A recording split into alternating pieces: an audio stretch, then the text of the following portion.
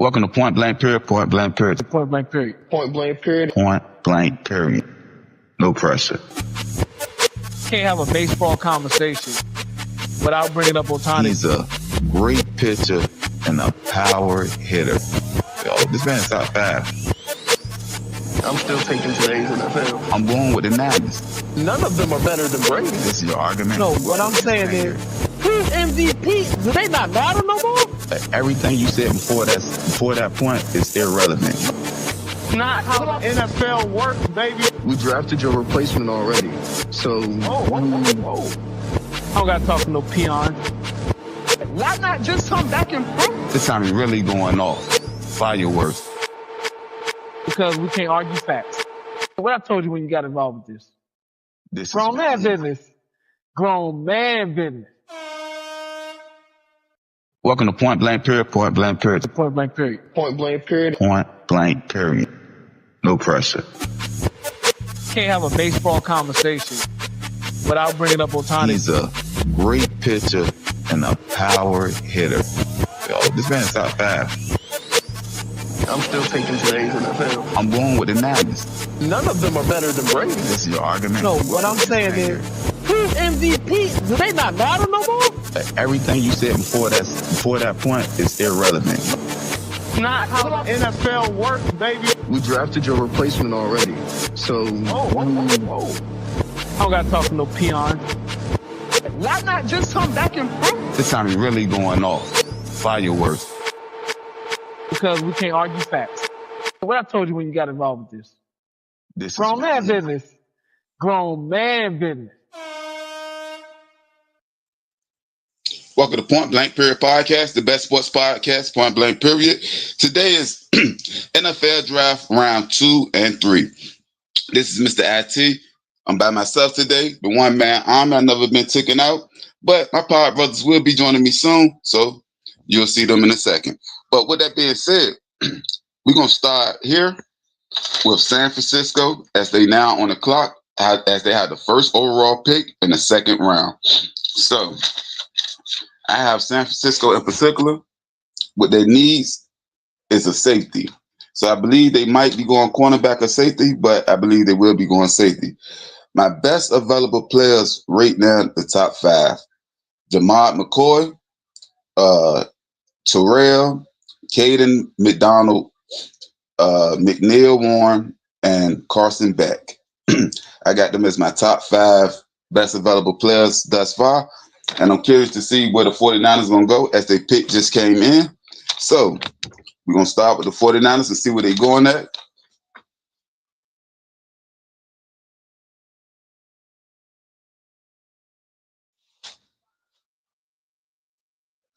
I believe the 49ers will be looking to make a defensive move.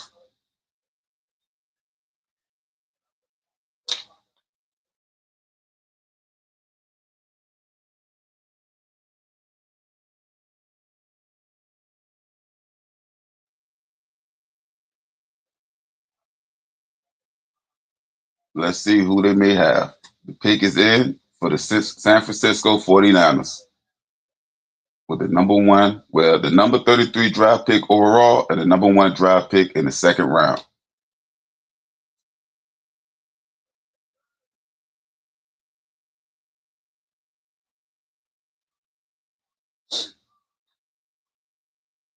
And after San Francisco, we have Arizona on the clock. And I believe, like most people believe, they need a quarterback. And I think that's a great place for Carson Beck. I believe Carson Beck should be going to them. But if not, maybe another quarterback. But I believe he has the best prospect right now.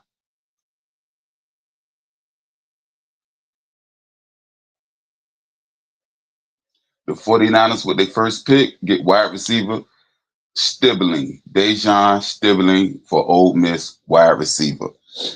A surprise pick. Like I said, I had the 49ers in particular going on defense. They went offense.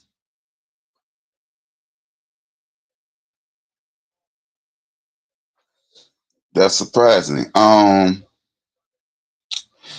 believe I had him. I don't even know if I had him in my second round. I sure didn't have him as the first wide receiver off the board.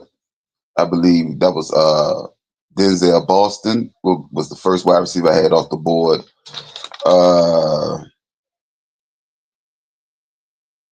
yeah, I had Stimling down in the fourth round with the 72nd draft pick. I had him going somewhere around there.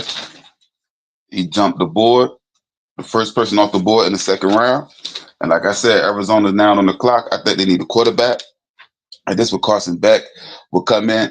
I believe he got the equivalence of like a Kirk Cousins, where he can go from a backup to the starter if given enough time and then and enough leeway. So if the Cardinals is patient with him, as they already have a quarterback right now, if they're patient with him and he can sit for a year, maybe a year and a half, I think he could develop to a starting quarterback and have a similar career trajectory as a Kirk Cousins.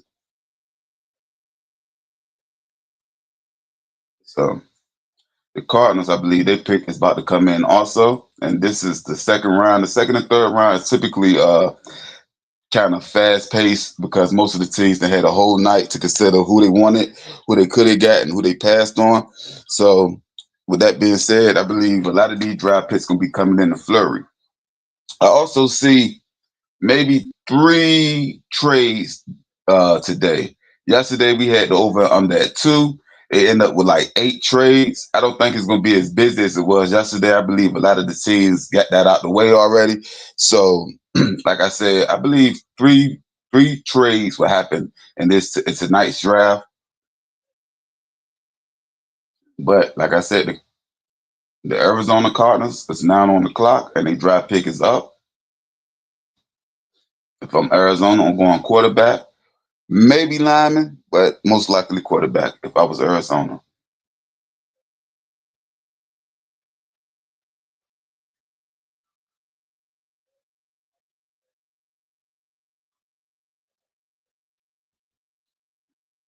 Okay. They took Chase Basantis, a guard from Texas A&M.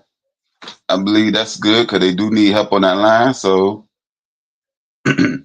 whoever their quarterback is or will be, they do need some help protecting them. And he looked like a good run blocker, so that would help in both facets of the game as far as rushing and passing.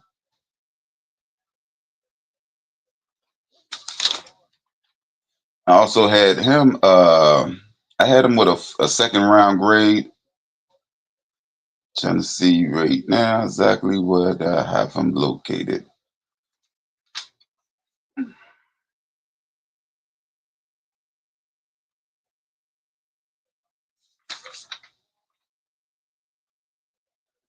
Let me see. Did I even have him ranked? I remember saying his name as I did my research for today's draft.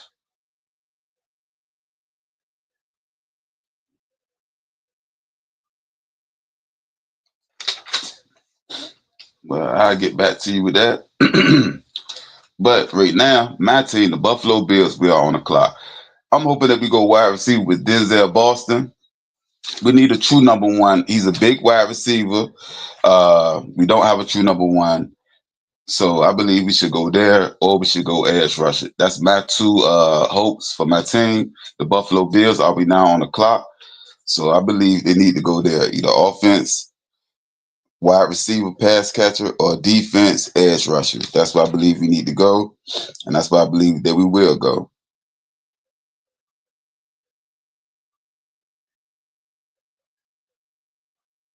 Okay. And I had Chase with the going number 40, which would be the 8th pick in the second round. So for him to go second pick in the second pick in the second round is pretty good. A little above where I had him at, but it's still good. And I think that's a value pick. And with Arizona and teams like that need so much, if you can get a suitable player, that's all you need. You got so many holes that every position is a need spot. And after the Bills draft, it will be the Raiders on the clock. And that's another team that I believe that needs a safety also. But I can also see them going with a pass catcher to help out their rookie quarterback they just drafted, Mendoza. So I'm interested to see where they go at. Now, Buffalo, they're on the clock. Their pick is about to be in. Like I said, that's 19. I'm expecting for them to do something smart and don't make a bonehead decision. They traded out 3 times last night in the first round. So they have a lot of draft capital. So I'm curious to see where they'll go at with their first draft pick in the 2026 draft. Happen to be the second round, third pick.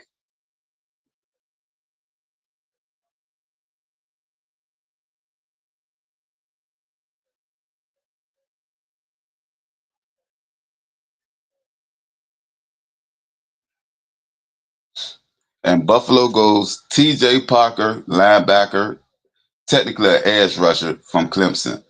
So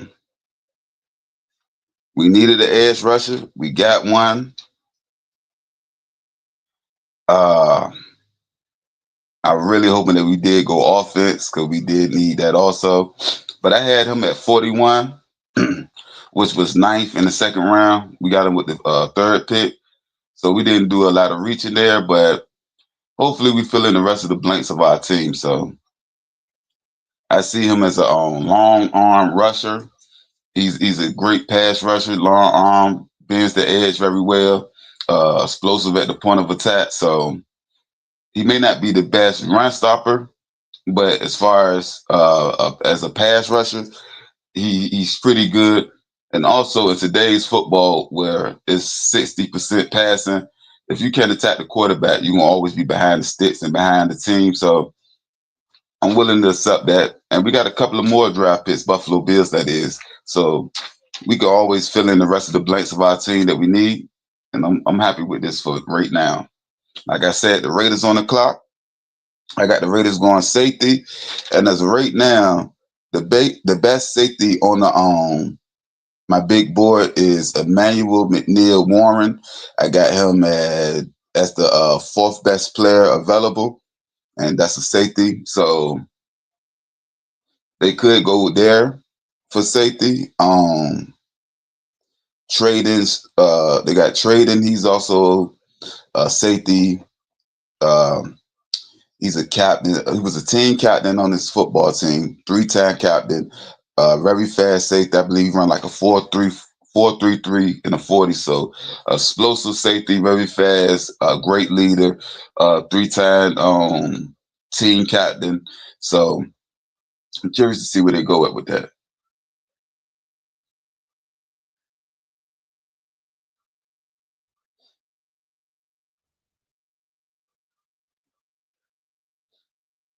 All right. And I think the Texans just traded their pick with the Raiders. So the Texans are now on the clock, and I believe their pick will be in shortly. Now the Houston Texans, I believe they need a defensive tackle and a lineman. They need both. So I'm curious to see where they go at in particular. If they go defensive line or offensive line, but I believe they need help on both. Offensive line, they need help because they need to protect CJ and keep him comfortable so he can be as productive as possible. And defensive line, although they do have two monsters on that line, I believe the more the merrier. Like I said earlier, this is a pass happy league.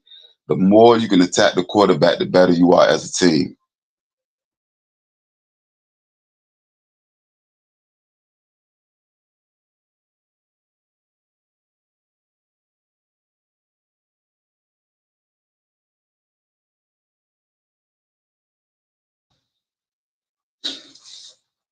And after the Texans, we had the Giants on the clock. Now the Giants, they had a pretty productive day yesterday.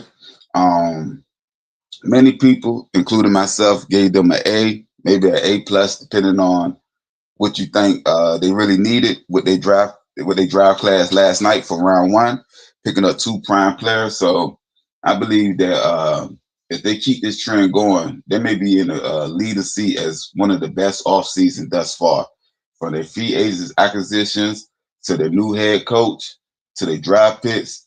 they're looking to be on the right trajectory. So, like I said, Houston on the clock, then the Giants and the Raiders will be behind them. So I believe that the Raiders and the Giants swap 35 and 38 pick, and maybe some more picks. I find out information as it comes. But as of right now, like I say, Texas on the clock, and they about to draft. They should be looking for, in my prognosis, a defensive tackle or a lineman. Defensive lineman or offensive lineman, preferably a defensive tackle. When it comes to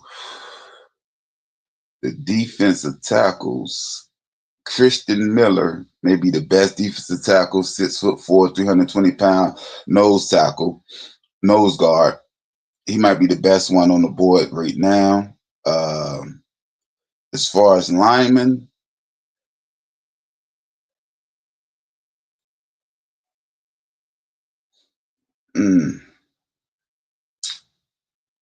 yeah, this gonna get real thin real quick because I don't have too many linemen with a second round grade, so I'm real curious to see who they pick for the linemen if they do go linemen. But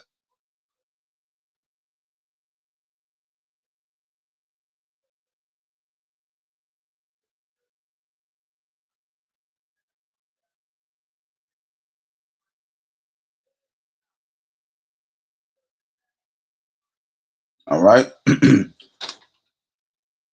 Oh, Caden McDonald, he just went. I had him listed as a defensive edge. He's actually a defensive tackle. I mean, yeah, defensive tackle. So that's why I skipped over him just a second ago. And he was my 35th off the board. So that would make him the third best player in the second round for me. So this is a great pick. He had late round one type value. So it's almost where he was supposed to go at, either late yesterday or early today. He goes early today with the fourth pick to the Houston Texans. And I believe that this is a good pick for them with all the defensive line players they already have. You just add on to that group and just help them become even better. So I believe the richer got rich.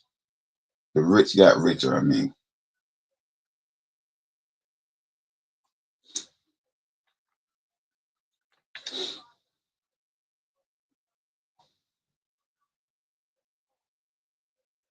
Man, Houston,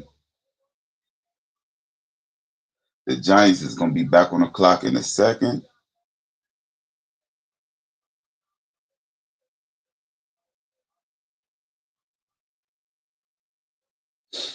And the Giants, if I was them, I got them going cornerback. We got McCoy out there. We got Terrell out there. As far as cornerbacks, Carlton Hood, McCoy, I believe he got like top 10 ability. It's just he coming off an ACL injury. I believe he got in January 2025. So that slid him down a lot of people board.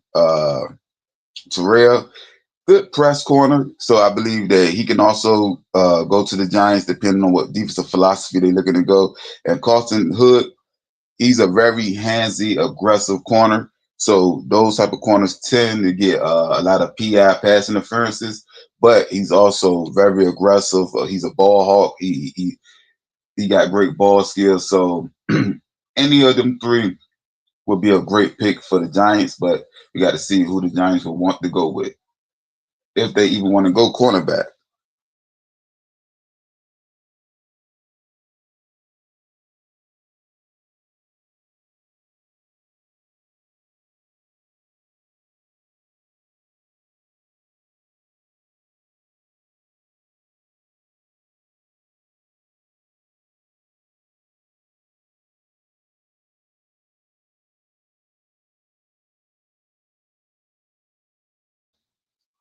The Giants pick is in already. We're just waiting for them to announce it. I believe, like I said, they should go cornerback, but you never know. You never know. So I would go cornerback if I was them. And then after the Giants, we got the Raiders back on the clock. So I'm curious to see where they go at.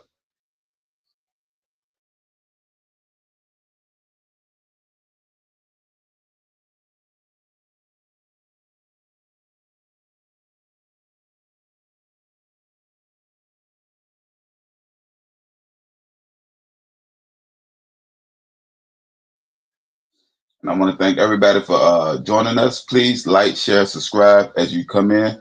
Um, this is our second live. We might do the next round, might do tomorrow also. Just stay tuned. We did the yesterday draft. We did round one. Please look at that. Check that out. We're doing round two right now. This is our live draft review or reaction or however you want to look at it. But yeah, I appreciate everybody for tuning in. Giants should be pick how they draft pick up in 1 second.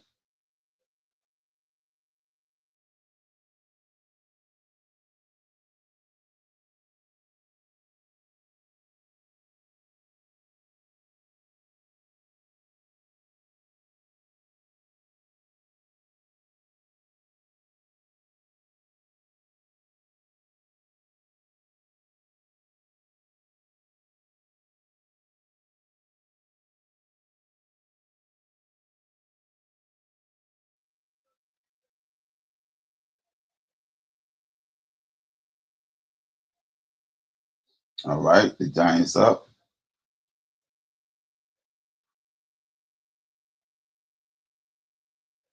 And for anybody listening, I'm curious, what do y'all have the grades for the Giants thus far after round one? Do y'all think they did good, bad? What is y'all prognosis for anybody that's listening as we do it live and as they listen in the future?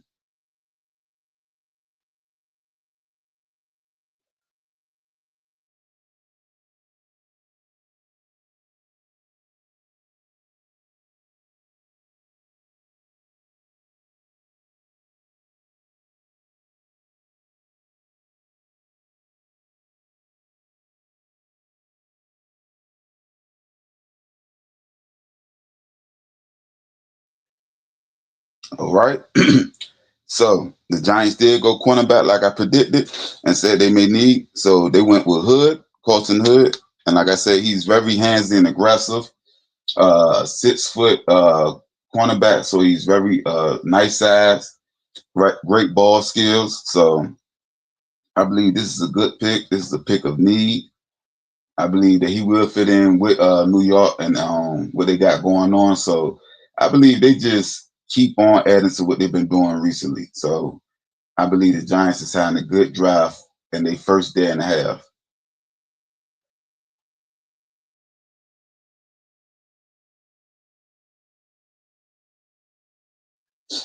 And the Raiders will be on the clock in 1 second. And like I said earlier, I think the Raiders need a safety. We got Emmanuel McNeil Warren out there. He's the best safety I got right now. Thus far on my draft board, I got him as the third best available player, the best safety. McCoy and Terrell, 2 other corners. I have them as the best 2 players on the board right now. So I'm curious to see how far they would drop or if they would be getting picked very soon. Carlton Hood was my third best corner on my draft board today. But he ended up being the first corner off the board, so good for him. He'll fit in New York. You got Arvell Reese, which was the top draft pick last night. The New York Giants, that is. They pair him up with Hood. So you got somebody on the front end, somebody on the back end. So I see they building this defense in a totality type of way. So kudos to them. This is very good. Raiders, like I said, they need a safety. They can go wide receiver. And I wouldn't even be surprised if they go lineman, but I don't have any linemen this high right now. For them, it'll be a little reach to go lineman. But you always want to protect your rookie quarterback and make him feel as comfortable as possible. So that's another reason why you might go wide receiver or tight end to give him somebody to throw to. But their pick will be in shortly, and I will let you know.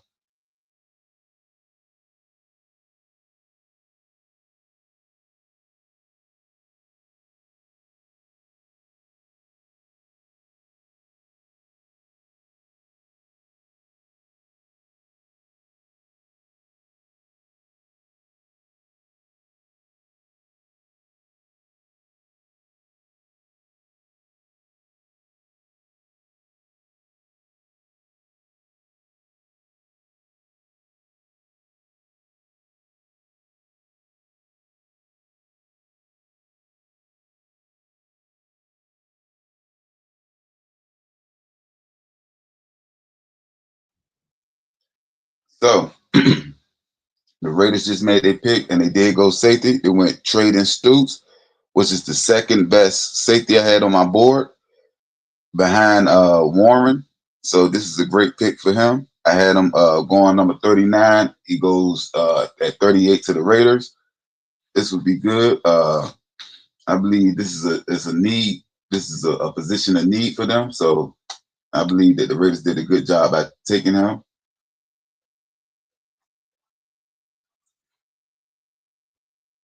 And like I said earlier, he was a team captain 3 times. So we know that he's a leader on the defense, 3-time voted to be the team captain. He runs a 4.33, so he's very fast, especially for his position. So you got a fast safety that's also a great leader. They can pair up with the rookie quarterback. So we got young talent, and Mendoza is a great leader. So he could be the lead on the defensive side. Mendoza will be the lead on the offensive side. So I believe this is a great pairing, and this is a great pick for their first 2 draft picks, the Raiders, that is. And I believe they're headed in the right direction after years of being Tory.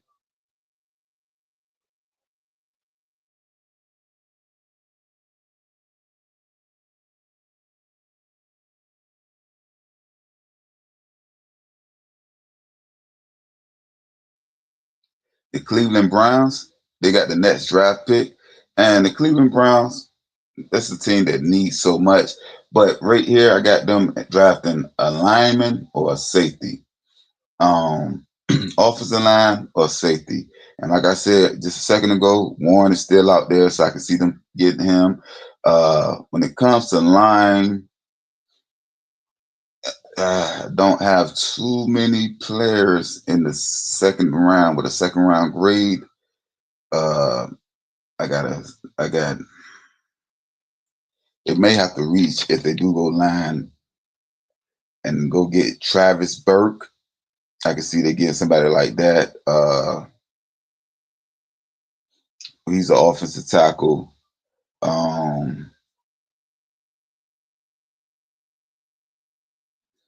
Yeah, there's not too many linemen still out there. Yesterday they made a good run on a lot of tackles and guards, and yesterday draft in round 1 yesterday. So I'm curious to see where they go. I have them going safety just because it might be too much of a reach to go lineman, and you still can get some quality linemen later on. And I believe they have another draft pick in the second round, but I know at least in the third round they have another draft pick. So they shouldn't be in any rush. They should just get the best available player that they need right now. And like I said, I believe that'll be a safety. And I'm gonna say that they're going Warren, or it could shock us all and go a pass catcher, go a Denzel Boston or something to that effect. Then they can go Bernard out of Alabama, another wide receiver, big play guy, tall, rangy type of wide receiver, good with the high point. So they got a lot of possibilities. And the thing about a team like Cleveland, when you so bad, you got so many holes that it really don't matter who you pick. They need help everywhere outside of edge rusher. Even though they did have a pretty decent defense last year, with all things considered, but they still can shore that up and make it a lot more sturdier, and also get some offensive help. So it can go either way. It's a coin flip for them.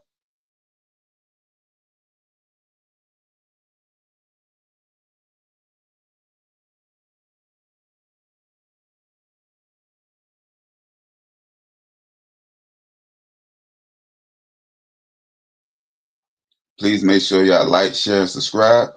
Help us get to 1,000 subscribers. This is our new goal. So please help us get to 1,000 subscribers. This is our second live, and we're trying to build our numbers up and get as many subscribers as possible. And we'll gladly appreciate y'all help us and join our pod family. My pod brothers will be here shortly.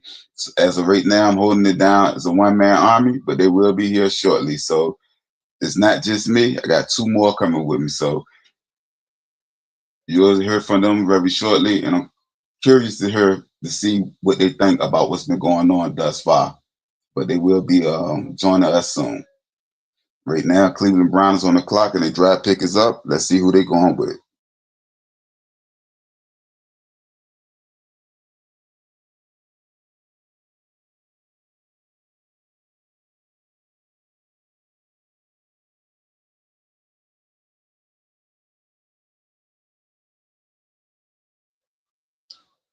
I just called. I said they might go Denzel Boston, and they went Denzel Boston. The big wide receiver out of Washington. As a Buffalo Bills fan, I'm kind of salty right now because I would love to have had him, but he goes to Cleveland, a place that needs so much help. They need help at the wide receiver room, so this will be a great addition for their team. He can high point, big body, good red zone threat.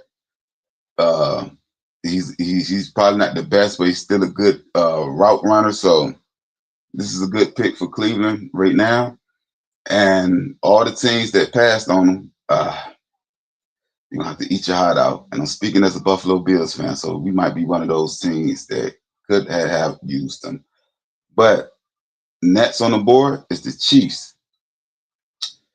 They went cornerback yesterday. They reached up and got their cornerback. I believe that was a little reach, but they felt that they need him, and he was probably the best cornerback in the first round.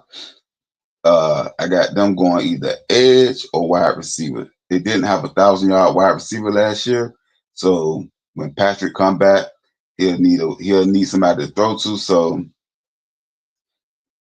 they may be looking to go wide receiver, and like I say. We got Bernard out there as a wide receiver. That's the best wide receiver I got on the board as of right now. I got Antonio Williams. He's a good route runner. That's another wide receiver out there that can go. But I believe they're going to go edge rusher.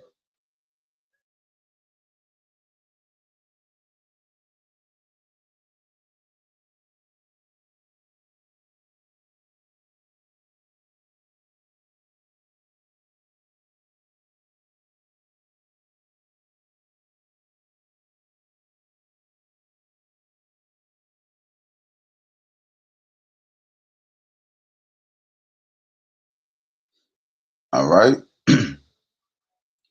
They went with an edge rusher like I thought they would. They went with R. Mason Thomas with the 40th draft pick.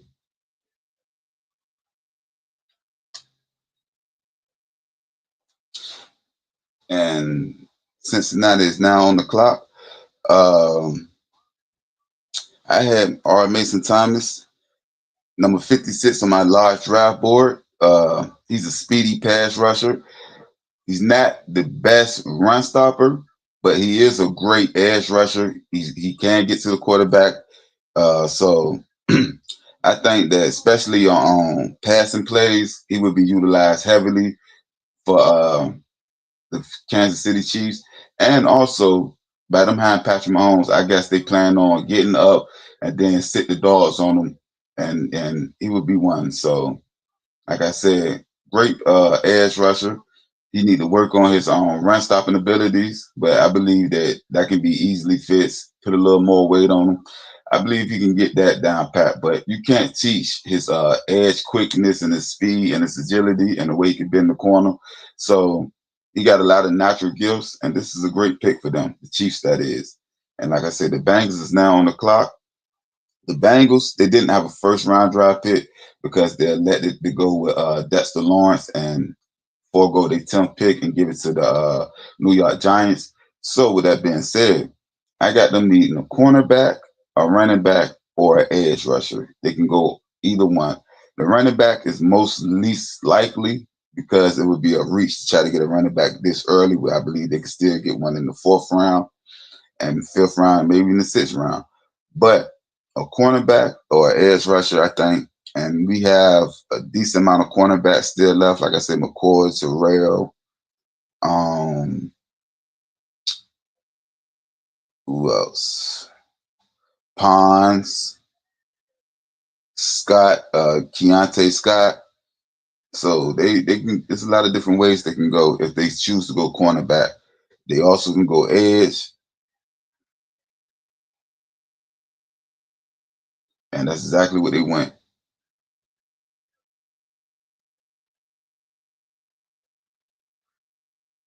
They went Cassius Howell. I had him number 43 on my large draft board. Guy that had 11 sacks in college, a great edge rusher. And I believe they're going to pair him with Dexter Lawrence. Dexter eat up the middle. He can get these edges, and that's a good 1-2 combination right now. He's another guy that's not the biggest, but made for today's football as far as it's been a pass-heavy game. Got a good motor, good agility, good speed, good quickness, and like I say, good ability as an edge rusher around good ability as a rusher around the edge with 11 and a half sacks. The second most in the SEC, and we all know the SEC is like where the big boys play, but that has been changing lately as the Big Ten and the Big 12 has becoming way more dominant and producing a lot of talent in the draft also. But with that being said, the new Bengal, Cassius Howell from Texas A&M, I think Bengals fans should be satisfied with that, especially with the addition that I just spoke about already with Dexter Lawrence. And when you pair those two together, you got speed and size. So that'll be a good 1-2 punch for them too. And I believe that can carry them as far as they need to be. And the Saints, they're now on the clock. The Saints, I believe they need an edge rusher, another wide receiver, or a lineman. And their draft pick would be in very shortly.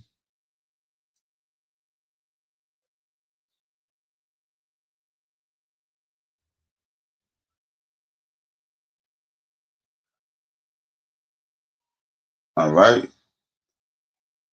The Saints went defensive tackle Christian Miller with the number 42 draft pick. Okay.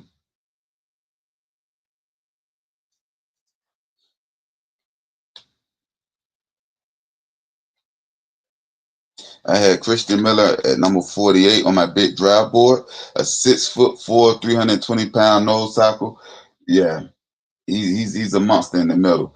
I thought more of edge, but it's still a good pick. I don't see no reason why them getting somebody that can hold up the middle, stop the run game, and he can get to the backfield. So he can get you tackle for losses. He can pressure the quarterback.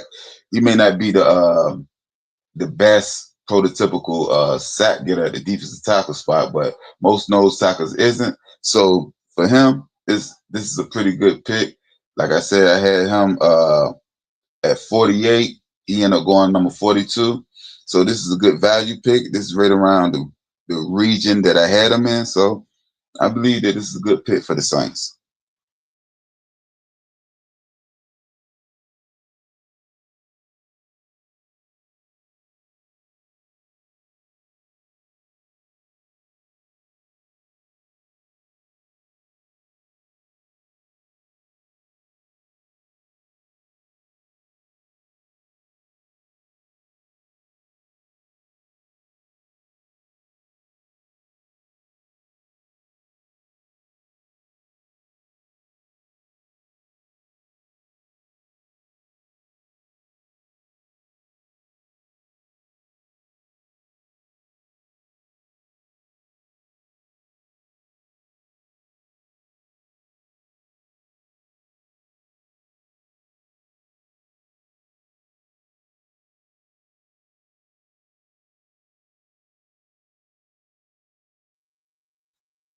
Yes. So we got the Dolphins on the clock. I believe they need to go wide receiver here. They're missing Tyreek Hill. He out. He's not there anymore. I believe they can go many different places, but I would be if I was them, I would be going wide receiver just so Malik Willis can have somebody to throw to actually instead of just him out there by himself. But also they could go line to help protect them. They do need help on the defensive side. But right now, at number 43, I think the best value pick would be to go get a wide receiver. And as of right now, Bernard may be the best wide receiver we have out there. We also have Antonio Williams. That's another one. And Malachi Fields. So we got three wide receivers out there that they could choose from. But if I was them, I would be going wide receiver, and line would be my second option for him. Wide receiver and line. With the third one would be an edge rusher, somebody that can attack the quarterback. Because if you can't put up points, at least try your best to stop the other team from putting up points. So that would be my philosophy as a Dolphins fan, GM, coach, or whomever. But I'm not. I'm a Buffalo Bills fan, and this is one of our rivalries, so I don't wish them the best personally, but professionally, I wish them the best. And their pick is in, and it will be announced very shortly. And after them, another team that's a rival of mine, the Jets, will be on the clock. And I think the Jets will be going cornerback. They're gonna get somebody to replace that Sauce Gardner when they let him go to the Colts off at that trade last year. So I think that'll be a good spot for them. And follow that up by the Ravens with the 45th pick, and they can go cornerback, tight end, or tackle. The Ravens, to me, I think they need to go tight end. They still looking for somebody to replace as Isaiah Likely, who went to the New York Giants and followed their coach Harbaugh. So I think they'll need him because I believe that Lamar Jackson is best when he plays with two wide receivers because he's more comfortable with the crossing routes and the shallow routes and throwing as far as he's not as comfortable with the outside number passes. So this could be somebody, or a tight end could be somebody that can help play to his strengths and help him out tremendously next season.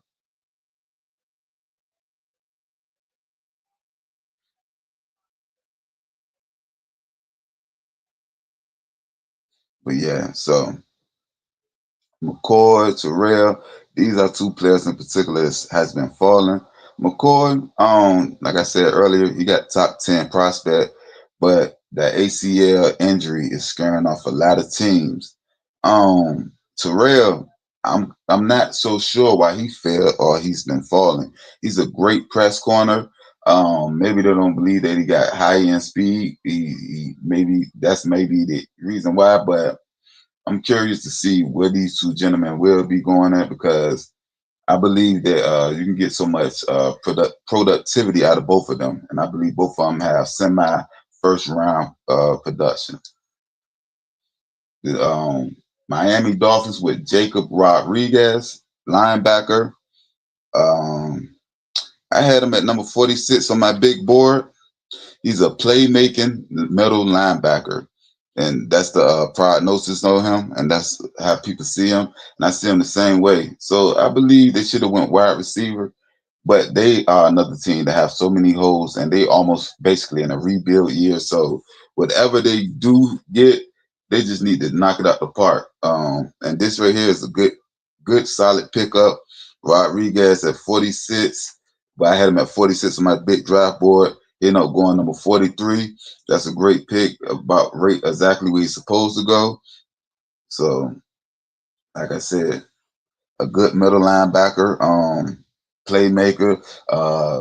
The forced fumbles, got a nose for the ball. So there's a lot of things about him to like. So I see why Miami picked him up. He was the Dick Buckets Award winner in 2025. So there's a lot of things about him that's worth. There's a lot of things about him that's likable, and you'll see that he is worth this pick in the second round, number 43. Yeah, so the 11th pick in the second round. Some people believe he could be a Zach Thomas light type of linebacker, maybe a little more athletic, but only time can tell with that. But I do see him as a very good middle linebacker, especially at the college level, and projected to be similar in the NFL. And like I said, he got playmaking ability. He's known for attacking the balls, forcing fumbles, and things of that sort. So That's pretty much. And I believe the Jets and the Lions just swapped picks. So the Lions is now on the clock. And the Lions, I believe they need an edge rusher. They need to go get an edge rusher and put somebody on the other side of Aiden. So they on the clock, and the Lions just made a draft pick. They picked up Derek Moore, edge rusher from Michigan.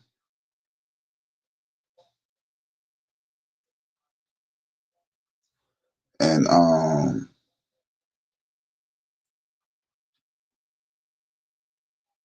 I'm trying to see, did I have him as a second round grade?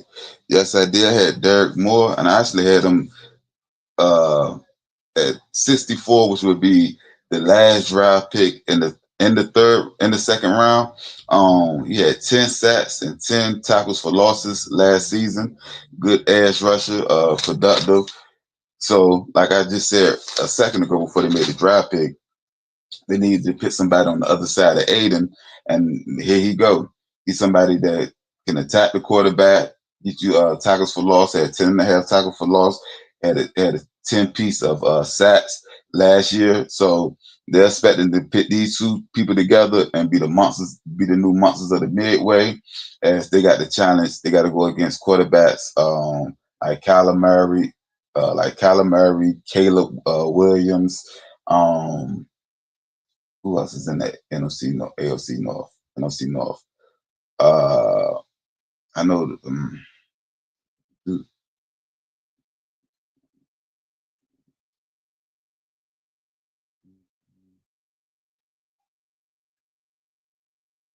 Oh, and Love.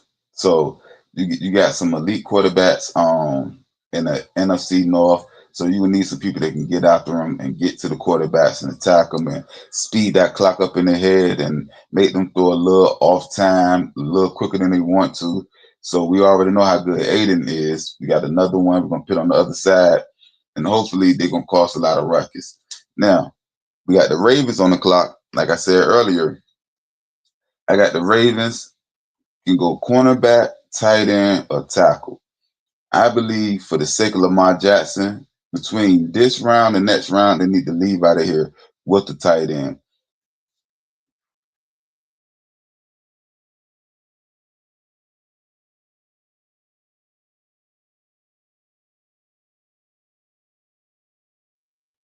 And as of right now, I believe his name, Eli Stowers. I believe he's the best tight end. Athletic 4'5" guy. I think he had like a 45-inch vertical at the combine. So I believe they can get him, and he could be in the same mode as Likely, meaning a good jumper, pretty athletic, got some speed on him. So I see that they can go there, and with them also, they already got Andrews. He can be the heir apparent and keep their double tight end thing going because it seemed to be successful in Baltimore. So that's why I think they should go. But we will find out in a second because Baltimore draft pick is in, and we're just waiting for them to announce it. So we will know where Baltimore is going very shortly. So that's that. And behind Baltimore is the Colts. I think the Colts need to go linebacker. I'm sorry. It's the Bucks, then the Colts. And I got both of them needing the same thing for almost the same reason. Both of them need linebackers. One, the Bucks, that is, Levante David, he's no longer a Buccaneer. He's retired. So they need to replace him. And Zaire Franklin for the Colts, they need to replace him also at linebacker. So I believe the next two draft picks should be linebackers for the Bucks and the Colts respectively. But we will after the Ravens. But we will find out. Curious to see where the Ravens go at. With this draft pick number 45. This is the second round. This is the NFL draft, second and third round. Please like, share, and subscribe as you come in. Comment if you need to. I will be looking at the comments. I appreciate everybody. Make sure y'all subscribe. Help us get to 1,000 subscribers. Like I said earlier, my pod brothers will be joining me very shortly. So as of right now, it's just me holding it down. You got to hear my voice and enjoy the ride with me. We all going on this ride together. So with that being said, the Baltimore pick is in. I'm waiting on them to announce it. And as soon as I know, you would know. And we can dissect and break down who they going with. So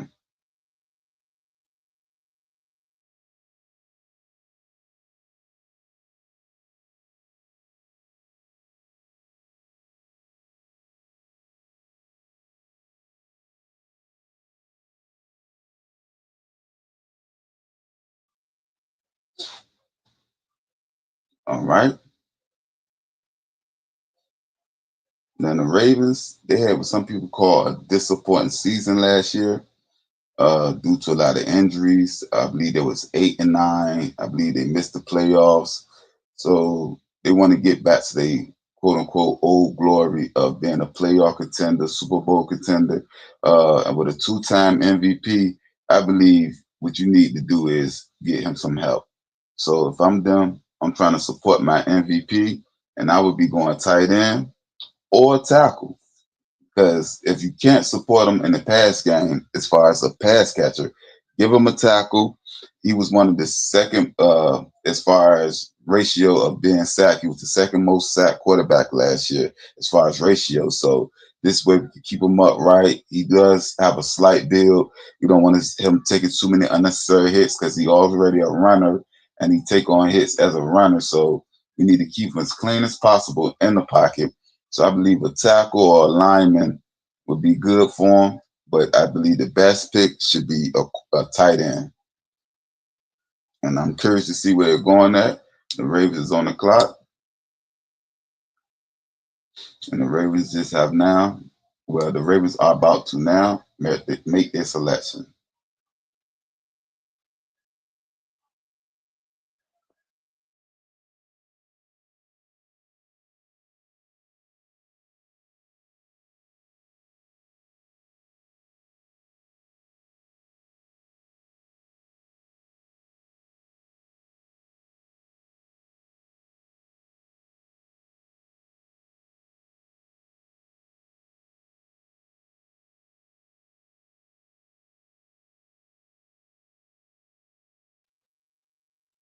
So the Ravens pick is now in, and they went nowhere near where I thought they was going. They didn't go tight end, and they didn't go line. It went Zion Young, the edge rusher from Missouri. Now, if anybody know anything about the Baltimore Ravens, they are a team or a franchise to always hold their head on the defensive side of the ball. So this don't surprise me too much. I had him at number 50 on my large draft board. He is a three-down edge rusher. So unlike some of the people I named earlier that are great as a pass rusher, he can play the rush and he can play the run, which is good in the AFC North, which they call the black and blue division, where it's a lot of running, there's a lot of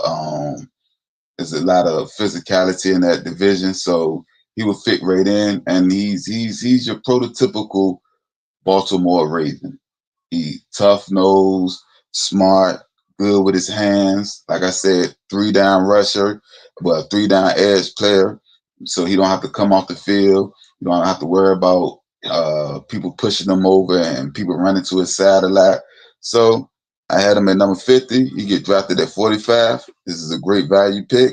And like I said, the Bucks are now on the clock, and I believe the Bucks in particular should be going to look for a linebacker to replace the retired Levante David.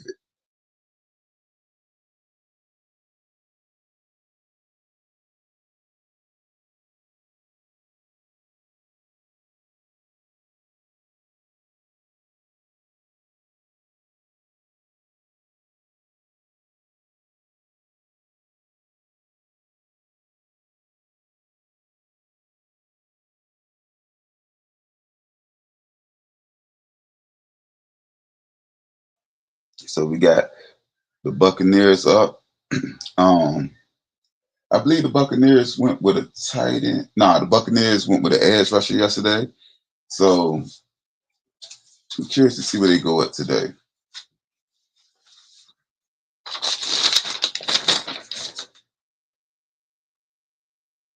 And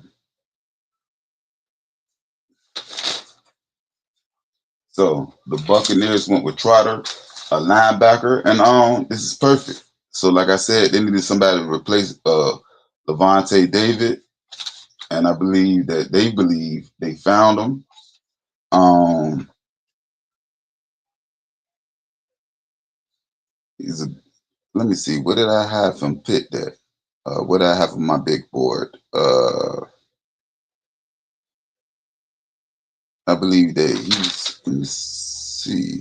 Okay, I had him at number 62. He's a downhill run stopping linebacker. So I had him at number 62. I mean, he got to get a little bit better with playing in space because, like I said earlier, this is a passing league. So get a little better there.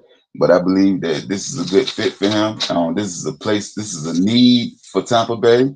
Like I said, as they already been lost their possibly Hall of Fame linebacker and Super Bowl champion captain, defensive captain. So I believe this is good for him, good for them.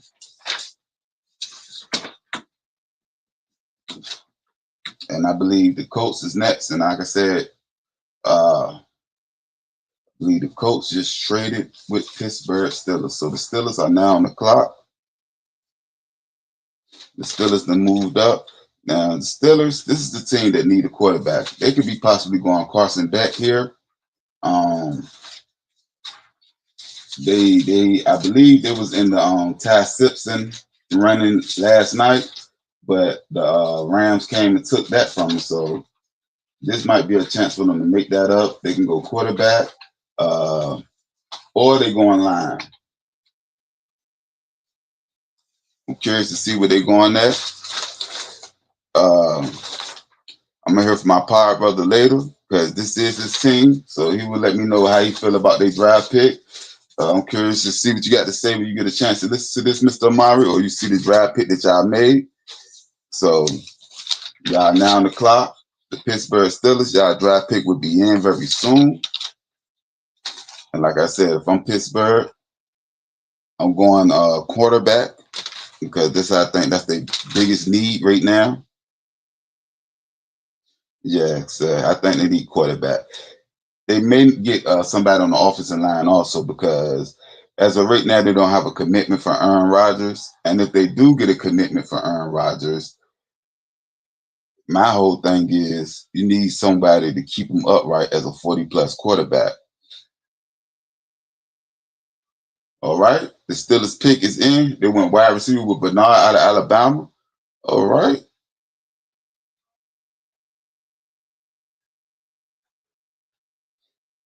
This is an interesting pick.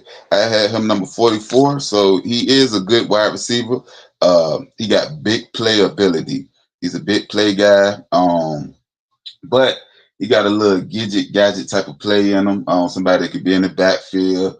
You can line him up in different spots. He can run with the ball. He got good after the catch ability. He got good yards after the catch, yak or run after the catch. But even in Alabama, sometimes he was in the backfield just running.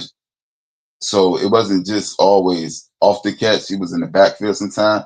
And I think this is a decent pick. But like I said, sooner or later, the Pittsburgh Steelers going to have to address the elephant in the room, which is their quarterback situation. So I don't know what they're going to do about that because there's no all this talent that you have around a quarterback and you don't have a quarterback is going to end up hurting you in the long run. But as I say all that, the Falcons are now on the clock at 48. So the Falcons, I got them needing a defensive tackle and another wide receiver. But yeah, I'm going defensive tackle or wide receiver. And I think they may go D tackle for the main reason last year in the last year draft, they went and got 2 edge rushers. So you got 2 edge rushers, you get you a defensive tackle, short that defensive line. And in a division like the NFC South, where it's not that much difference between the best team and the worst team, a draft pick here, a defensive line here can get you in the playoffs, get you in that division. And we all seen what happened with the Panthers. They got a little bit better and they pushed the Rams in the playoffs. So it's not that much difference, a lot of parity in the NFC South in particular. So if I was the Falcons, I would be going defensive tackle. That would be my primary look, with the possibility of going, with the possibility of looking for a second wide receiver or another wide receiver to pair with Drake London. But with that being said, I'm looking at my wide receiver board. I got Antonio Williams, I believe, as the best wide receiver right now that's still available. So, and I got him at 58. With the possibility of going 58. He's a great route runner. Well, good, yeah, he's a good to great route runner. So I don't know if they want to reach that far and get the person that's number 58 on my big board, or if they want to kind of stay within the frame, get them a nice defensive tackle, get them somebody that can keep the defensive line honest, and let the edge rusher eat and pin their head backs and get to the quarterback. And we also still got McCoy, Terrell. We still got them out there. McNeil, Warren. These are our defensive backs, one safety, two cornerbacks. So we got a lot of value picks out here. CJ Allen. He's a good linebacker, good run defender. So it's a lot of different places people could go. So I'm curious to see where the Falcons in particular will go. And this will tell us a lot about what's their new direction and what's their new philosophy, the way they're heading, and what is their future plans.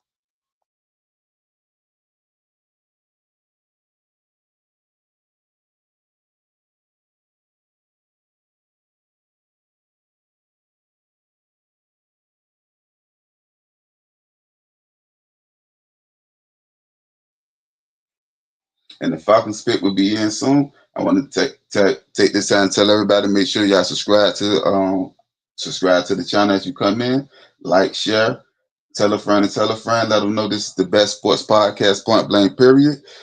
Everybody, y'all now welcome to Point Blank Period Sportscast. I thank everybody for being here, for all the people that's listening live, and for the people that's going to be listening in the future. I thank y'all for enjoying. I thank y'all, and I enjoy y'all riding with us as we've been going through the draft yesterday and today. This is our first time going live, and we're doing a great job at it. And I appreciate all the love and everybody for viewing. And let's get to the Falcons draft pick.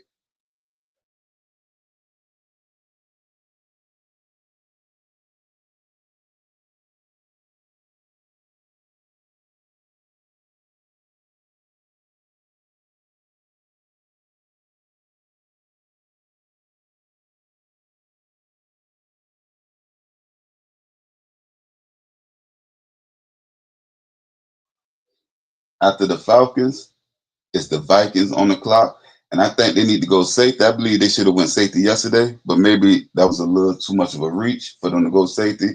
But now I think they need to definitely try to get a safety.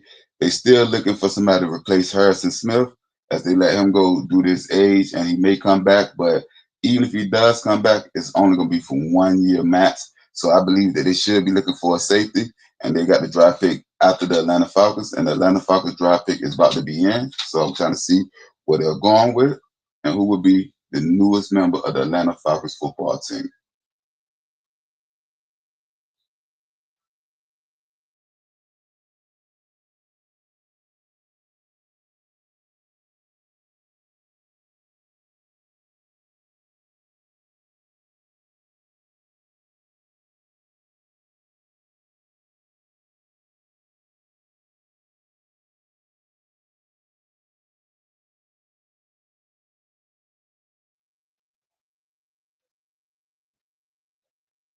All right. The Atlanta Falcons with the 48th draft pick have selected Avion Terrell, and he was somebody I had number 2 on my draft board. Well, the second best available player on my draft board coming into round 2. Like I said, he's a great press corner. He fell all the way down to the 48th pick, which is 15. So the 15th pick, I had him going as second pick, as the second best available. He fell to the 15th. This is a great value for the Falcons. So a good corner. He's a first team All ACC corner coming out of Clemson. Good size, good ball skills. Yeah, a 5'11", 190-pound cornerback. So I think this is a good move. I still believe that the Falcons should have went defensive tackle, but I believe that they believe also that they can move up, or they can get somebody later in the third round, or maybe in the fourth round, that can do exactly what they need to be done. So maybe there's no rush to get them right now. And like I say, the Vikings is now on the clock, and they should be looking for a safety. That would, if I was running the Vikings right now, that would be my primary position, to try to get a safety. If not, at least somebody in the defensive backfield. But I would be honing in on safety. And after them, it's the New York Giants. They will be on the clock after the Vikings.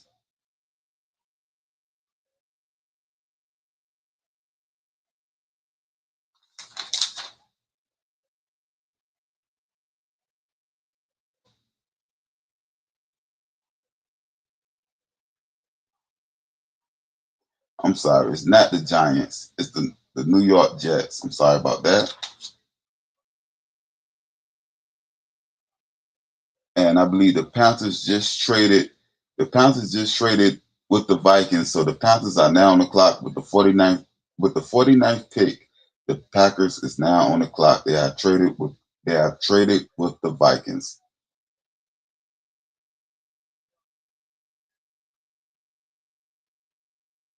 And the Panthers, they could be looking for a tight end also, or another wide receiver to help out their young quarterback, Bryce Young.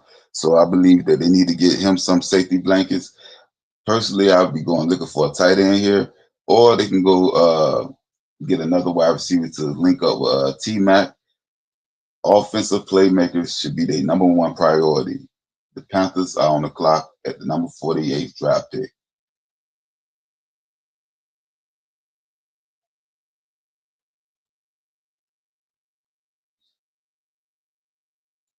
Curious to see who they're going to pick, because they did move up from the 51st draft pick to the 48th to the 49th draft pick. So it must be somebody that they seen on their board that they like, or it must be a pick of need. So they didn't go offense at all. They went Lee Hunter, a defensive tackle out of Texas Tech.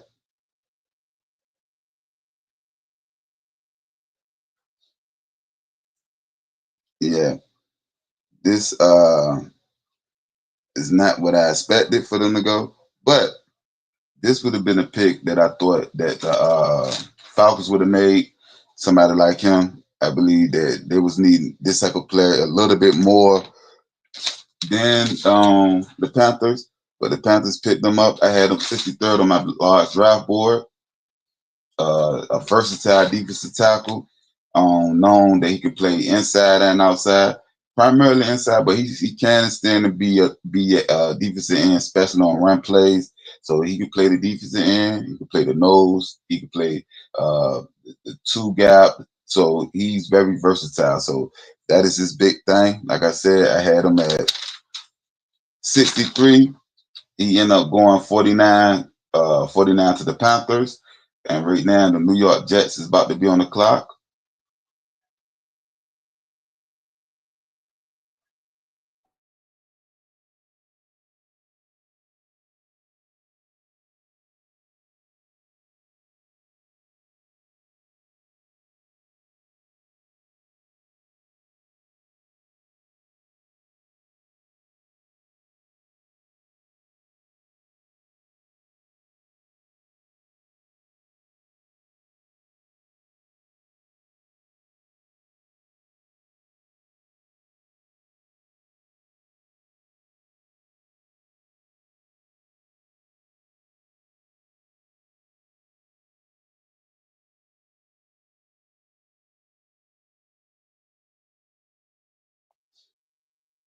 Yeah, so the Jets pick will be in shortly. And I believe this is where they had moved down to, because the Jets did have the number 44 pick at one time.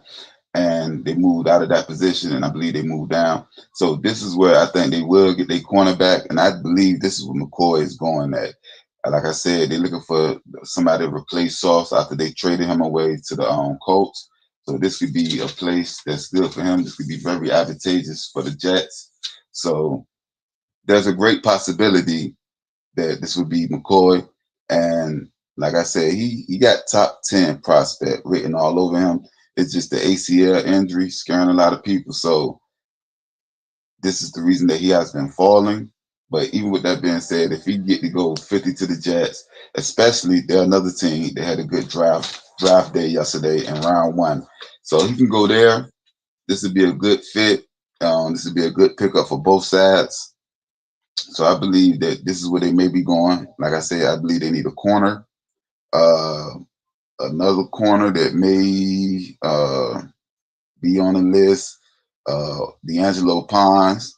Um, the only thing about D'Angelo, he's a shorter corner at like 5'8" ish, 5'9" ish. So he's very aggressive, but he's short. And that's one of the things that's knocking him. So that means that he may be sliding even further than I have him at 55, where I got him now on my big draft board. He may slide further than that. Because like I said, we still got other corners that's out here that may be better than him, that I believe they are better than him, that haven't been drafted yet. So that's what I'm going with the Jets. But only time can tell where the Jets is actually going.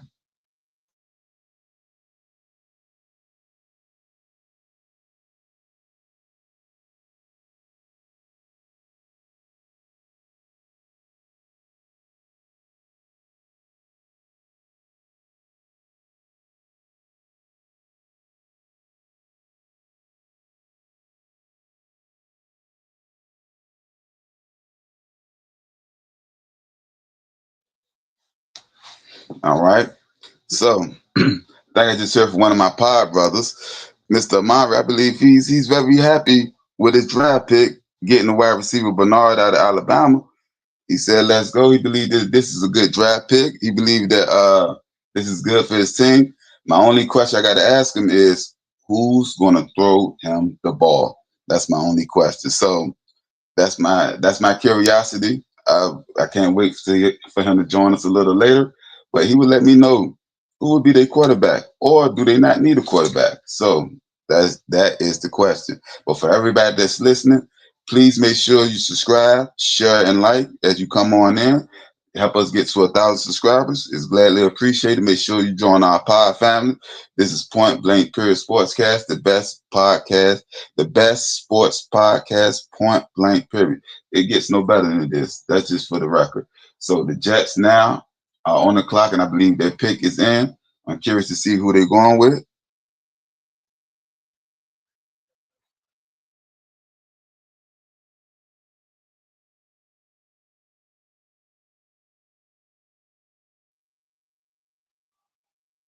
So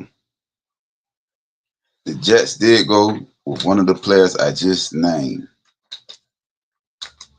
They went D'Angelo Pons, like I said, a 5'8" ish, 5'9" ish corner, kind of short, but they do need help on in that cornerback room. So I expected them to go corner, but McCoy is falling more and more, which means that there has to be a lot of red flags in his medical history that's keeping him away from these teams, or keeping the teams away from him, I shall say. But with that being said, like I said earlier, this is a he. I believe this is a good pick. Like I said, he's fast, he's aggressive, but he's short. That may hinder him. It may not. But he also going to a coach that was a former defensive back, so he knows exactly what he's looking for. He knows what he can and can't do, and what's the possibility. So I believe he's going to a place that's going to set him up to win, and that's a great pick for them. Um, The Minnesota Vikings is now back on the clock, and like I just said a little bit earlier, I believe they should be looking for safety. They moved out. They went from 49 to 51, so they got probably another trade pick. I mean, another pick in that trade. So this should be somewhere where they should be feeling good. to get them a safety. And they also, I believe, have 7 or 8 more draft picks remaining.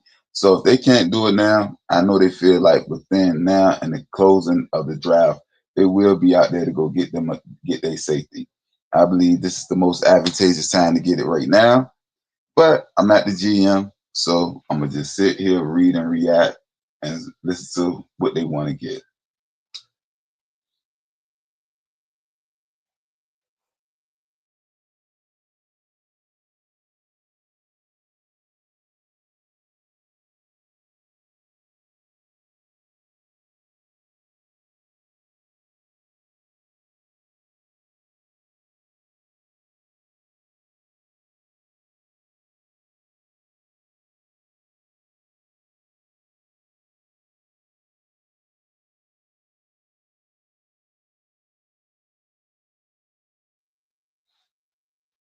So yeah, the Vikings should be looking to go safety or defensive backfield. And after them, it's the Green Bay Packers on the clock. And the Jets just selected D'Angelo Ponce, the cornerback, which is good because I believe they're the first team since like 1948 or something to that effect to not have an interception on as a defense. So hopefully his aggressiveness and his speed and his quick, hopefully he can get them some interceptions. One would be one more than they had last year. The Vikings had just now made their draft pick. They went with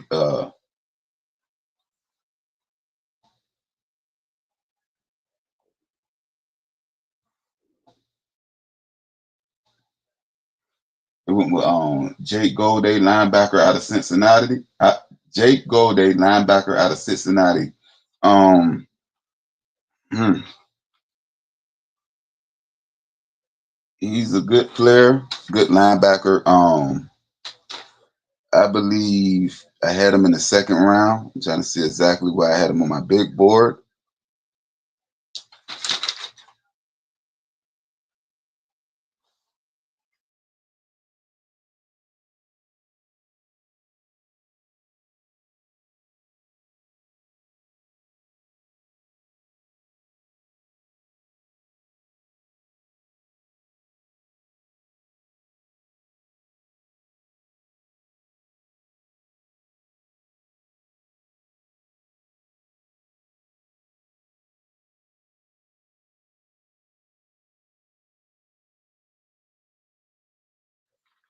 I had Jake Golday at number 69 on my large draft board as he goes 51 to the Vikings.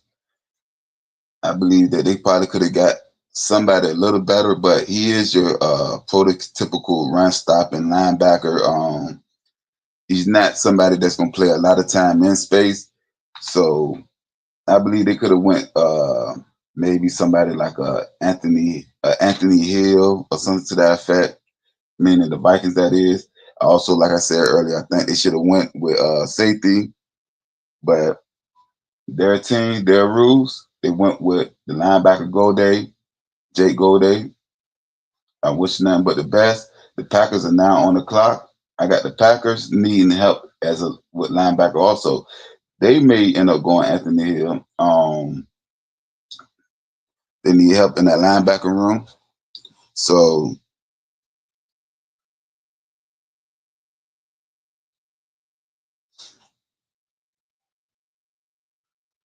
yeah. So I think that'll be a good pick for the Packers. I believe that they should be going looking for linebacker. One of my power brothers just now joined me. How you doing? Oh well, he'll be up in a second. But like I said, right now I'm the one man army. But my brothers is coming right there with me. Please make sure y'all subscribe when you come in. Like, share, let everybody know. Our road to the 1,000. We just getting started. This is day 2 of our live draft reaction. We did round 1 yesterday. We're doing round 2 today. We got the Packers on the clock. I got them needing help in the linebacker room. I think that'll be a good spot for them. Anthony Hill would be a good linebacker for them. We got CJ Allen. He's a good run stopping linebacker. So I believe one of those two can be one of the two Nets linebackers off the board. After the Packers, I believe it's the Eagles on the clock after the Packers.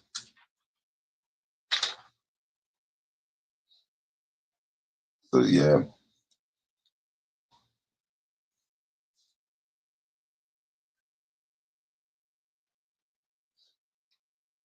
As of right now, still got McCoy as the best player available. McNeil Warren, Carson Beck. These are my best players available.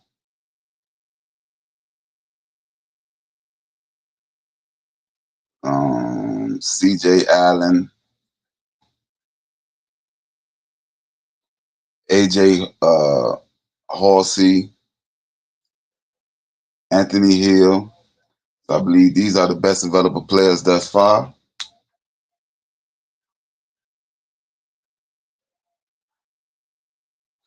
We're still waiting on the Packers to give us their pick. Their pick is now in. We're just waiting for them to tell us who it is so I can let the world know who the Green Bay Packers got with the number 52 draft pick and the 2026 draft. Appreciate everybody for joining us, everybody that's listening live, and all the future listeners. Make sure you give us a thumbs up, like, share, and subscribe.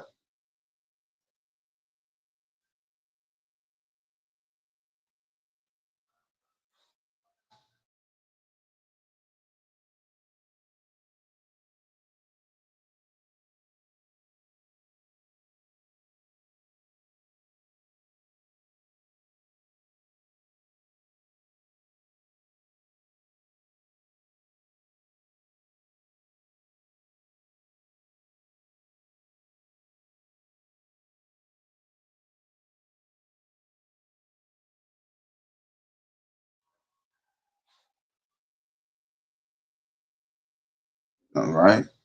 Brandon CC, cornerback out of South Carolina. All right. You got length and speed as a corner. I had him at number 45. So as I'm saying all of this, we're watching McCoy fall further and further as a cornerback. He will be the conversation of day 2 as far as cornerbacks, his fall and how far he will fall and how far he has failed. So yeah, they went cornerback.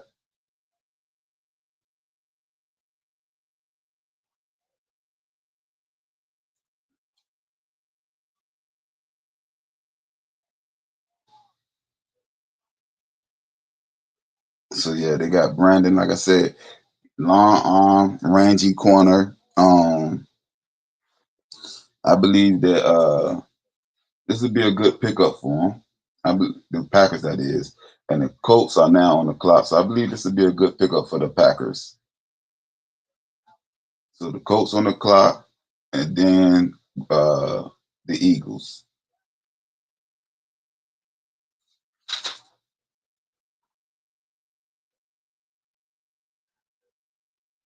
And I believe this is where they traded out because the Colts had the 47 draft pick at first.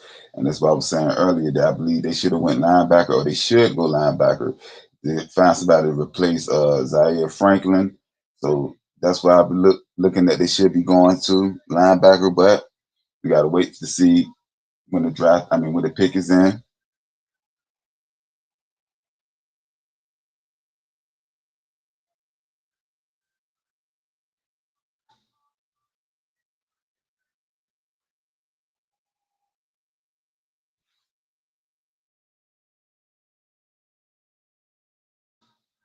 So I'm waiting on the Colts for their draft pick.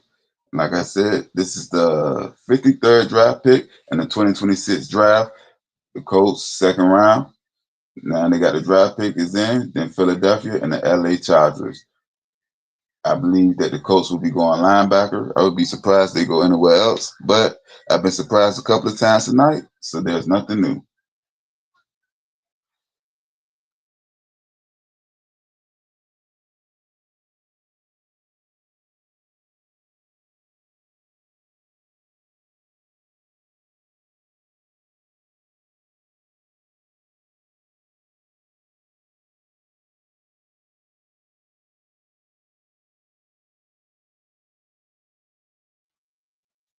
So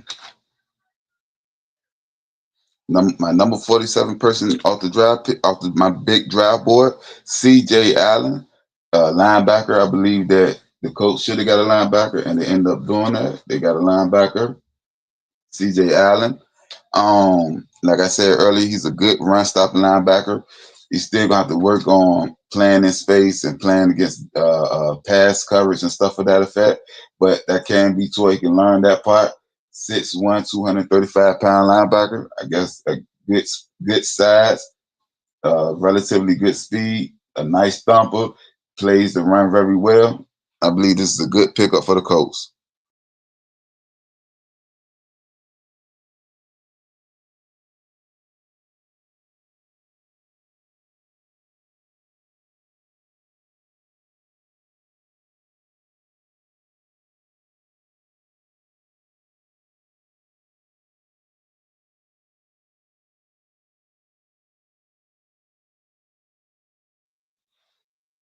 So now we got the Eagles on the clock.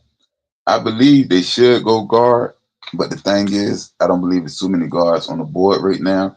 But they need help in their rushing offense and in their passing game. They need to try to keep Hurts upright, and they need to have some big hauls moving forward to get yards for Saquon. He was getting attacked. He was getting hit entirely too much in the backfield last season. He was one of the running backs with the most tackles, the most contact in the backfield last season. So he didn't have any clear running lanes last season. You need to get back to the season before that type of rushing performance when he had 2,000 yards. Even though I know he may not get 2,000 yards, you need to get back to that type of productivity, that type of offensive line, them type of lanes, which can also open up the passing game for Hurts. So I believe that they need to go line. I say guard, but if they go tackle or center, that would be just as good.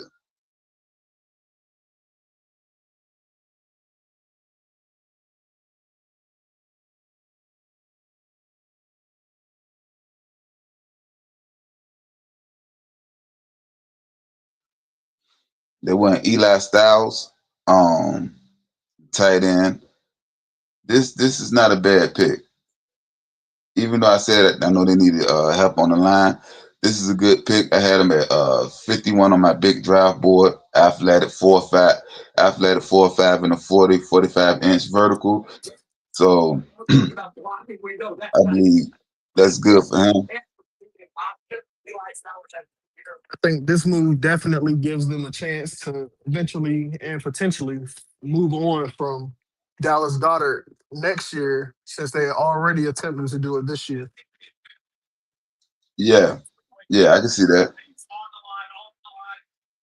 Yeah, I definitely see that. And that's what I'm saying. This is a move for possibly. First of all, how you doing today, And sir? You all right? You good? I'm doing fine. And the Patriots have traded up to number 55 with the Los Angeles Chargers. So They I check. wonder who the Patriots will take with this pick. Yeah, I'm curious. Yeah, I was looking for the Chargers. First, how you feel about y'all getting your wide receiver as a resident Steelers fan? I I love it. seen. That was definitely a A+ pick in my opinion. He's definitely one of those great. Not he's a good separator, but he does lack top end speed. But he's an amazing player after the catch. So to get him to run the slot between the two twin towers of DK Metcalf and Michael Pittman Jr., I think this would definitely be a great spot for him to open up the middle of the field in this Mike McCarthy offense alongside Pat Fryermuth. I'm looking forward to it. All right. And you said you like the Eli pick for the Eagles.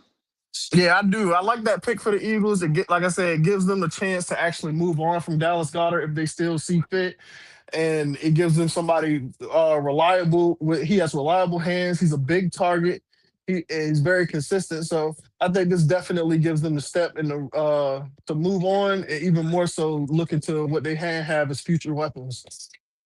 And like I said earlier, I had him at 51 on my big draft board. Like I said, he athletic 4.5, and he ended up going on 54. So that's about exactly where he should have went.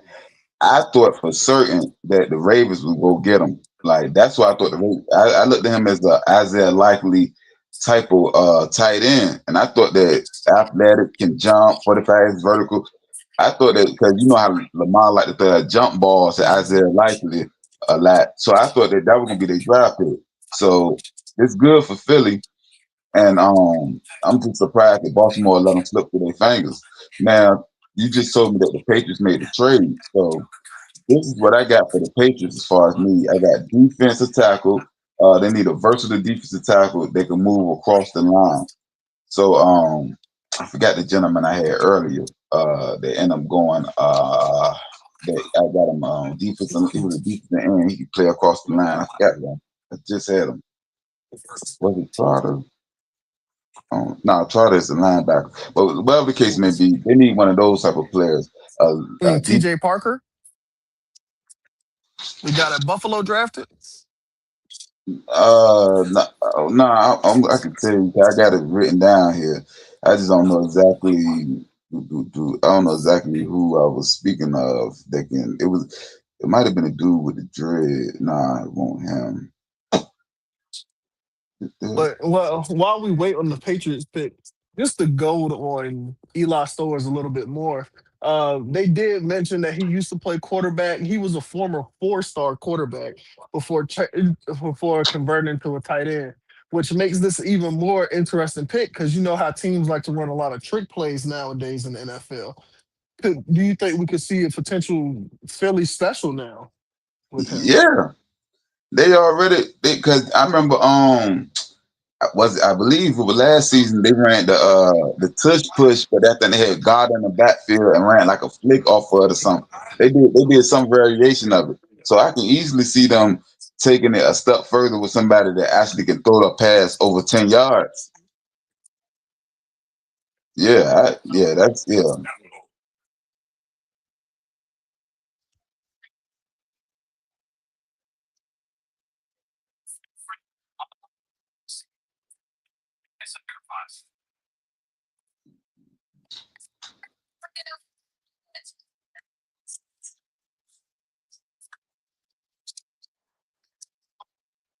Oh, Zion Young.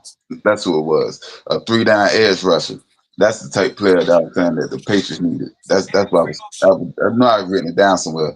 It's Zion Young. He's a type player that on certain plays you can pin him on the edge, he can contain the edge, especially the ain't gonna run over top on run plays. He can play heads up, he can play in the two gap, like he can move. Now he ain't gonna always be a defensive edge. He gonna mostly be a defensive tackle, but he can move to different spots on the defensive line effortlessly. So this is what I think the type of player the Patriots should be looking for in particular. He would have been a good pick for him if they was able to get him. So uh, when I say that, I'm looking through my big board of who I got that can kind of fit that bill. Is this an Anthony edge? Hill, he more of a linebacker. Uh, what's his name? Gabe. Game access. I knew it was gonna be an Uh, edge. I figured it was gonna be an edge, but I didn't think it was gonna be who- Gabe Atkins. He had a very good Senior Bowl though. that's what I was just about to speak on. I was just saying that 6'4", 260. This is exactly the type. Yeah, like this is. I was just saying his name as you said. I thought you was giving me his last name, but you were saying that was the actual draft pick. Say his name one more time. Atkins. Gabe Jackins. So Gabe Jackins goes to Yakis. Jackis. Yakis. It's like a Y. Oh, Yakis. Yes. Okay. Gabe Jackins goes to the Patriots with the 55th draft pick. Now, what's your thoughts about this? Jonathan Gennard traded to the Philadelphia Eagles, like I predicted before. You said who? Linebacker Jonathan Gennard from the Minnesota Vikings traded to the Eagles for two third-round picks, one this year and one next year. Oh, it just happened. Oh my It, goodness. I mean, like I said, I yeah, predict yeah. I've told this before. I said that him and Buda Baker were on trade watch for this draft. And they agreed to a 4-year, $100 million extension. Hmm. Hey, the Eagles don't be doing no bull jiving on draft day, man. Howie So, Roseman knows how to get his team prepared.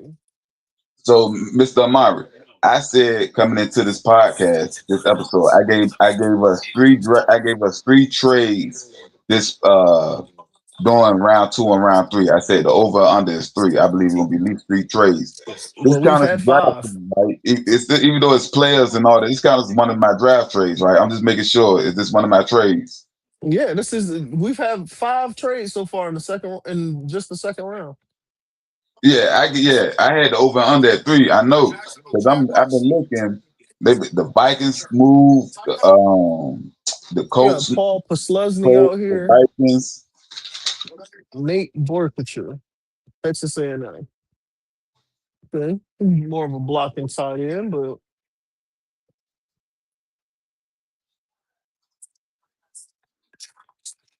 I don't think I got him on my own draft board. I said he's more of a blocking tight end. So I mean, I can understand for him not to be a little bit lower on the draft board. I figured he would have been a third or fourth round selection, not a second round tight Uh, end. yeah, but I got a third. I'll go. Well, I went all the way to 100. Ran through his face. I went all the way to 100s with my draft board, but I don't think I got him up there. That name do not sound familiar.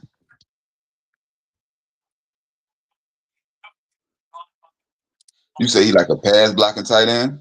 He's more of a blocking tight end, inline blocker than a pass catcher. But I can see the value when you don't have a true tight end one.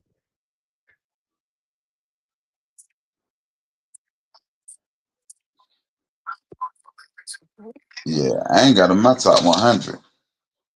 I'm looking. He did not make the top 100. I don't know how good. I don't know how good of a value as a value. Now he may be a good player, end up being a good player for him, but.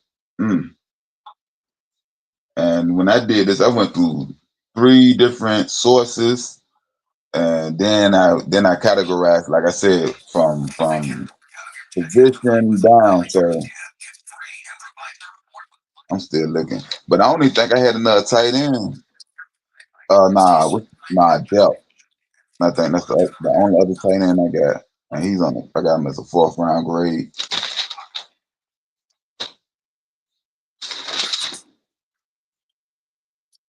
All right, so the Bears.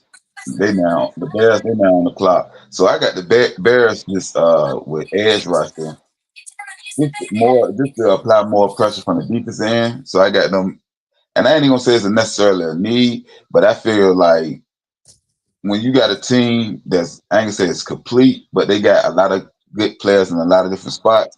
Now it's just about just making your team even better. The what I call the Seahawks way, where the Seahawks they can go get a little a player here, a player there, because they got players in every facet. They got safety, corners, linebackers, linemen, defensive linemen, running backs, wide receivers. So I feel like similar with the Bears. Now, back in the days, we might have said running back, and I don't think nobody getting a running back until like the 4th round. 2 running backs went, and I don't think another one will go at least to the 4th round. Mm.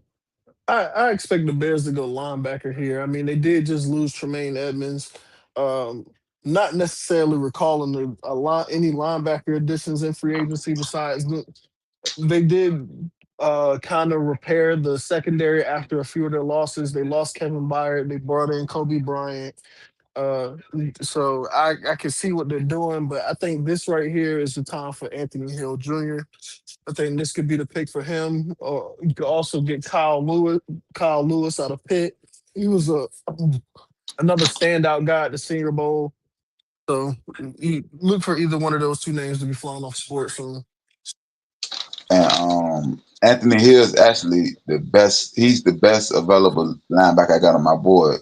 A rangy, long, fast linebacker. I got him at 52 on the draft board. Right now, McCoy is the best available player, quote unquote, but I don't think nobody want him. I got McNeil, Warren, Carson Beck. I think y'all gonna end up trying to go get him too. Anthony Hill, and then what's his name? Nussin Meener on how you say it? Garrett Newsom Meener. You're Mr. Murray. Mr. Murray. Um, but yeah, that's the that's did, did you hear me, sir? Yes, sir. I was saying I had Hill as the best available linebacker, but Yeah. I got McCoy, McNeil, Warren, Carson Beck, Hill, and his name Nelson Meyer, Garrett Nussmeyer. Nussmeyer. Oh, it's even worse than I thought, Nussmeyer. So it looked like it's written like it sounded the way it's written. I thought it was gonna sound different, Nussmeyer. But these my best available players. So I don't think nobody want before. Emmanuel Pregnon is definitely another one of the top players. Antonio Williams and Yeah, Emmanuel McNeil Warren. Those I do agree with the list that you have. Those are also some of the other top players that are still available. yeah, I got his name. I got him at 54. He rate underneath Nussmeyer. Um, Emmanuel, Antonio Williams, Keontae Scott, uh,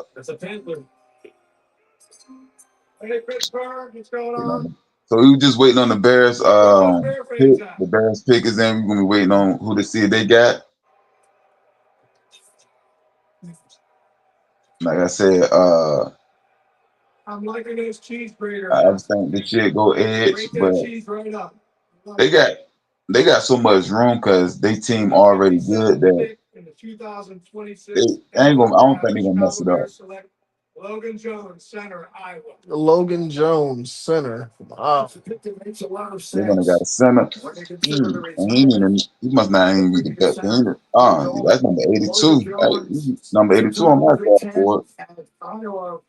This is a position of need.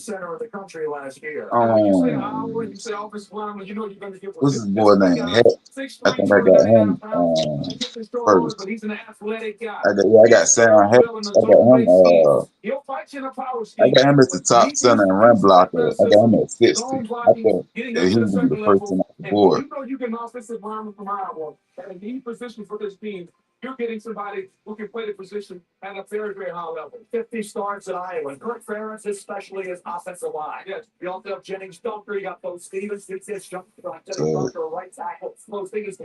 who's on the board now? So now we got San Francisco. I'm gonna say wide receiver. The one of the wide receivers gonna want to show up, and just to get more depth.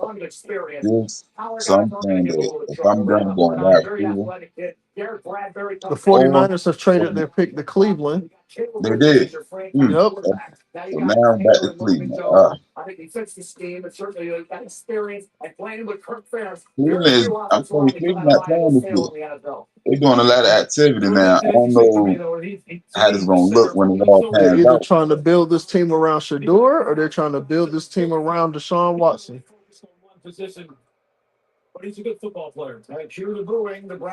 Joe Hayden. The Browns acquired number 58 and 152. And so For the Niners to get 70 and 107. I got them with cornerback Browns, that is. Emmanuel McNeil Warren. The Browns selected Emmanuel McNeil Warren, safety out of Toledo. So I got him, and that was he was my best safety on the board, and my second best. He was the second best developer I had left at Yep. 1, 2, 3, 4. Coming in, and I had him at number 4.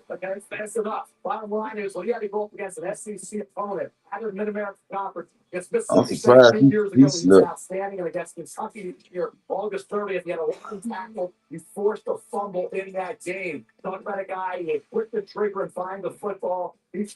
All night I've been calling his name. I expecting for sooner or later he's gonna get drafted. He's a hitter. So, all right.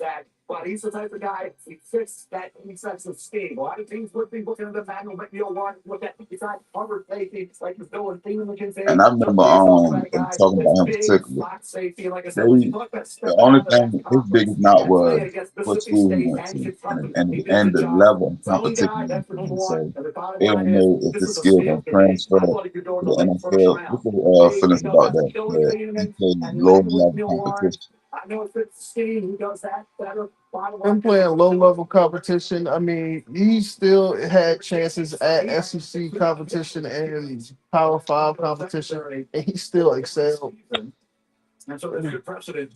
If his game does translate, he could still be a very valuable piece to that Browns defense.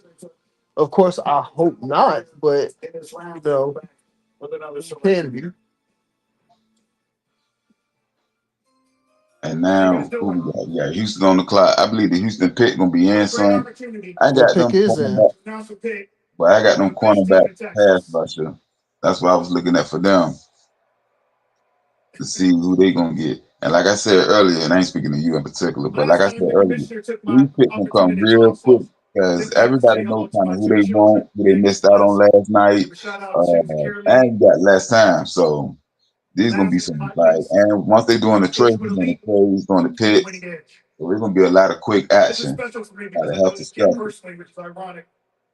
But like I said, I'm going cornerback or pass rusher for the Texans.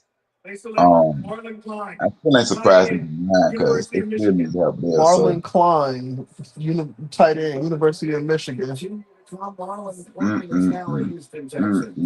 I know who's gonna get a bad. I didn't say they're getting a bad grade, but this might be the second draft pick. I question about them. Trade alert. The Bears trade the 60th pick to the Tennessee Titans. All right.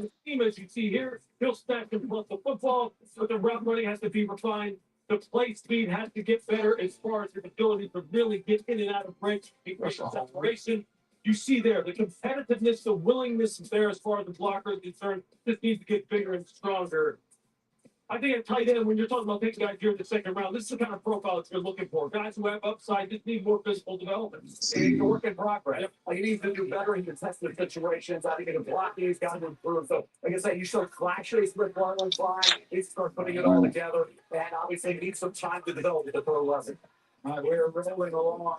The Titans got number 60 for 69 and 144.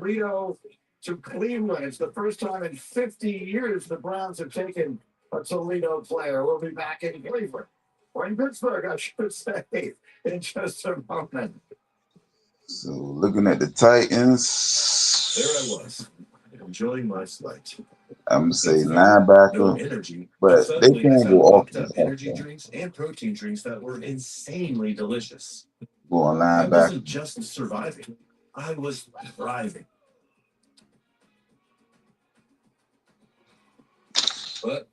Man, like I said, linebackers. We still got Anthony Hill out here. I think that's the best linebacker I got available. Tonight, in your spacious La Quinta suite, you can be the agent of destruction. We get it. You've been building connections all day. Go ahead, demolish that person. His name Lewis. La Quinta. Tomorrow you Kyle Lewis. Does anything keep them from coming back? That's looking like it's the top 2 linebackers I got, and my top 100. That's my top 90 right here. I got 10 more on my phone, so I got the top 100. This stuff works. Try new Little Caesars 4-in-1 sticks with 16 deliciously shareable sticks. There are 16 reasons to try. Reason Yeah, 1, they're perfect for got them sharing. going Reason 2, they're linebacker. 16. Just load up these toppings. If they don't go linebacker, they can go offense. I don't think they're going running back. So either going linebacker or wide receiver.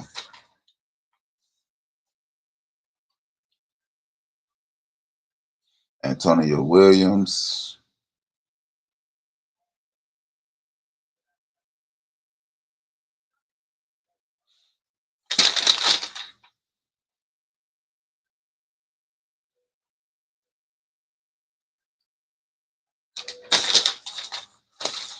But yeah, the Titans pick is in. We'll know who they selecting very shortly.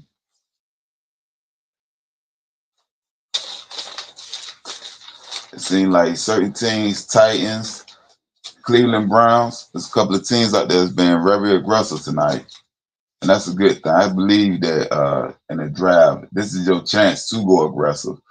The value of the picks is very low, meaning that if you hit with the players by you getting them as rookies, you don't have to pay as much until the next contract come up as you do as a player that's already in the league that's just as good or even better.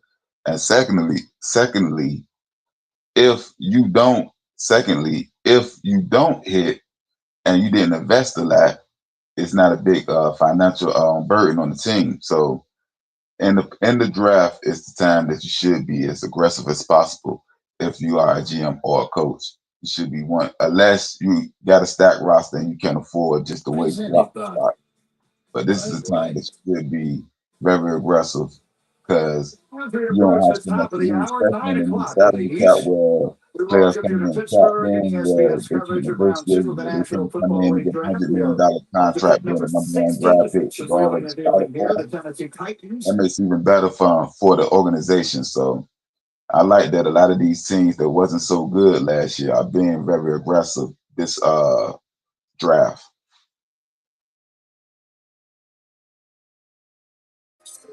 Titans pick is coming in.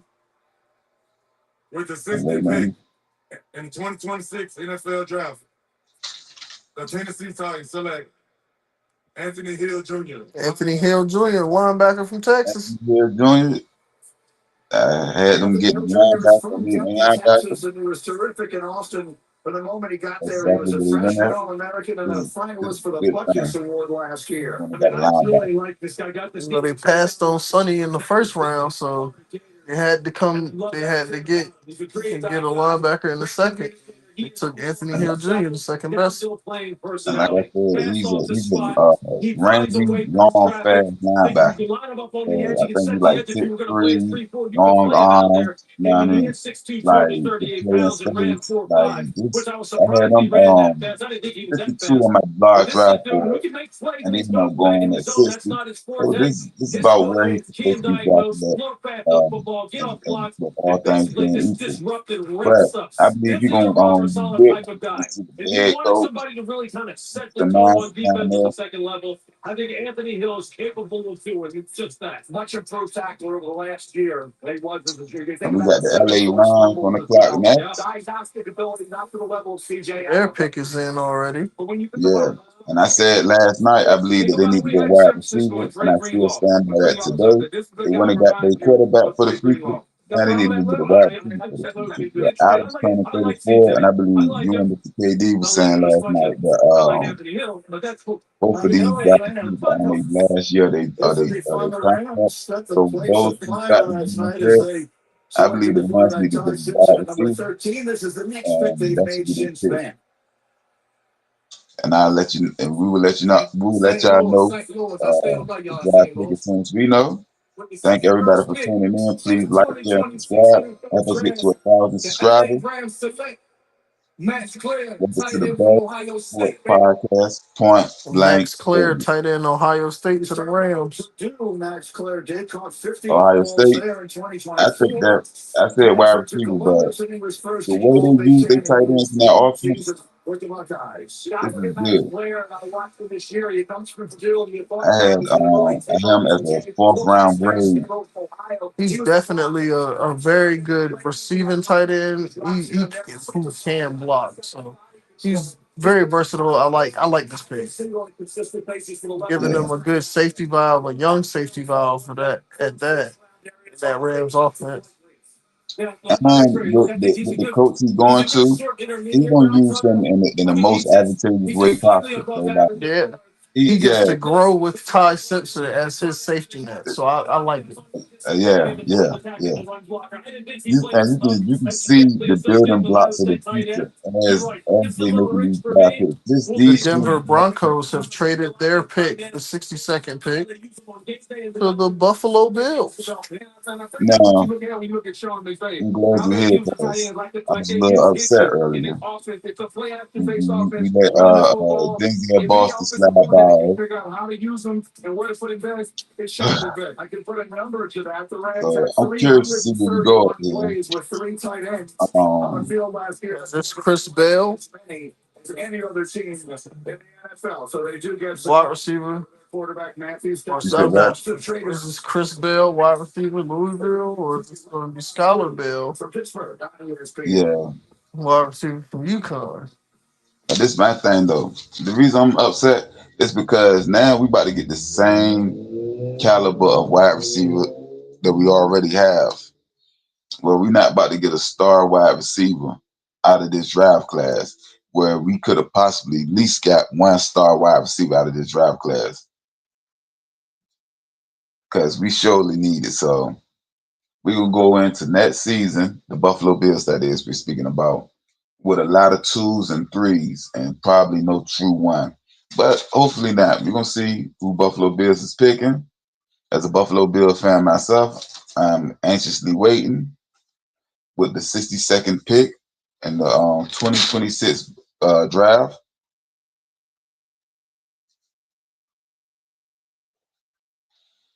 I believe we should be going edge or wide receiver.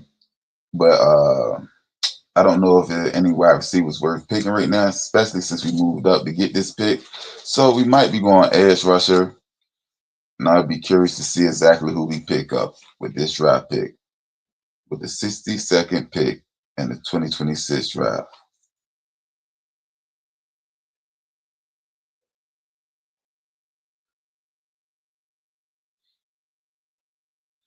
All right. The Bills pick is in. Everybody waiting to see what we're going to do. This is a make or break year for us. We went 12-5. We lost in the AFC divisional. We got to at least try to get to the AFC championship game. That should be what we're looking to head to, the AFC championship game. But it's draft classes like the one this year that we need to make sure we pick up valuable pieces that can help us get to the next destination that we're trying to get to. Then after us, the Chargers are on the clock, followed by the Seahawks.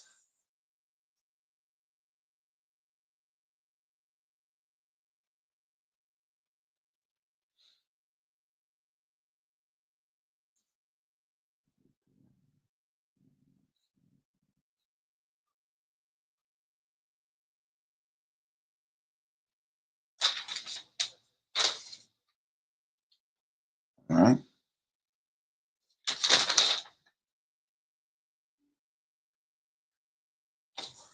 Like I said, appreciate everybody for listening and tuning in to our live podcast of the 2026 second round and third round draft of the 2026 NFL draft. We did the first round draft last night. I want everybody to tune into that one. That was round one. This is round two and round three. As of right now, we got I believe the biggest news or the biggest takeaway that's coming from this draft class will be that McCoy has possibly dropped out of this third round. I mean, not the third round, dropped out the second round.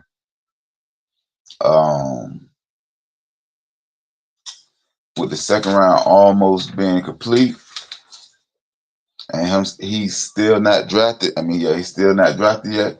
He will be the talk for most of the town come tomorrow and later on today in the internet. But hopefully he will be drafted. It's just the ACL injury, and a lot of people is uncertain as how healthy he truly is.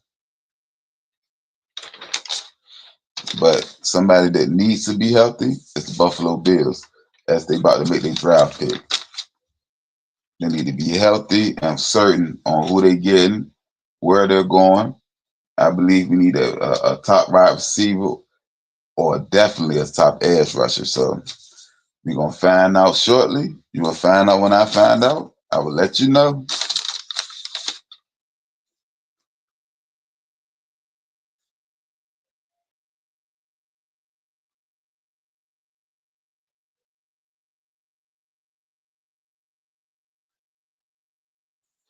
So we went David Ambanosa, cornerback. Still no edge rusher. And still no wide receiver. Now we do need help in the defensive backfield, so I'm not too upset about that part. But I believe there's other places that we need help that we should be working on. But I'm gonna trust the process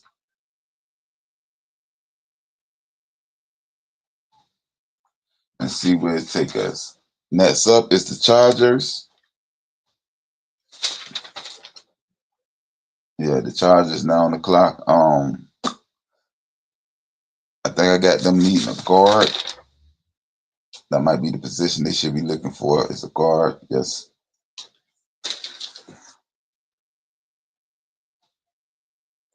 They should be looking for a guard. As they next draft pick, the Chargers that is, followed by the Seahawks. I still got the Seahawks with edge rusher. They could possibly get them a wide receiver or two. Well, not a wide receiver or two, a number 2 or number 3 wide receiver.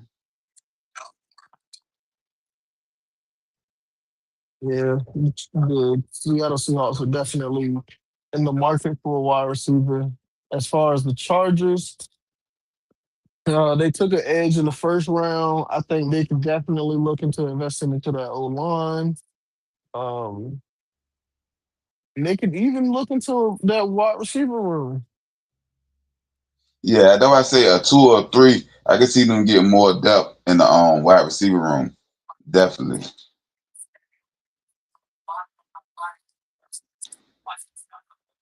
The Chargers, I got guard. It still could be tackled, but I seen their quarterback take too many hits last season. So I think this could be the offensive line pick, and with the best available offensive lineman right now being Emmanuel Pregnon, I really think this would be the pick. and that'll be a value. I got him at 54. I got saying he was a late first round talent. So if they are able to get him, this will be a steal, and they got him with great values for him to be 54 on my draft board, and you can get him here what 63, 62 at the 63rd pick.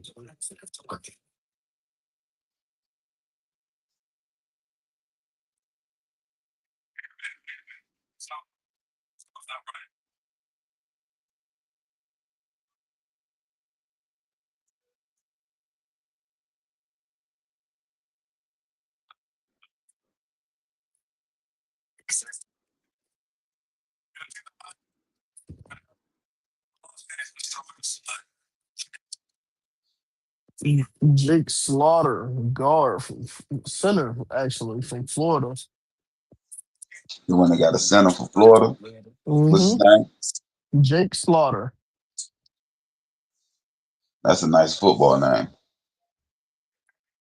Yeah, it reminds me of Jack Youngblood. Yeah, that's a nice name. Like if he ever becomes something, you gonna love people gonna love having that jersey on. Yeah, number 66, Slaughter.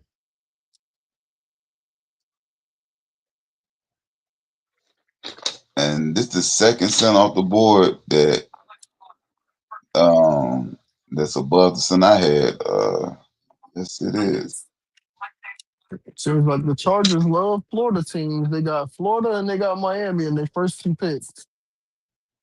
Yeah, they scout. He went to the state of Florida and said, "I'm good." And the Super Bowl champions are on the clock and the pick is in already. They ain't got time to waste. They And know what they wanted. and this will be the final pick of the second round.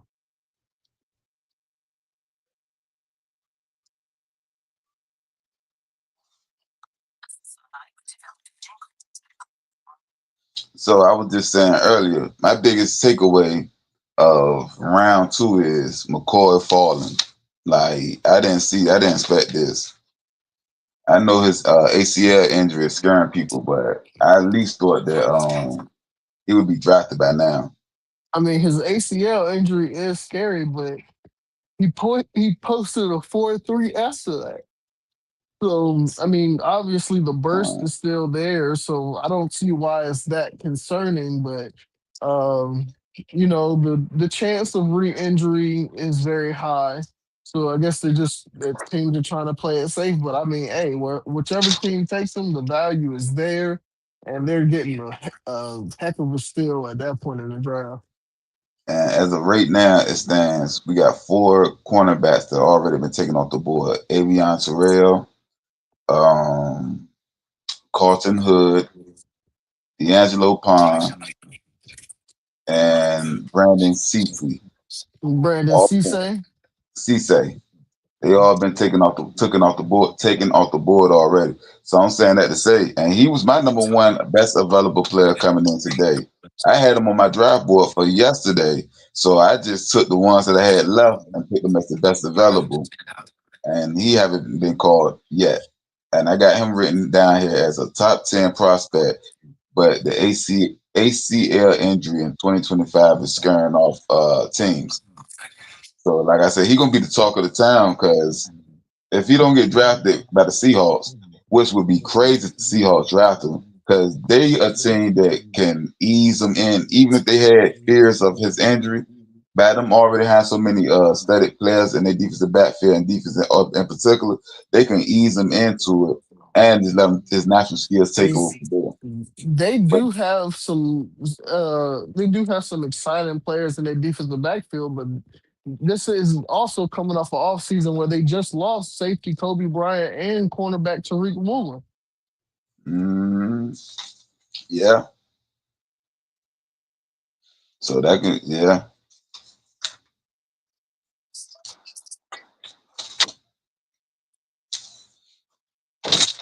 So they could use him. So that's why I say if he don't get drafted right now, I mean he gonna fall to the third round. And coming into yesterday, he was top first. He was a first round draft pick for most people, supposedly. Now he go from a first round to a third round. Mm. And the thing about it is, I believe once other teams don't touch you, other teams don't touch you. So they say, "Oh, that team ain't want him. That team ain't want him. Something must be up." And then they just go to the next corner on their draft board because there's nowhere in the world. And if his name Keontae Scott go above him, I know that the word is out, or they believe that he's more injured than he's letting on, or he's more injury prone. To your point that he's supposedly all the way back running the 4.3.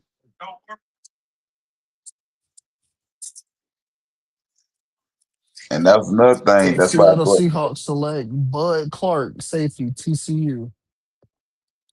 and that's another thing. I thought that bad what you were just saying with the 40 that he was going to be able to prove to everybody that I am healthy.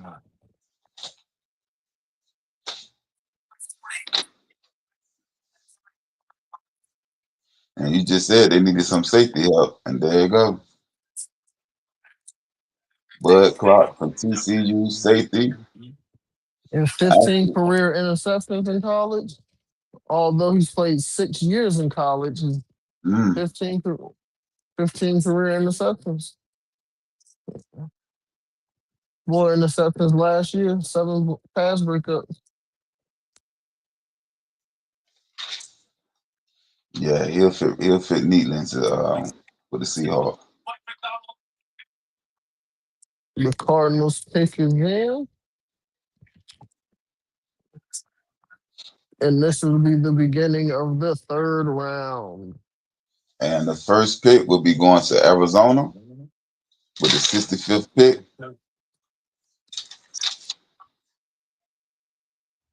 And I got the Arizona Cardinals going tackle, basically pass protection.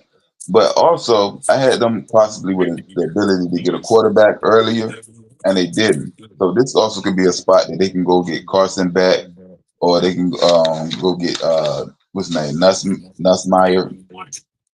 They can go get one of the others. So if not pass protection, I'm looking at quarterback. Yeah, I definitely think they need a quarterback. So, as you were saying, like this could definitely be a slide, and you take a preview like Garrett Nussmeyer in the third round.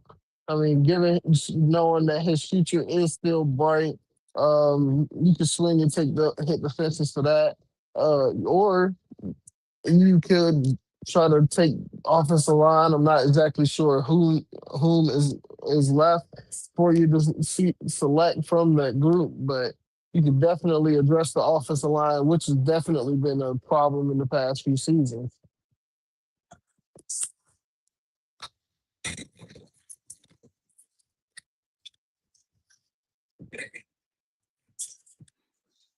Yeah, so if I'm them, they went and got a running back. So they need a quarterback. They could be looking at wide receiver because I don't know how much they trust their wide receivers right now, but I believe quarterback, line, and then they can start working on the defense. I don't know how many draft picks they have in this year's draft, but if they got at least 5 more draft picks, 4 of them need to be defensive target.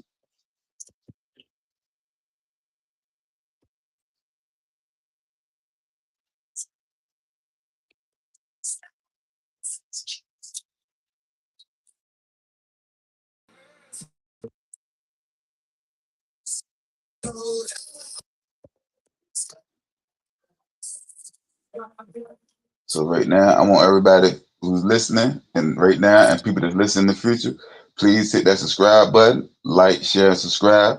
I want everybody to know that you tuned into the best sports podcast, point blank, period.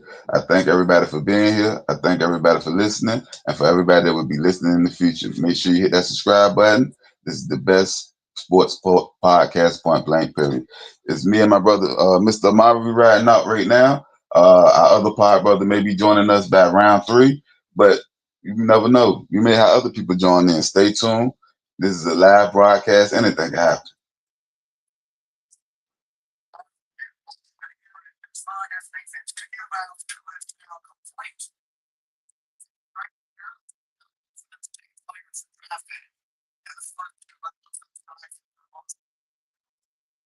7 Ohio State players drafted in the first 2 rounds.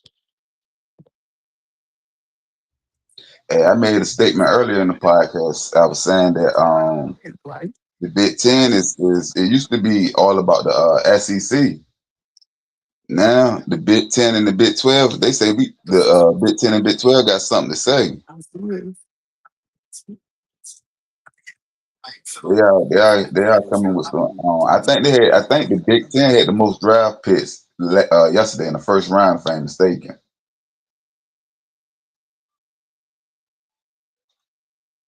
I believe they had 4 players from Ohio State by itself.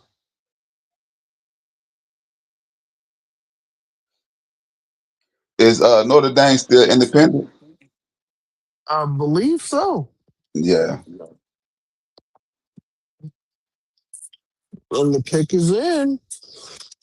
So let's see what the Arizona Cardinals do.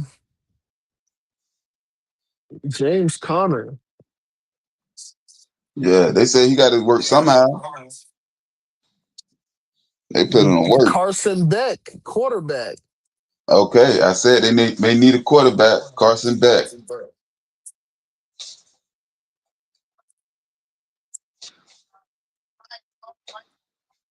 So with the 65th draft pick, the first pick in the third round, the Arizona Second Cardinals. quarterback. No, the third quarterback off the board. The Carson back to the Cardinals, and I think this is good because they still got what's the quarterback name for J- Arizona? uh, Jacoby Brissett. Yeah, they still got Brissett. So I believe Brissett, we already know he can get you a season. He can play half a season. He can play 3 games, however much you need. So I believe I had him in my mock up as a Kirk Cousins type of player that can go from the backup to a starting quarterback over time. So Well, this actually comes in good timing because it did come out that Jacoby Brissett wanted NFL starter money, and I mean, obviously, we he would have been he's a bridge or gap player as of right now. So if the Cardinals wanted to out on paying him, this is it. nah, I think this is exactly it. I had him on 37 on my draft board, which was number 5. So I had number 5, best available overall, 37 on a draft board coming into today's draft. And like I said, I had him as like a college vet. He played a lot of years in college. I had a Kirk Cousins comp where I believe that he can go from the backup role to the starter. So just like with Kirk Cousins, he was the out for RG3. Schottenheimer really didn't like RG3, so he got Kirk Cousins just in case. And what ended up happening? RG3 got hurt. They picked Kirk Cousins in. He became the starter. He started different places, made more money than anybody I know. And this is the same thing can happen with Carson Beck. Jacoby, he can play 6 games, 5 games. He may even play this season. And like you say, he want more money. And you keep being disgruntled. Don't worry about it. We got somebody here, and you'll be out the door. He'll be the star quarterback, and we can move on from there.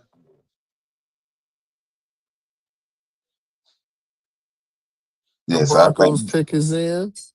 I think this is a good pick for the Cardinals. I like that. T.J. Ward.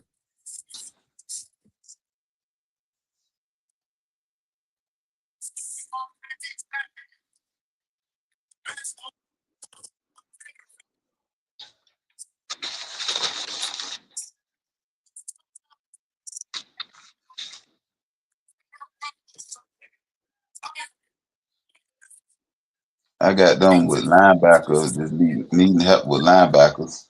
So that's a position that I think they should be looking to get some D linebacker tackle help. Tyler Onyedem.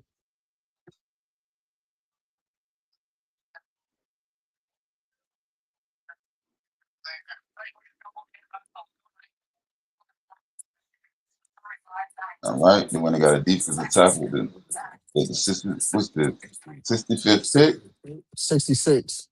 66th pick. All right. And I had them, like I said, I had them need a linebacker, but a defensive lineman, defensive tackle, that'll work too. They just need more help on that defensive side. And then now they can start looking for playmakers to help their quarterback out.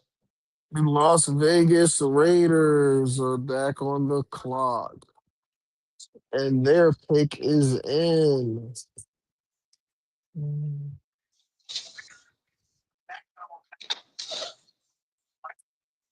I got wide receiver, a weapon for Mendoza is what I think they should be looking for.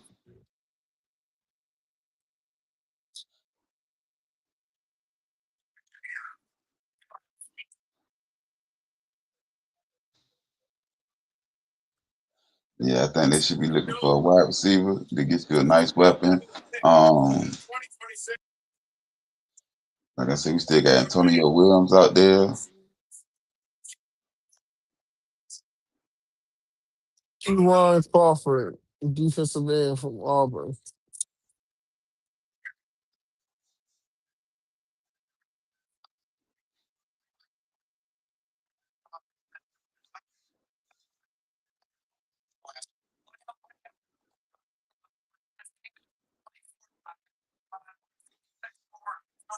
All right, Crawford from Auburn. He goes to the Raiders with the 67 pick, defensive tackle. What's your thoughts about this, Mr. Amari? He definitely has some juice coming off the edge. He's still a young, raw prospect. They said that he didn't start playing football until his senior year of high school, so He definitely has some work to do to fill out his frame, but I think it's a very high upside for him.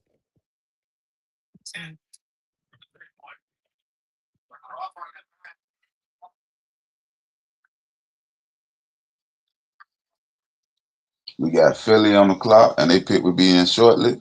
I got them needing a tackle, still lineman. I mean, they just need to protect Hurts, I believe, because they wouldn't got enough wide receivers. If they can get another wide receiver, no problem with it. But I think they need to be looking to protect Jalen Hurts.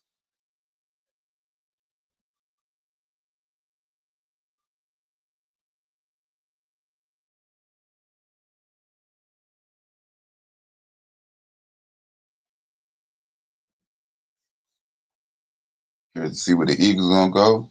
After the Eagles, Chicago would be picking next behind the Eagles, and San Francisco with the 70th pick.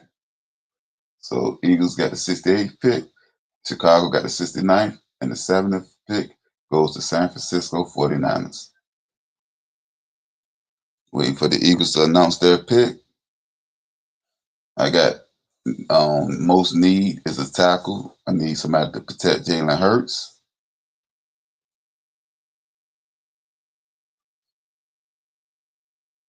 For Chicago,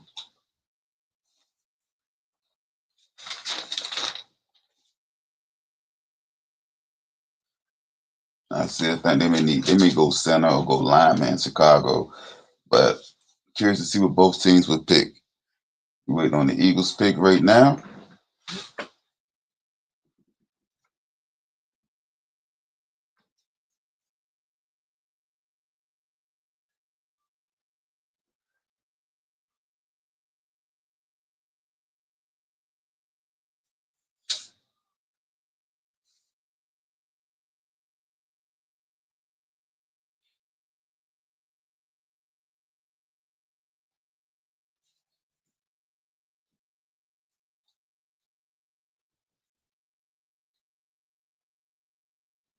The Eagles already made splash already by making a trade today with the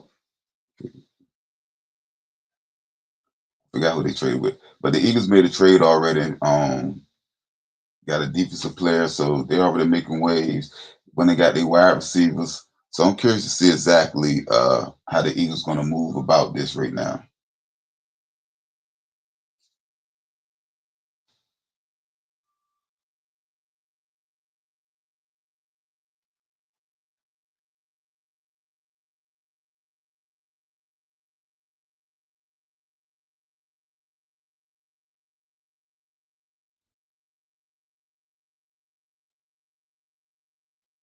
And for the Eagles pick to be in. So yeah, like I said, the Eagles had traded Jonathan Greenard traded to the Eagles, land $100 million deal, and I believe from the Vikings, and the Vikings get 2 draft picks.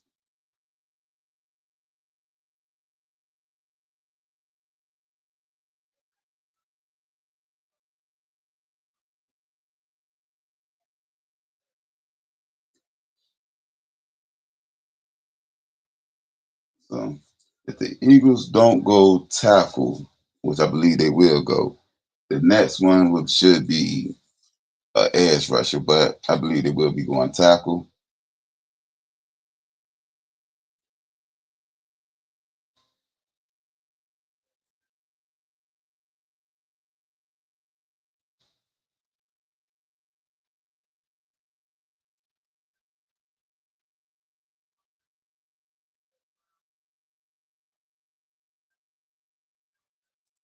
Six 350 pound tackle from Miami, Markel Bell. You know, right? They went exactly where I think they should have went.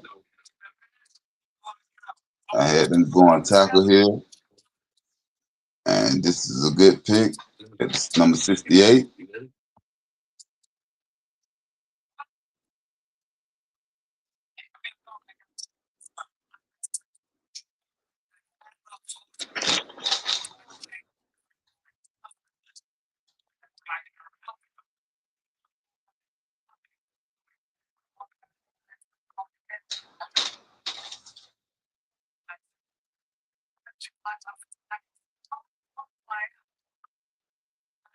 All right, I had him at number 90, Markel Bell on my large drive board. He goes at 68 to Philly. I believe that's a need pick, was a good pick for Philly. The Bears are down the clock. I still got them going lineman, preferably center.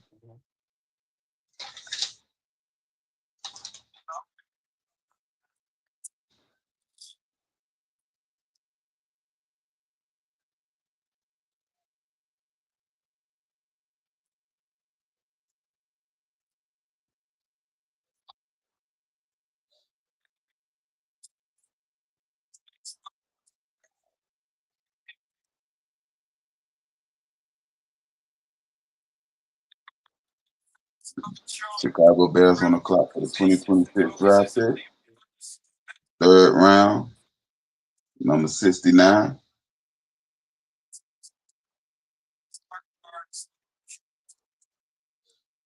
It's between going for the line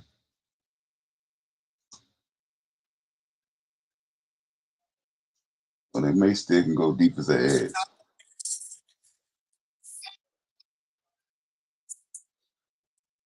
One of the two. Either going center or deep as an edge. Sam Rogers, Roush, Sam Roush from Stanford, tight end. Sam The Rouse. Bears draft Sam. The Bears drafted a tight end in the first round last year. The draft tight end in the second round this year. I guess they're really planning on moving on from Cole Kmet in that tight end room. Oh yeah, he gone. Yeah, you see the little boy waving him goodbye. Yeah, he gone. Yeah, he out of here, buddy. Ain't nothing wrong with that. And like we were saying earlier, with these young quarterbacks, you get them these tight end, and today's tight end market, they underneath safe routes, easy passes. I already got one tight end I trust. We got another one I can grow with.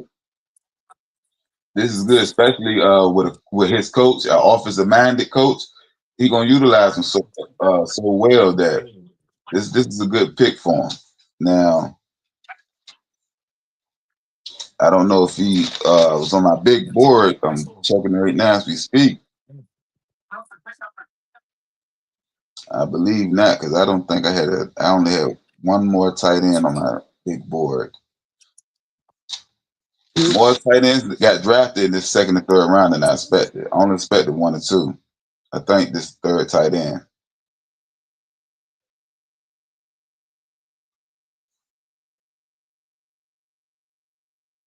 Yeah, I believe this is the third tight end drafted. San Francisco pick is in.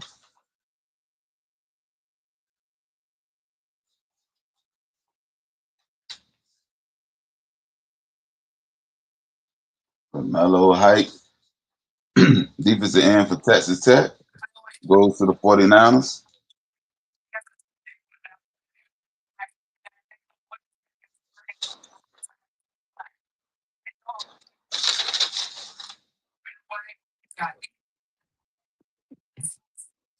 Speed definitely got speed off the edge. He definitely gonna have to put on some size, but he definitely has a quick twitch off the edge. So we had a couple of the players like this been drafted today, especially in the second and third round. And a lot of them, they are great edge rushers. They're gonna be good in the pass on passing downs. But some of them, they're gonna end up being specialists. And I think that's part of the reason why they are second and third rounders because they're gonna be utilized on second and third downs often, where they're not gonna be three down linebackers or three down edge rushers because a lot of them are very light in the back pocket. Yeah, I can definitely understand that. It's a lot more athletic, but they're definitely a lot more undersized. So yeah, a lot of them being utilized as specialists. taking some of those more passing downs. It's definitely gonna be more prioritized for them being in placing subsets.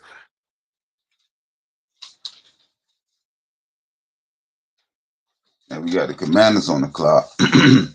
I believe they still can go get them a wide receiver. Really, any type of pass catcher, any weapon to help out Jaden Daniels. That's what I'm looking for them to go. The defense wasn't too bad, all things considered, but they can use some help on defense also. But I'm looking for another wide receiver, somebody pair up with Scary Terry. Um, I don't know how long Devo Samuels will be there. I think his days are numbered. So I'll be looking for a productive number 2 wide receiver.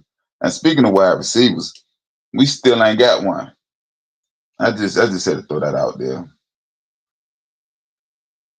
Like all this moving and shaking, we move back up and all of this, and we still don't have I don't understand it, but it is what it is.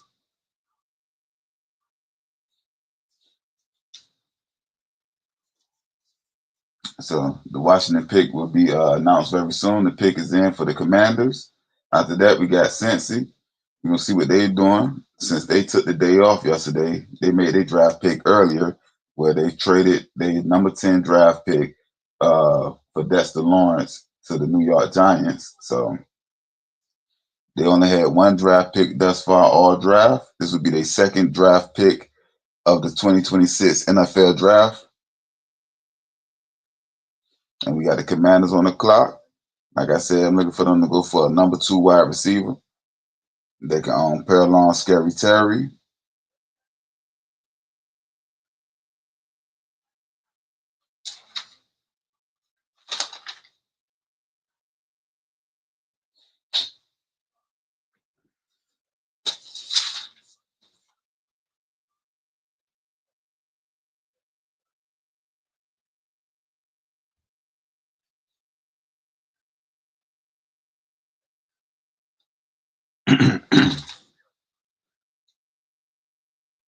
So yeah. And who we got after the Bengals? I think after the Bengals it's the Saints. I believe they just need defensive help. They can go linebacker, they can go edge, they can go D tackle, they can go in the secondary. I think they just need help on the defensive side, period. So wherever they go at defensive wise will all be smart decisions as long as they make the right choice for the players. Yeah.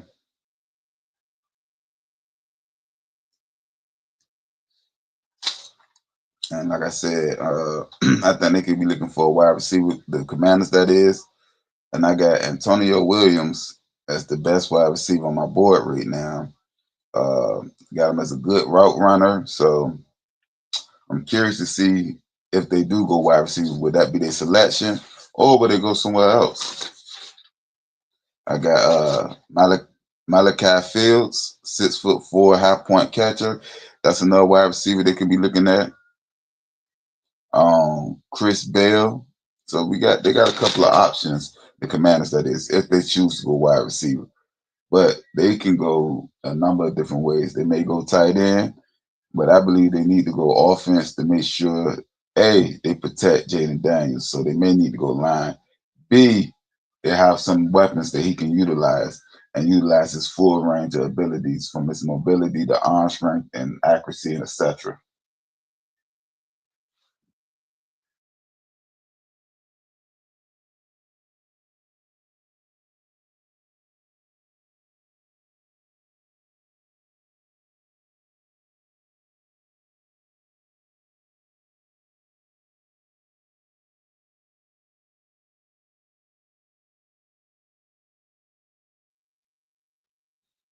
The pick will be in very shortly for the Commanders. I want to thank everybody for listening. Make sure you like, share, and subscribe. Help us get to our 1,000 subscribers. Welcome to Point Blank Period Podcast, the best sports podcast, Point Blank Period. We will have the Washington Commanders draft pick up in 1 second.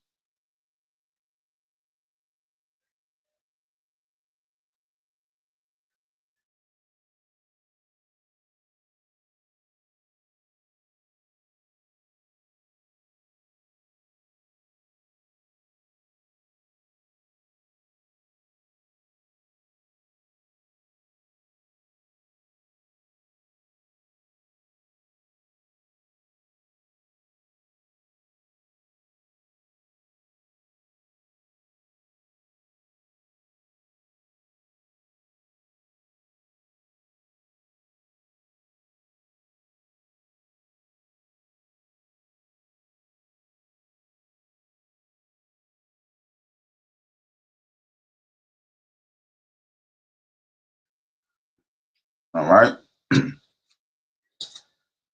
We are waiting for the Commanders for their draft pick. The Commanders select Antonio Williams, wide receiver, Clemson. I just was speaking about him a second ago. I said he's my best wide receiver, best available right now. I had him number 58 on my big draft board. He's a good route runner. So, like you say, Antonio Williams for Clemson goes to the Commander with the number 71st pick. This is a good value. I believe that they needed a wide receiver. I think they needed weapons all across the offense in particular. But this is a good pick. Somebody to pair along with Scary Terry, somebody to help out Jaden Daniels. I like the pick.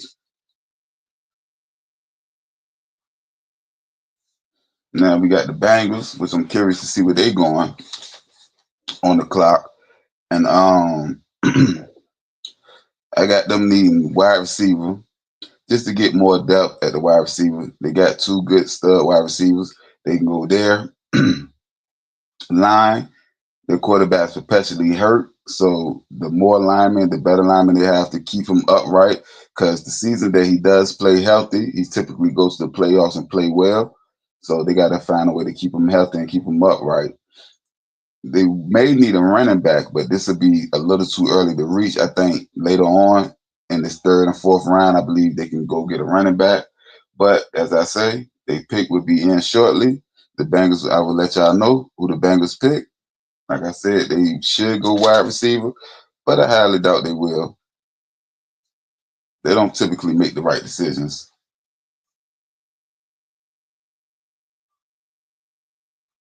So they went to Cario Davis, cornerback from Washington.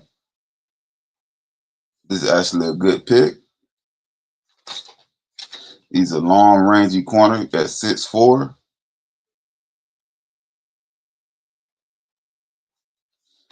So he's one of those corners, long arms, rangy, tall, good hands, good ball skills.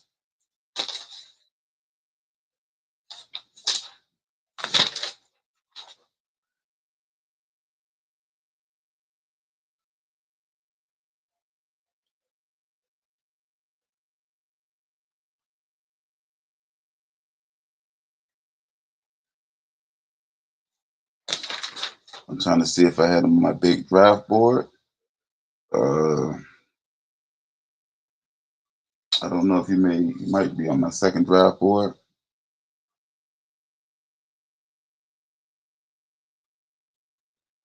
The Saints, their pick will be in shortly.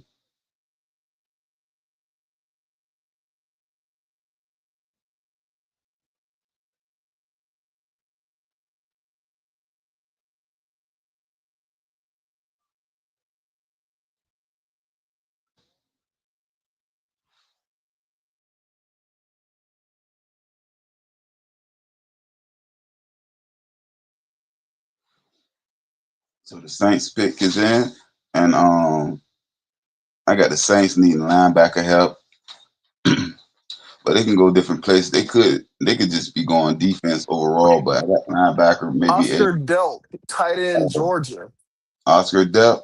I had him. The Browns trade their pick to the New York Giants. See, I told you the Browns have been aggressive. They moving to get the players that they quote unquote want. I had Delp, number 75 overall. I think he was the last tight end I had off my board. No, he was the second to the last. Oscar Delp has Brock Bowers comparison. How do you feel about that? Is it the uniform? I think it's the uniform. Is it the uniform? But he looked more like an H-back tight end, but he do got some wheels on. He's not a stiff, so I don't really think like he's just like a fullback. So, but he plays a little different. I think he got a little more wiggle than a Brock Bowers personally, but you compare him to that upper echelon. So I'm gonna just say that he's coming in to the Saints I wish he was going to a better organization because he's gonna be basically Brock Bowers 2.0 with the Saints, the best thing they got. But he They do got got a lot to you got a make. Brock Bowers Robert Tunyon comparison. Who was the second person you said? Robert Tunyon. I don't even know who that is. He was a tight end for the Packers for a while. Oh, yeah. Well, he might be somewhere between them two. A guy I don't know and a guy that got Hall of Fame potential. So if that's the case, my biggest worry about Malachi him Fields, is wide his receiver. quarterback. You said what, sir? Malachi Fields, wide receiver, Notre Dame, to the New York Giants.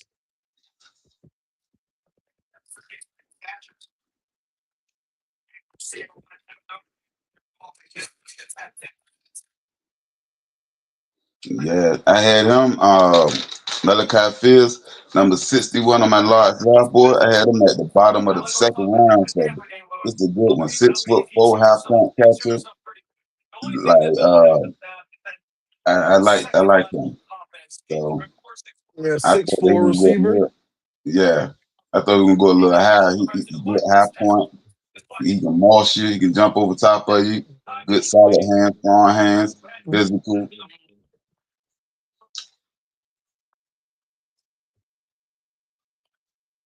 I ain't gonna lie to you. I'm liking the Giants set. I'm liking their draft. Arvell Yeah, Reese, Francis Maui Noah, Colton Hood, and Malachi Fields. They're building the draft class. They're definitely building one. and then look at the offseason acquisition. Isaiah Likely, the coach. They doing they. You can see exactly what they're doing. And with Malachi Fields, what I really like who's on the other side of him at wide receiver. So that's They're so Malik Neighbors. yeah. So the things that he kind of lacks, the precision route running and some of that breakaway speed after the catch, he got that on the other side. So now it's 50-40. This is that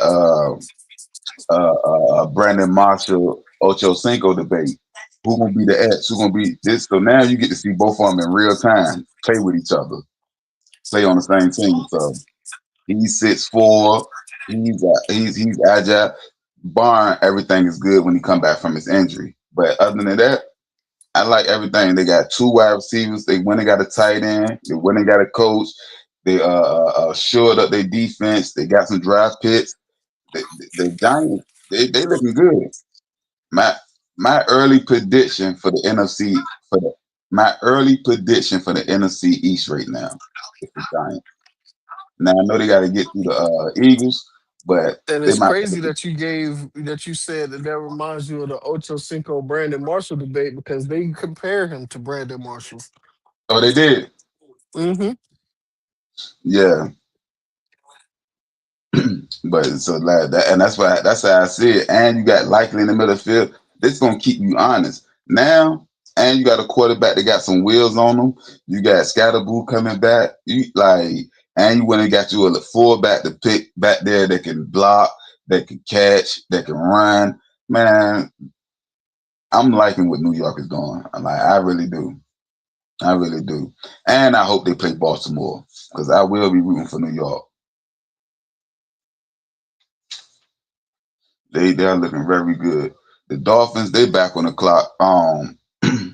They're in a position where they can go anywhere. These bad, horrible teams, they need so much help. I got tight end down here, but I don't even think I got another tight end on the board. But basically, I said they need a safety blanket for Malik Willis.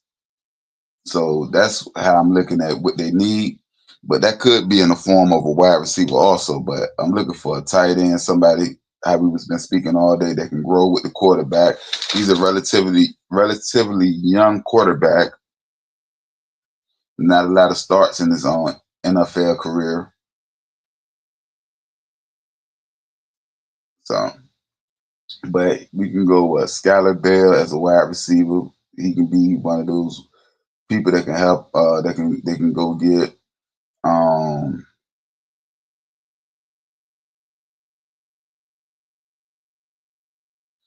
what's his name? Chris Bell. That's another wide receiver.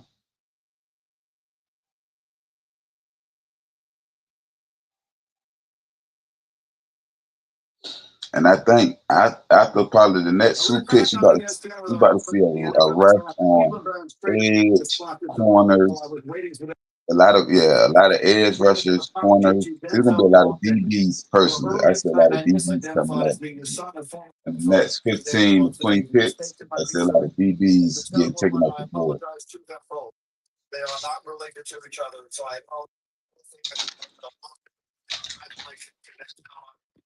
Waiting for the Dolphins pick. They had a injury injury riddled last season. Tyreek Hill, Tyreek Hill, Waddle, Tour, they're all gone now. Some from injuries, some because they wasn't cutting the mustard, other got traded. So they in real rebuild mode. I believe they won 7 games last year. Uh, they need to add some toughness. Some The Miami Dolphins select wide receiver Caleb Douglas for Texas Tech. Caleb Douglas for Texas Tech.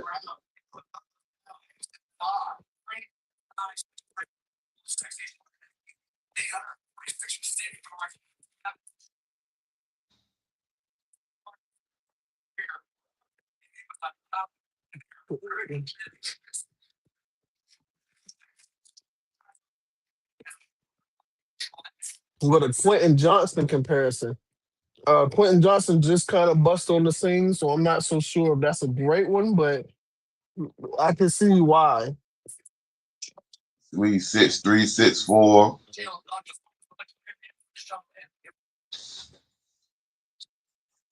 So this is the second Red Raider drafted to the Miami Dolphins. I wonder do they coaching staff got in the task there, because you typically see that many players going to one team. The coach normally got tasked there. They went and got the boy Jacob Rodriguez. I like him. They Yeah, compare him. he was definitely a do-it-all linebacker. Played like a vet early. Yeah, they get him that Zach Thomas type of comparison, a little more athletic. Like I like him. And Miami, slowly but surely, they doing what they need to do, because that's what I was saying. They need to get some dogs, some aggressiveness. They need to get some hunger, some. When people say you can't play in the cold, what they really saying, code word is you're soft. That's what they're really saying without saying it. And the So Steelers are on the clock. yes, sir. And Joey Porter Jr. and Joey Porter Sr. come out to announce the pick. I still got y'all needing quarterback, but offense or defensive lineman, depending. I could But see this selection being a quarterback, honestly.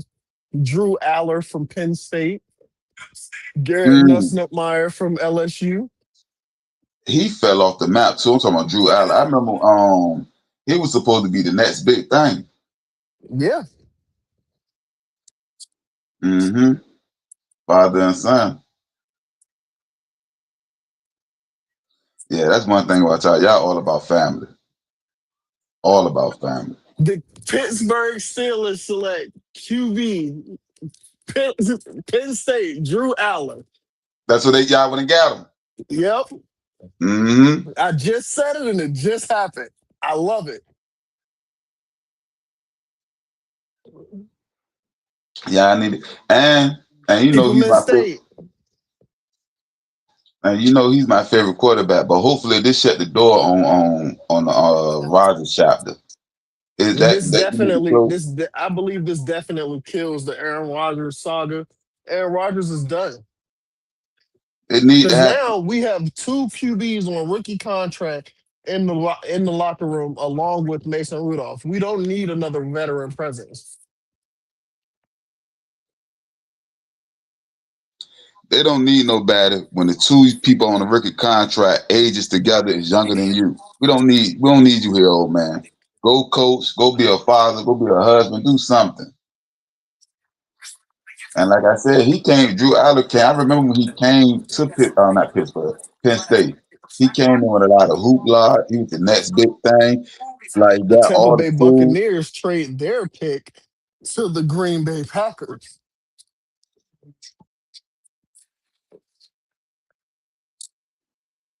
So this is good. Even though y'all ain't get y'all quarterback early, y'all went and got y'all wide receiver. Now you got your quarterback. I asked you the question earlier, who was going to throw to him? Now we know the answer. The Packers moved up. They pick about to be in.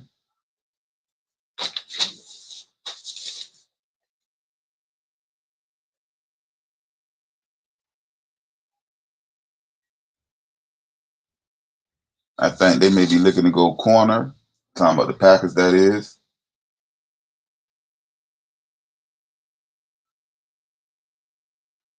Yeah. They said that only thing Let's go, Drew got to be man. a little more consistent. But that's expected, especially with most rookies. He a third rounder. We can work with that. We can build them up. And now we get rid of the Aaron Rodgers drama. We We got a get our smooth QB of the quarterback. future with the pick that we got from the George Pickens trade. Yeah, now y'all got Isn't that ironic? y'all have a true quarterback competition and really go out there and let the best man win. Y'all got young cats. When you got your wide receiver, you still got DK. So I'm liking a lot of these moves here.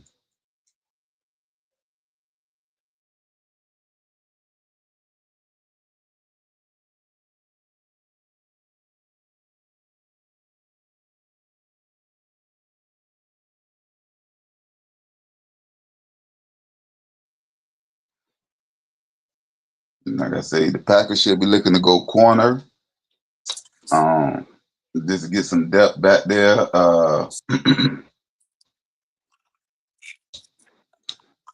Chris McClellan, defensive tackle, Missouri.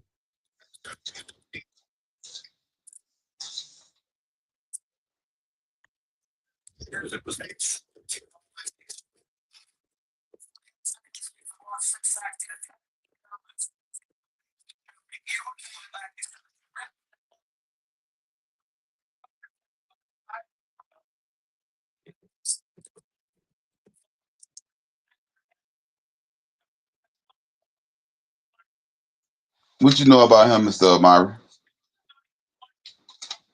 He definitely has the size and the skill to be a true disruptor in the NFC North.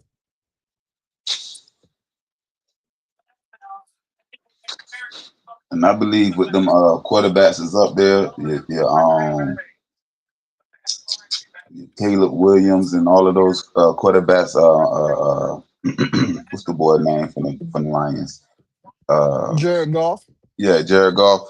I think you need to put some pressure on them and some interior pressure work just nicely. So, how you Hey, doing, my hey, brother? hey, hey, hey, what's up, Mr. KD? How we Man, doing, family? How we doing, Oh, family? I'm doing great. I'm doing great. Oh, I you got a told quarterback. You're a little too y'all loud. they You're were a little gonna too be loud. there. A little too My loud. You're a little too loud. You got your quarterback? I mean, I already had one. Whoa. I just went and got another one. Okay, okay. so You're a little now too loud. So I thought you was a Will Howard fan. I You am a know, Will Howard fan. That's why you I said we seem already had a quarterback. you seem really excited about this Drew Allen pick. I'm just saying. I'm just saying he an in-state guy, so I feel like it's nice to keep guys in state. Okay. All right. All right. What we been doing, fellas? how you doing? Hold on one second. We got the coach. Well, I said They I'm about to doing have the great. draft I got pick. a receiver. I got a quarterback. I went back to the trenches, so I feel good about what's gotten done so far too. Yeah, Cassius Howell. Yeah, Yeah, I like that.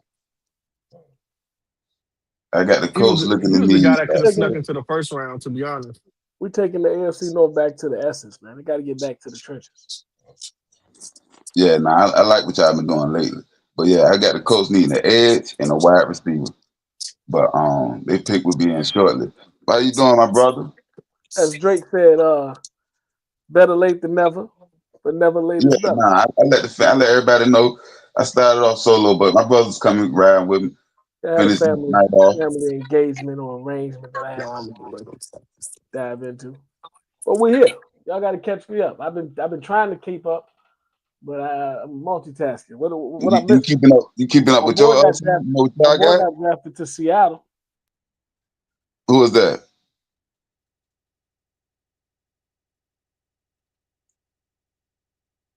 You on mute, sir?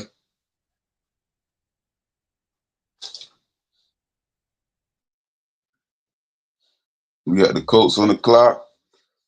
I'm trying to see where they may go. They can go with one of the Bills, Chris or Skyler, 2 wide receivers. Um, Dennis Sutton, an edge rusher. They got a couple of ways they can go. Crawford, that's another edge rusher. So I believe they will go either edge rusher or wide receiver. But yeah, you said somebody went to Seattle. McCoy. When he went, you say he went to Seattle. Ain't that what I heard? Nah. He's still out there. Yeah, he ain't drafted. I was just telling Mr. Mott, It's he the injury. the topic of the pod. I mean, not the podcast of the draft.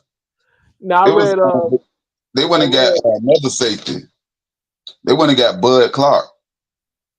okay. I read that some injury news came out on him. That they said he possibly missed the whole 2026 season. And that's why I've been handing up here the whole. He was my number one available player coming into today, and I've been having top 10 prospect, but coming off an ACL injury, and I was like, teams already 5 corners have went, so I'm like, there's no way that teams don't have a bad prognosis of his injury report if nobody is willing to pick him, like because I know all these other corners are not better than him. Maybe 2 or 3, but not all 4, 5. So it's an injury scare. But I hope we draft I hope he keep dropping, matter of fact. Keep dropping. Even though we took Tecario, I said we could double down there.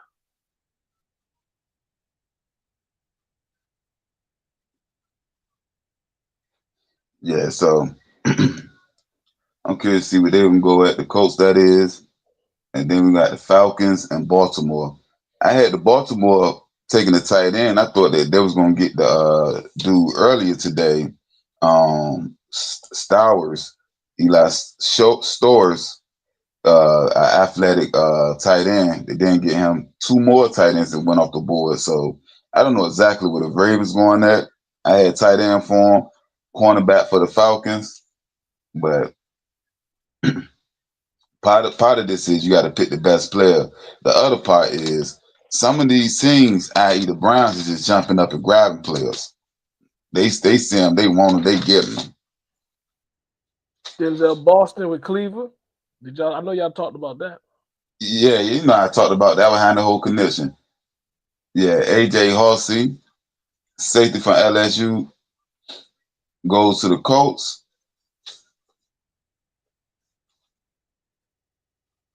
I had him at number 49, so for him to go down to 78,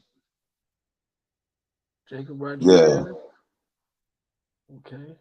220 pound strong safety with ball skills. So like he can hit you and he can make the catch. So I really expected for him to get drafted way higher than this. So this is a good pick for the Colts. And this is what I mean by sometimes the best player.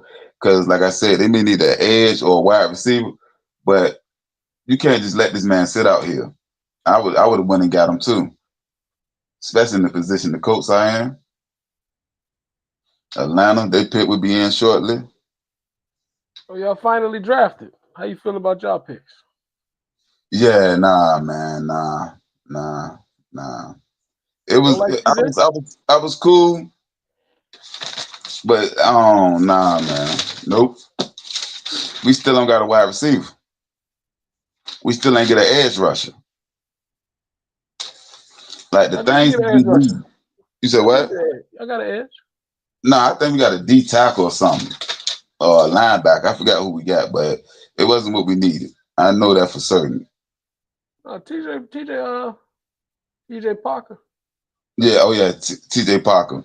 Yeah, the edge, he is edge, long edge, but I'm not too satisfied right now. Like we still ain't got no wide receiver. Hey, you got what Zachariah else you Branch, want, that's man? a You good got Keon move. Coleman. What else you want?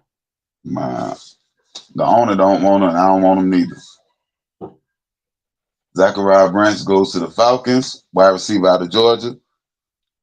I said on the last time they was picking the Falcons, that is, they need another wide receiver to pair with Drake London. So he got return skills, he got quickness, athleticism. This is a good match. I still think they need to go try to find him a cornerback, but as of right now, this suffice. Okay, Amari. I'm sorry, fellas. I'm catching up. This is my catch up. I'm gonna be on the same page soon. I'm trying to catch up. They got Jeremy Bernard. Okay.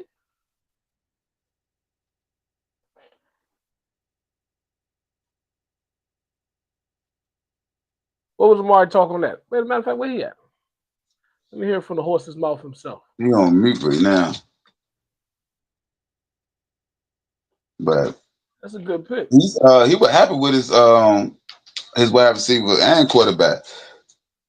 Like Yeah, that's why he was loud. I see why he was loud now. I thought he was just loud about the quarterback, but no, they actually got a good receiver. yeah, they went and got the wide receiver, then they came back and got the quarterback. So they did all right. And the Ravens, they're on the clock right now. Like I said, I'll go tight end if I'm the Ravens. They went Kenyon defense Terrell went last to the time. Falcons.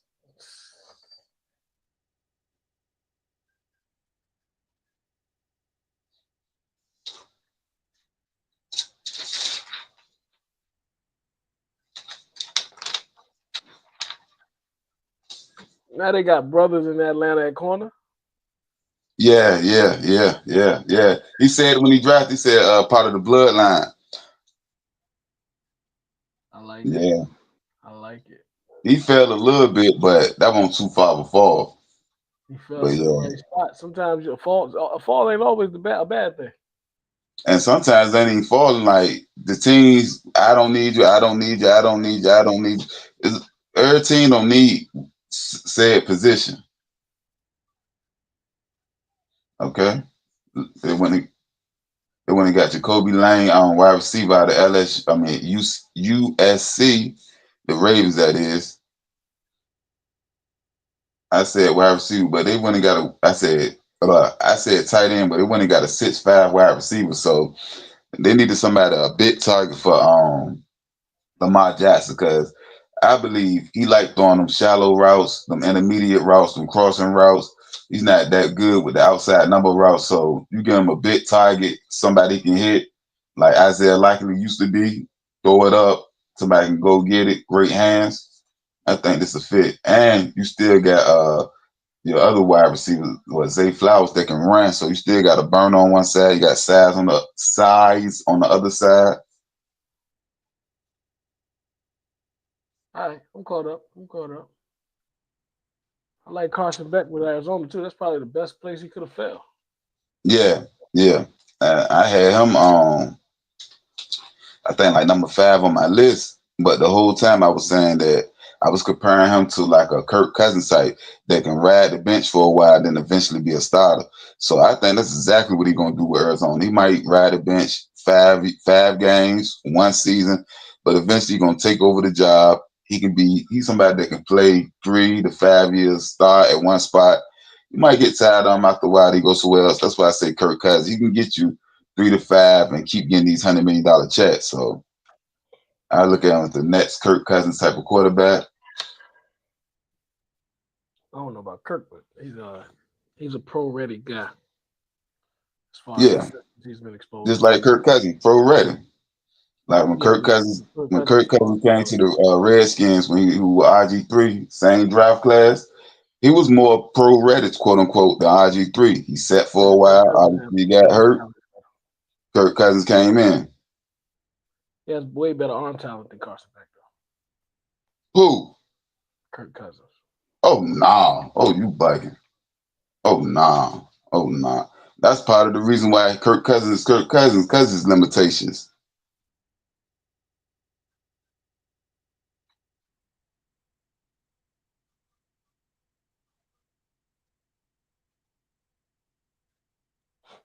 Albert Regis goes to Jacksonville with the number 81st pick from Texas A&M.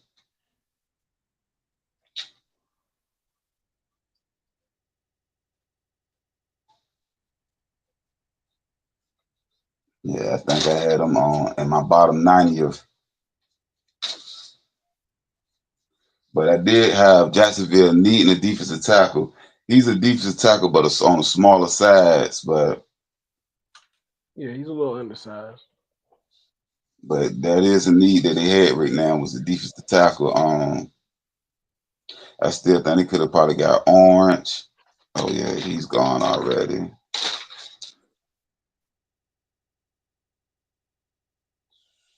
And I'm looking at my draft board. I only see one more defensive tackle on my draft board. So as much as I think this might be a little reach, it might not be that many defensive tackles left. The Vikings, they now on the clock.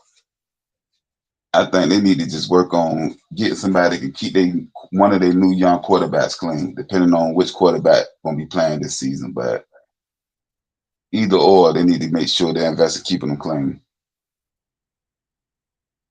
Minnesota pick is in. Mm-hmm.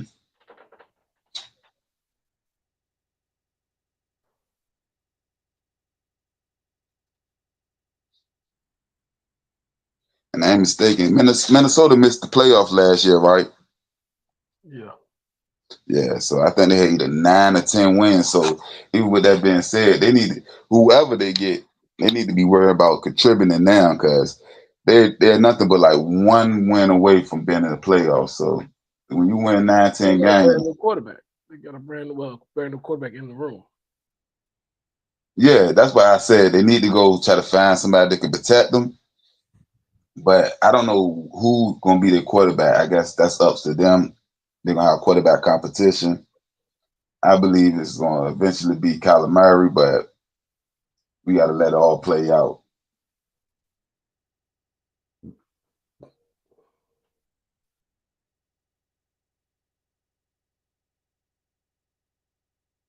Malachi Fields to New York. Okay.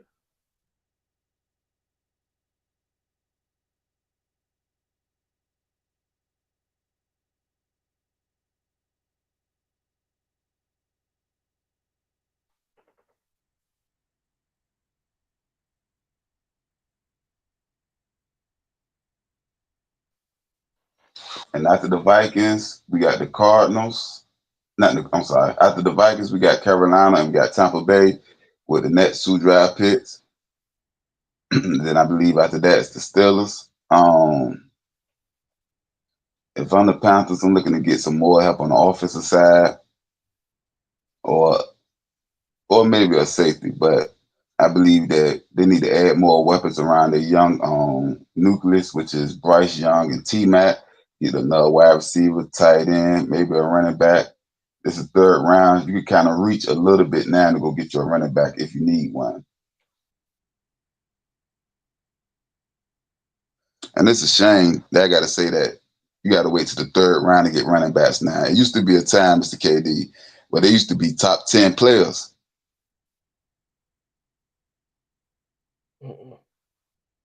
Those times are behind us. Way I behind. think they're going receiver. Carolina, that is. Yeah, I wouldn't be surprised. Like I said, I say offensive talent. We go wide receiver, running back, tight end. I just think they need to build around that nucleus they got. Like I was saying about the Vikings were one game away from the playoffs. This team was 1 game into the playoffs, so they actually made it to the playoffs. They got something they can build on. The NFC South is not that competitive, so they can use it to separate themselves a little bit. I don't know much about it. What you know about Orange?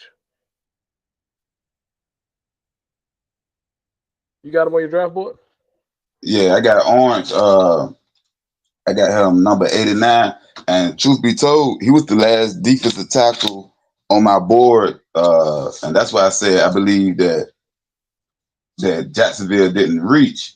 That Dominique Orange, that I don't think, well, not Jacksonville got Dominique Orange. The Vikings got Dominique Orange. I didn't think that they reached because I don't see another defensive tackle, and I went all the way to 100.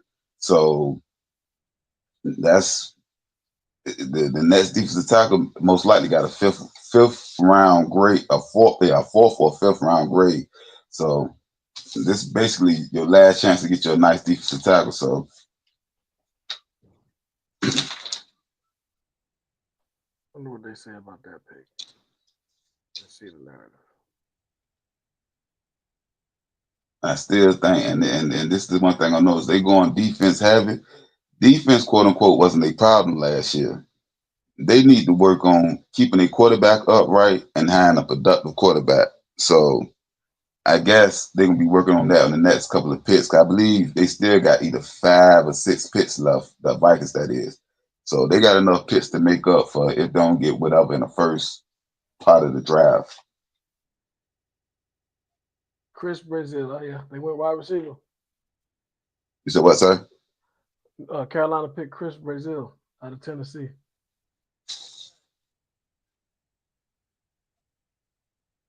Yeah, I figured they was gonna go receiver, and that's a big receiver, man. Chris Brazil. Oh Brazil, yeah, yeah. he was a big fast receiver. Yeah, where you been at, man? I didn't ask you about your receiver, and you ain't even respond. You saw Jeremy Bernard. Yeah, He lacked top end speed, but he's good after the catch. Very reliable hands.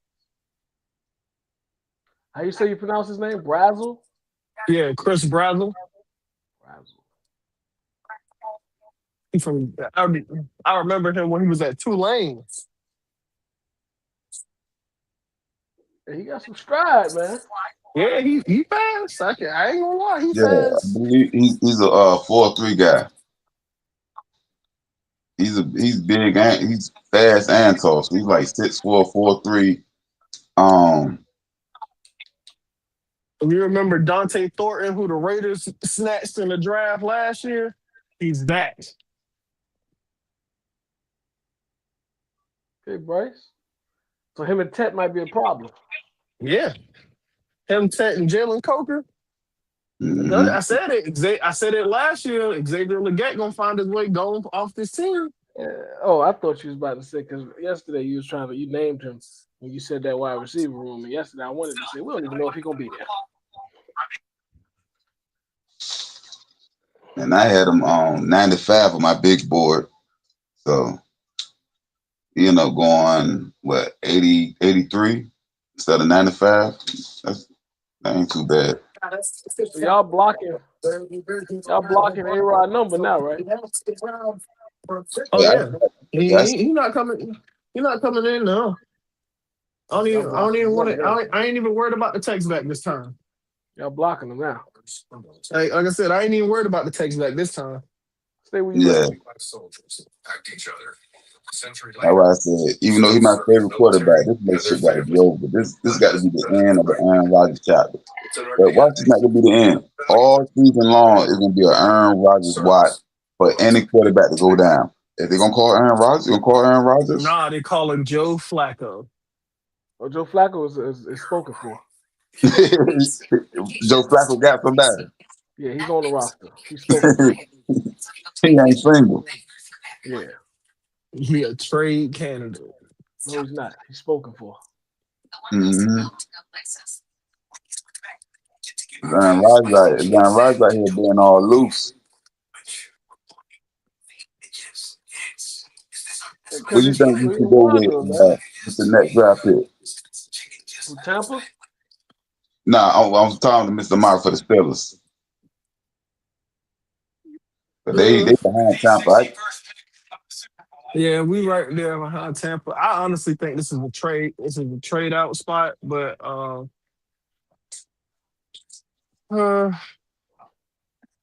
would think you probably go linebacker or DB. I think you try to go get Kyle Lewis out of Pittsburgh.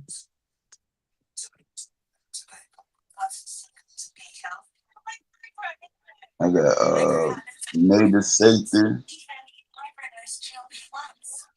So yeah, I I got think we're DB. going to the trenches, man. Y'all gotta get to the trenches. With the AFC, we gotta bring the AFC North back. We gotta get to the trenches.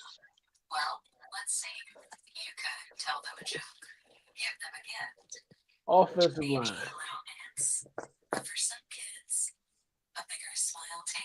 I can't see us going O line again. If anything, we'll go D line. They'll probably get a nose.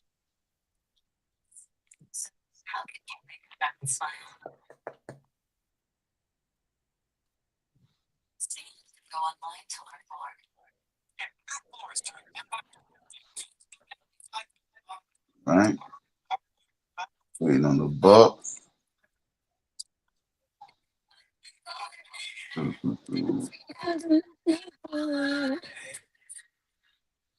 The pick is in.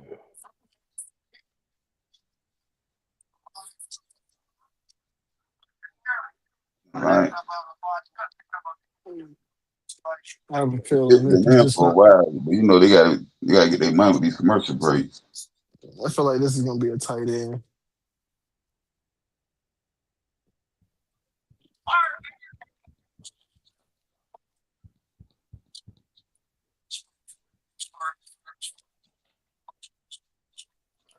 I'm thinking if they'll double down as edge, but I don't know.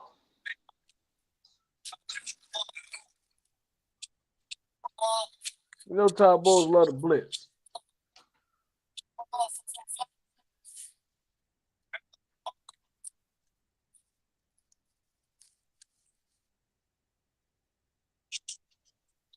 Wide receiver.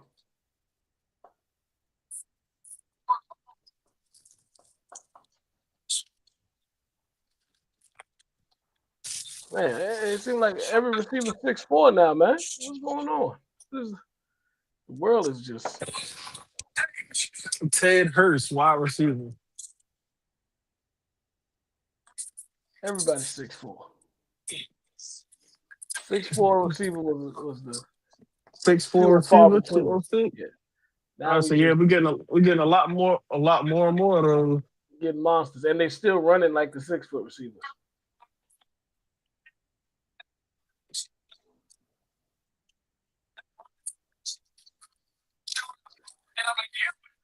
On top of his head, I ain't gonna lie, Mr. Myron. I don't know too much about him out of Georgia State. What you know about him? upon his head. Like they said at the Senior Bowl, he was giving everybody problems. So a lot of those DBs at the Senior Bowl learned his name, but he was definitely putting on the shows. It definitely has top end speed, but he's really aggressive at the catch point. So I'm not thinking this is the Mike Evans succession plan, but it's It's definitely looking a like good attempt. it's looking like it. Nice size, nice speed. If he isn't anything, he's 6'4". Yeah. That's a good start. But we were talking earlier about playing lower competition, how that sometimes knock you down in the draft. It's probably the same thing with him. The competition he went up against dropped him down. But to Mr. My point, this is why the senior bowls and things like that are so important, because you get people the time to showcase their talent. Pick is in. That was quick. Where we going? Oh yeah, everything gonna be fast, cause even tomorrow gonna be faster than this. Ain't nobody got time for that. They got 2 rounds. You should know by now where you kind of going. This is D lineman. I'm going O lineman. I'm going safety. D tackle. 3 different spots. It's about Somebody got to be right. It's about to be a big D tackle or Kyle Lewis. Cornerback. And I went safety. I was the closest, but we were always wrong.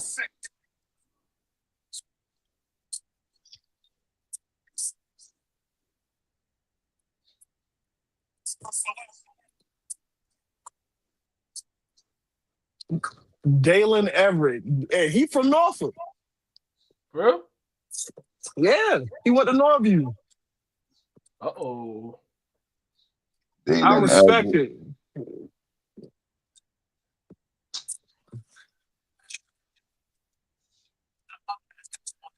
I'll take that, Dalen Everett. I had safety for y'all, but Do you think he can transition to safety or he a true corner? I think he's a true corner with the speed that he has. I think he's a true corner. The Los Angeles Chargers trade, they picked the Cleveland.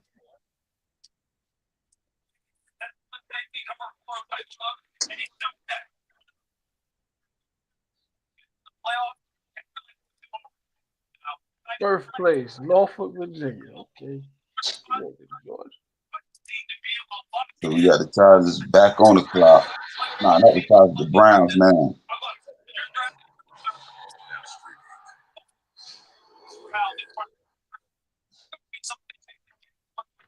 The Browns has been uberly aggressive. I tell you that. They ain't playing no games.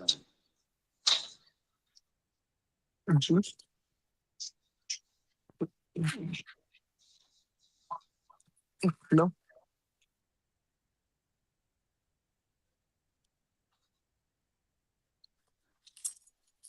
And the Browns pick is in. We will know soon.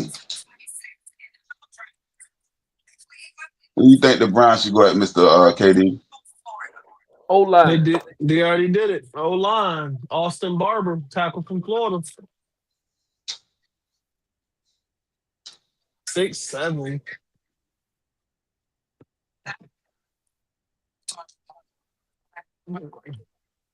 They show him playing against Ruben Bain.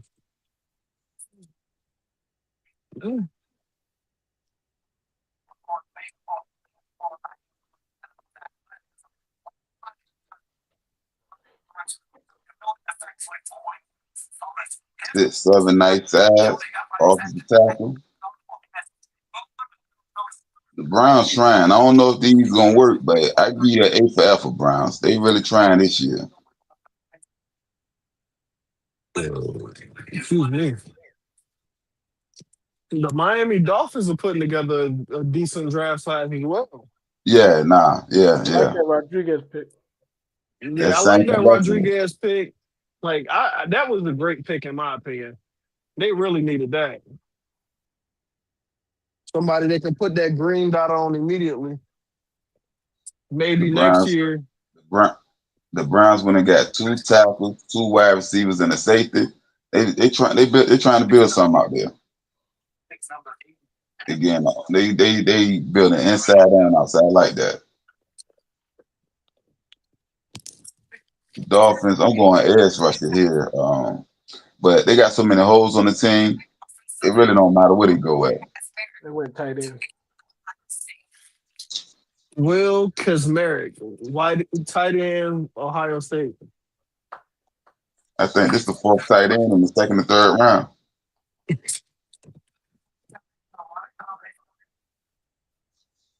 And he's more of an H-back, fullback. And this is supposed to have been a draft class with not so many tight ends, but it don't seem like it. A lot of blockers. A lot of blockers, less pass catches.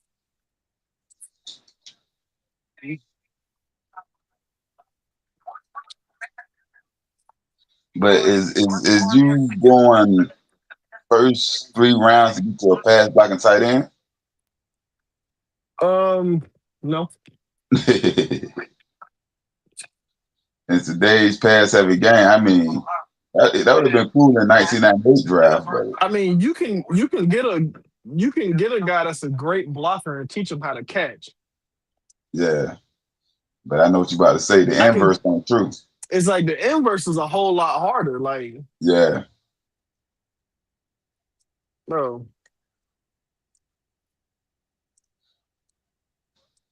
But most of your pass catchers don't want to put their head in there and block. I think now this is the chance for Jacksonville to go try to get a running back. I feel like they can get real value with the 88th pick, get them a running back. They ain't got to spend so much. They ain't got to reach. What's his name? Washington out there as a running back. What else I got?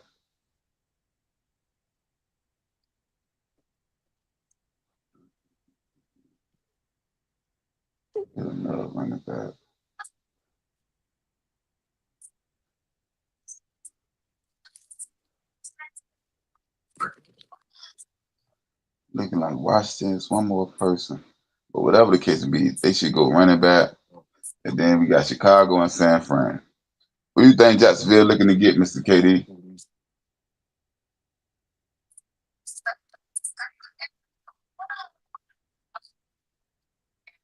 Yeah, Mr. KD?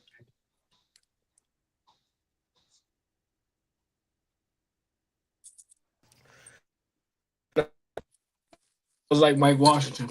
As soon as you open the question, You said what, sir? Mike Washington. Running back. Okay. Yeah, that's why I got and realistically I got him 88th on my draft board. So no, and I think and Jazz number 88, I think this would be a good match. Like I think they need a running back. They do need a running back. They lost Travis Etienne. They traded Tank Bigsby. The only running back they have on roster as of right now is Chris Rodriguez Jr. Yeah. So I got them with running back. I said I think it's a real value and a need. Like I said, I got Washington at number 88 on my big board. It's a match made to have it. They might well link up and go ahead and do what they got to do. Bears, defensive tackle, and the 49ers, I'm going offensive tackle because they still got to protect Brock Purdy, but also it ain't but so long Trent Williams going to be there. They already in contract dispute, so he maybe got 1-2 years max left. So Trent Williams extended. for how long? Hurry up. Yeah, 2 years, I Re-sign, Trent. believe. Yeah, all right. So that's Re-sign, still like Trent. yeah. So like I said, 2 Re-sign, years. Trent. Yeah, you buffing a little bit. I heard you. But We'll worry about that next year. yeah, Ain't no nah. top tackles right now. Hold on, I got Travis Burt out there. Who else? I think he's the only one I got left. You Caleb. think I got Caleb, Travis Burt. Caleb who? All the top tackles who I would want to replace Trent Williams with are gone. Yeah, you got to think about you talking about San Fran. Emmanuel San Fran's in Pregnon to the position to win right now. Jaguars, guard. I think he's San gone Fran spending already money for now. Mike. Nah, Emmanuel Pregnon just went. Best player available. He's the best player. Oh Lord, I didn't even see he was still left on my board. I got 2 people left on my second round board. Yeah, I still got him as a guard, late first round talent. Yeah, He he's the fell best to player the available. third round. Yep, That's what I had thought him. y'all was gonna get. I was so glad y'all didn't though. I thought we was gonna get him at some point. We could. Yeah, I had him at number. Woo, I like that. I like that nasty. I had him at number 54. I thought all my first rounders. I still got McCoy. He fell. Keontae Scott. He's still up here. These are the people from my second round draft picks that haven't been drafted yet.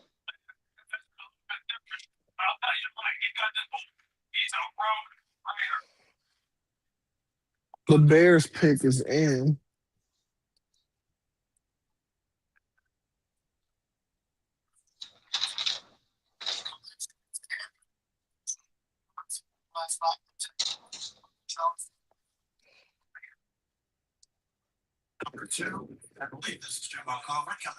I'm going defensive line for the Bears. Maybe edge rusher, but I'm going defensive line. What's his name? Dennis Sutton. I can see him. Yeah, Dennis Sutton. Penn State. I can see him going here. Play opposite of Montez Sweat. Yes, sir. Xavier Thomas, wide receiver, LSU. Wide receiver, you. 5'10", 190. Gotta be shifty. Gotta be. Ooh, that route was kind of nasty. Oh, yeah, he crossed the safety. He crossed right in front of him.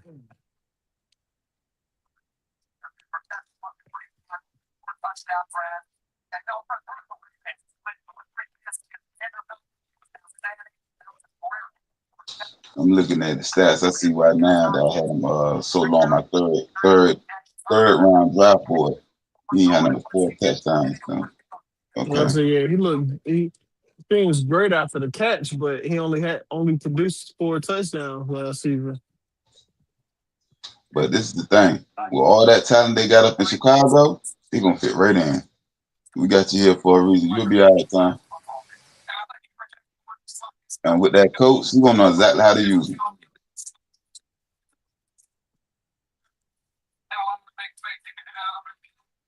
And this replaced what DJ Moore for real. In theory.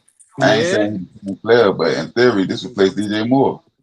Hey, as long as he could put up 800 yards, he replaced DJ Moore. And like a lot of things DJ Moore was good at in Carolina, them bubble screens and stuff like that, he's good at. So San Fran went running back. who they get? Kalon Black from running back Indiana. He from Virginia Beach. Black. That's another 7-5.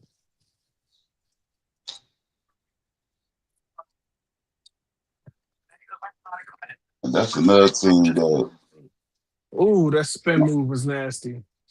smart offensive coach. Now utilize their talent. What you know about Black, Mr. Amari? Like I said, he transferred from JMU. He played some pretty good ball there. Transferred from there, went to Indiana. Obviously, My bad, I didn't mean to cut you off. Go ahead. but obviously went to Indiana, had a stellar season. Ended up winning the national championship. Now, I was about to say, it was like 8 of them that came from JMU, right? They all transferred. Yeah, it was. D'Angelo Pons was a part of that. Kalon Black was a part of that group. Okay. All right. I ain't even know. I knew about the story, but I didn't know about the certain players in the video. I knew about Pons, but I didn't know about Black. Okay. Yeah, I But believe Black, now Pons, Omar Cooper. I believe they were all a part of that group. you're gonna get utilized right with San Francisco. See, that's the type team that you wanted Jeremiah Love to go to, Mr. KD. A team they're gonna know how to utilize him right. Jeremiah Love, he's gonna have the same problem that Gentry had this season.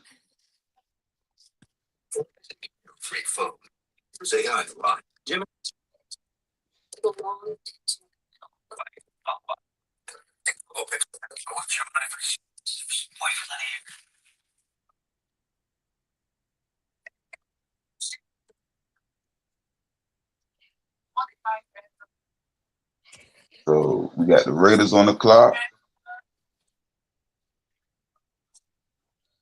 I believe the Raiders. I think this was originally the Texans pick. I think the Raiders moved up. I think the Raiders could definitely go D tackle right here. D tackle Zane Durant out of Penn State would be a great pick.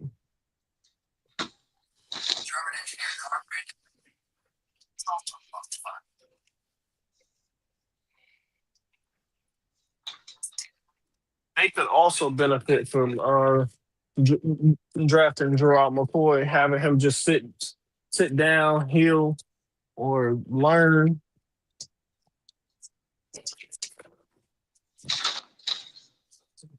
Looking.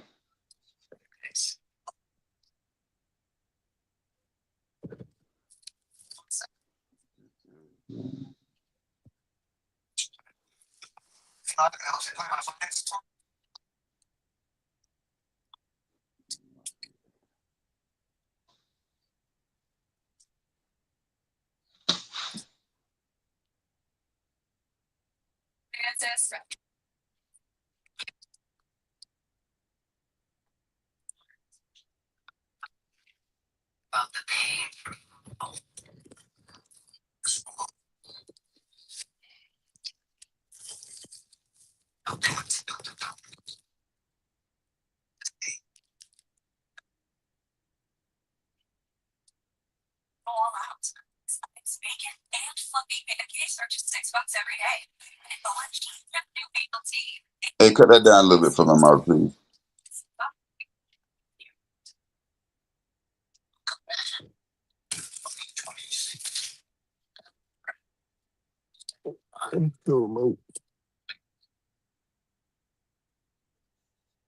So after the Raiders, Dallas haven't picked in a while. I think they shot out their bullets early yesterday.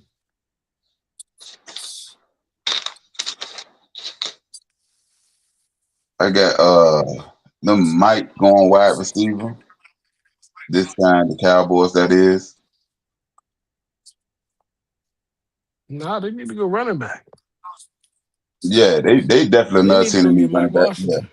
They yeah. about to get Jonathan Brooks from Carolina. That's what they trying to trade for. Who? Dallas trying to trade for Jonathan Brooks from Carolina. But I I mean, ain't they hear also that. got Jadon Blue. Still, they never really unleashed him.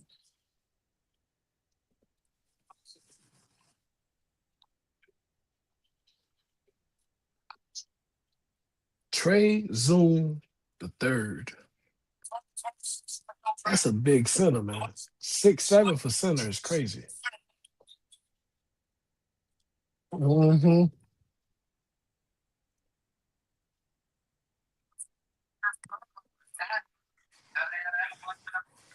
6'7" inside. Show me the tape. That O line big.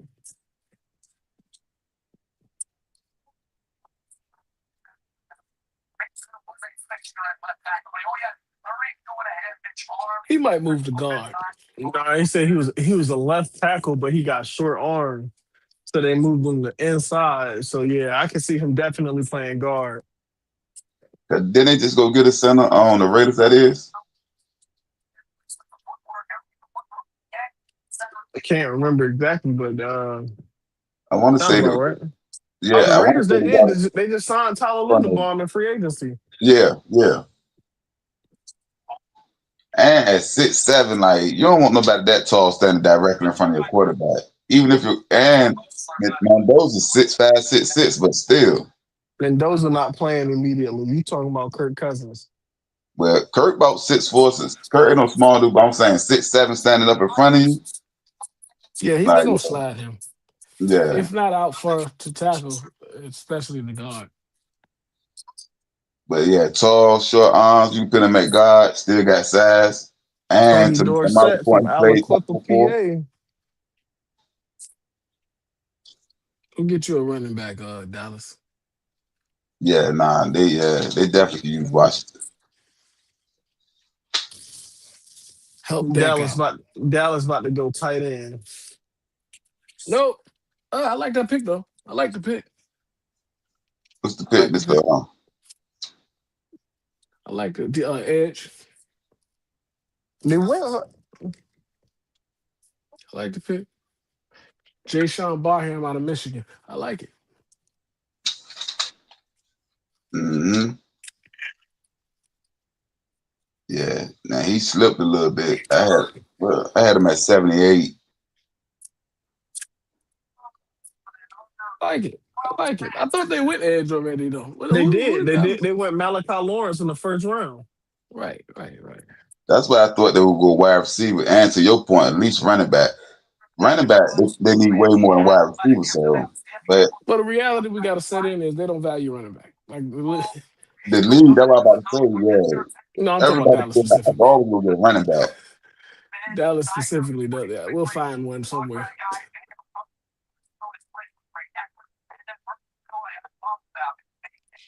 6'4", play the edge.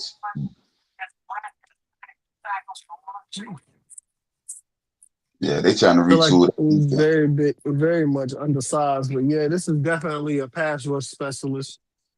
Yeah, you got to get creative, Will. But you can definitely put him in some advantageous spot. That first step is get off, but like you said, he can pause. He can get swallowed in the league. Being a smaller guy, pause. That was, um, Wow. Damn, Murray. I couldn't. No better terminology came out because I knew what I was trying to say. You could have just said Was- he could get washed down the line. no, I mean like He could they get gonna bodied grab up. dude and there's You nothing he mean can do. devour? Yeah, I know what you're saying. Don't say It's the devour. Now perfect you're just making it terminology is worse. swallowed. I'm trying to tell you, man. Nah. That's the best description of it. I'm sorry, man. I'm standing 10 toes. I couldn't find no better word. Keegan Truss, offensive tackle, Missouri, the Rams. I could take that for the rounds. Whoa, he played 7 college seasons. I told you that NIL COVID year, they getting money. Hey! I was in college for the COVID year. Yeah, but you see, he played 7. No, that ain't no Right. good thing. That man, I want to know the storyline behind that. That means 7 that years? there's the COVID year, and you had to have a medical red shirt and a regular red shirt or something. Heck yeah, Yeah. 7 is a little extreme. If But you this got what 7 years, you better come out with 2 doctors. I don't know what but that's kept you there, but you better have what something I'm to saying. show Some of for these it. players, they said it's one of the oldest draft periods. There are more 23s and above, 23-year-old and above in this draft than ever before. And I they can How that many honestly years did he say play is the question. How many years did he play? he said, "Oh, you talking about how many years he touched the field?" Yeah.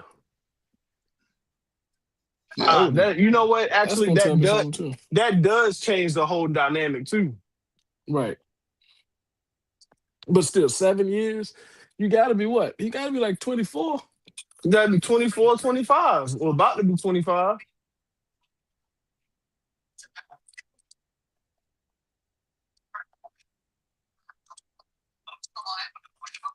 You might be 25. Let me see. Unless he was a young freshman in college, you're an old rookie now.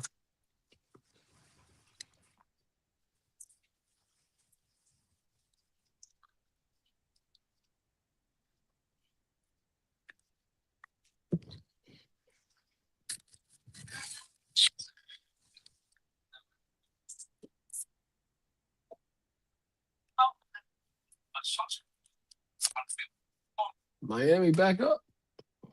Yeah, they're killing it too. Them and the Rams, they killing the draft. I can say that. I like Cleveland too. They've been really aggressive. I Cleveland can't being believe it because aggressive it's and they Cleveland. moving. Like I can actually say like, and I agree with you too, saying like I don't want to give them the credit because it's Cleveland, but Yeah. Cleveland doing business. They doing some real good business too. Moving up, moving backward, moving back. They getting more picks, and then like they're trying to shift everything. I like what they doing. It's another team out there in the AFC that's actually a contender that, should be a little more aggressive and be filling some of these holes that they have on their roster. But I guess they just sitting tight. Yeah, I don't know what's The wrong with only Cincinnati. AFC team in New York. I don't know what's wrong with Cincinnati. They ain't doing much. I don't know. I won't say their name. The only AFC team that's in New York. Mm-hmm. And you Got know a New lot of York. holes on their roster. A lot of holes on their Yeah, roster. yeah. And they acting like they don't. So We got some draft capital. We got a lot. We got a lot left here. Do you? You gotta remember, 7 rounds, not 3, not 4. well, just you started gave away picking your in the first you round. just started You picking gave in the away the second. first. You gave away the first round about 3 We just times. got more draft capital. That's all that was. We got more draft capital. And then what? We're gonna And utilize then it. what? Then we're gonna utilize it. We already You've made And already some get draft what? picks. And get what? You've made picks already that you're not agreeing with. Yeah, but I gotta look at the whole totality of the draft You for us. know what? I don't think we never asked IT what he thought of his team's picks because Well, he I always did. asking us, but what Soon as I he got think here. about us? As soon as I got Nah, here, I asked him. yeah, nah. Like I said, I still feel that we didn't walk away with a top-notch wide receiver, and with some of these wide receivers that failed, we should have still moved up and picked up some. Let me see who's still Took up. me I think long we enough to still got the find it. Bear Over brothers. there, over there, somewhere. 24 years Over old. there Took me somewhere. long enough to find it. You said what? Keegan Charles, 24. The lighter. We still This and this. You hear that? Louisville headed to Miami. and Chris then Hell, Malik Willis. that might be a steal. That is definitely a That steal. might be a steal. that's why I was just Not a, saying. not I a, was just saying we can get not one of the might be. Bears That guys. is definitely a steal. That's why I was just saying we can get one of the Bears. We get Lord. I had him Lord, at and Chris Bell was a good. He's a good one. I had him at If 67. had he not gotten hurt last year, he was going to be one of the top receivers in college football. And I had Dolphins needing a wide receiver because I still The think they got to Patriots replace pick his Tyreek. in. I want to know: are they going to trade for AJ Brown after this draft, or are they going to trade for him They during? gotta the wait draft? till June. They gotta wait till Mhm. June first. They gonna wait till June. So they I got got Caden Proctor, Chris Johnson, Jacob Rodriguez, Caleb Douglas, Will. Hey, did we say Miami? Yeah, we said Miami. Yeah. I said Miami. They Miami. might be Yeah. the number. Yeah. Miami looking Miami. good. Miami is definitely like one of them top teams and as a winner for the draft. Like they ain't And killing this is what it. they're supposed to do with all the picks they had, and they Mhm. resetting the whole roster and the franchise right now. They feel like they got their franchise guy. They putting together a good draft that can mess around and they can be sneaky competitive this year, and that'll Yeah. just accelerate the whole Be route of competitive in everything. a year where everybody counted you out and just wanted to see Right, what Malik Willis right. can do. Especially with the division they in. And Nah, Deion the Branch. division tough. They got to go through Buffalo. They got some dogs out No, they there. gotta go through New England. Yeah, Nigga, with New They England, gotta go through I New got England. them dropping the tight end. That's what I'm looking at for New England. Yeah, that's two tough teams right there. Ain't like it's Cincinnati. You know, the losers by the water.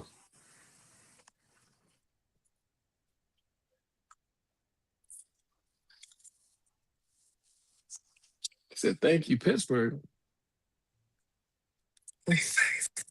We already gave credit to the host yesterday. We ain't gonna keep doing this. they gonna keep doing it. Nah, they only doing that because you know how routed them Keep fans a are. tight end, They Eli went tight end. Raradon. Then when they got a tight end, Tight end from Notre Dame, Eli Raradon. I had them. Yeah, Mm. that was my last tight end off the board right there. He's I ain't got no more tight another end. good. He's a vertical threat. Like a Michael Mayer, sorry. Yeah, he's very much that. Trade alert. Seattle has traded their pick.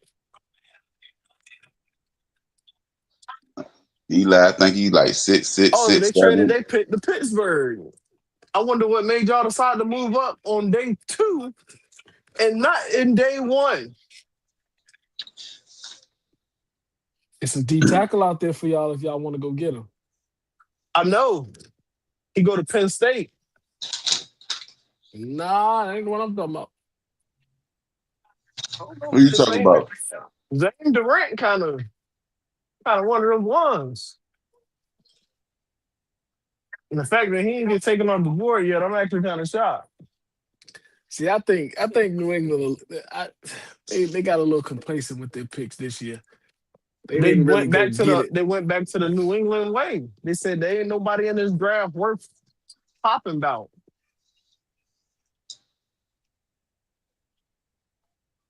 Nah, they probably felt like they got a decent roster, so they adding on need and filling in spots. So that's probably how they thinking. New England, That's what that I'm saying. is. It's two ways to look at it. You were just in the Super Bowl, so the roster's good enough, or you say we didn't win it, so we need to back to square one. We got to go attack this. We got to attack this offseason. We were right there. We got to attack it. Cam, you ain't got nothing better to do this whole weekend. You ain't got nothing better to do. He working on his retirement. Jennings Dunker guard. Man was I there like yesterday. I actually like it. You know, Cam got a podcast he's shooting right now alongside with this. Oh, for real? Oh, nah, I didn't know. Yeah. But that makes sense. Cam got a whole podcast while he's shooting that right there behind backstage. Any player that get drafted to Pittsburgh, they're going right backstage to shoot. Oh, that's Yeah, great. he think about his next That's. career. He think about his next career, Mr. KD. And you know, once you start thinking about retirement while you playing, you know what happened to you, right? I don't know. He become all pro because that's what he did. Yeah. So I had Dunker number 76 on my large draft board. So And he went 20 picks later. I love it. It sounds like great value. yeah, You think so, I KD? tell you one thing: if you look at his picture or his headshot, he looked like an old school lineman. yeah, he went to Iowa. Yeah, he That's went. He what went to they Iowa. You know, that's a. Oh You yeah, know, that's that's what they mullet. produce. Yeah, that's what they That's produce. mullet right there. That's hmm mullet country. But Minnesota. also, that's what they produce. Look at my man. They either Iowa produce tight ends and offensive linemen. They Too produce bad some he of the don't know who best. he blocking for yet. Yes, he do. Yeah, the Steelers quarterback. But I'm saying he don't got no name on it. Yes, you do. Steelers quarterback. That's all the name you need. Steelers quarterback. His name is quarterback.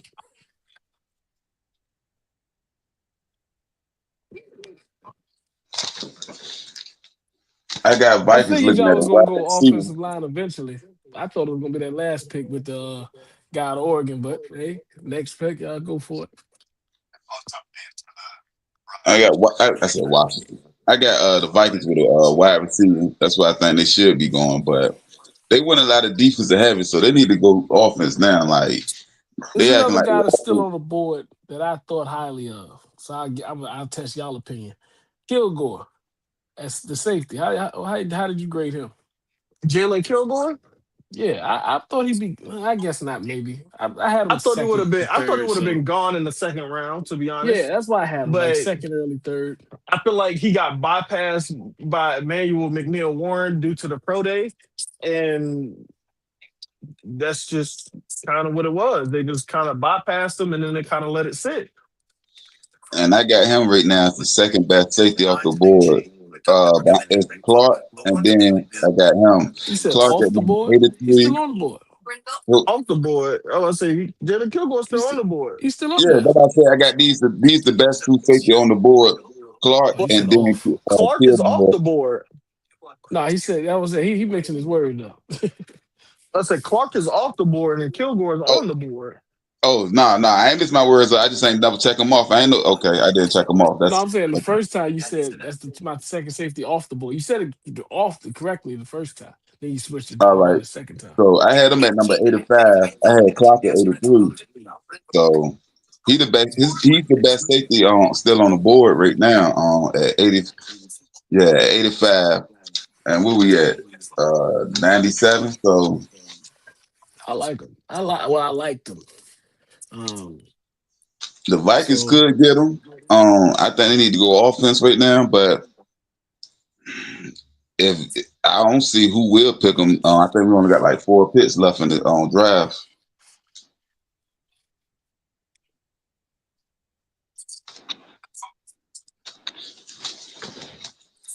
And that's another thing about doing these boards and doing these mock drafts.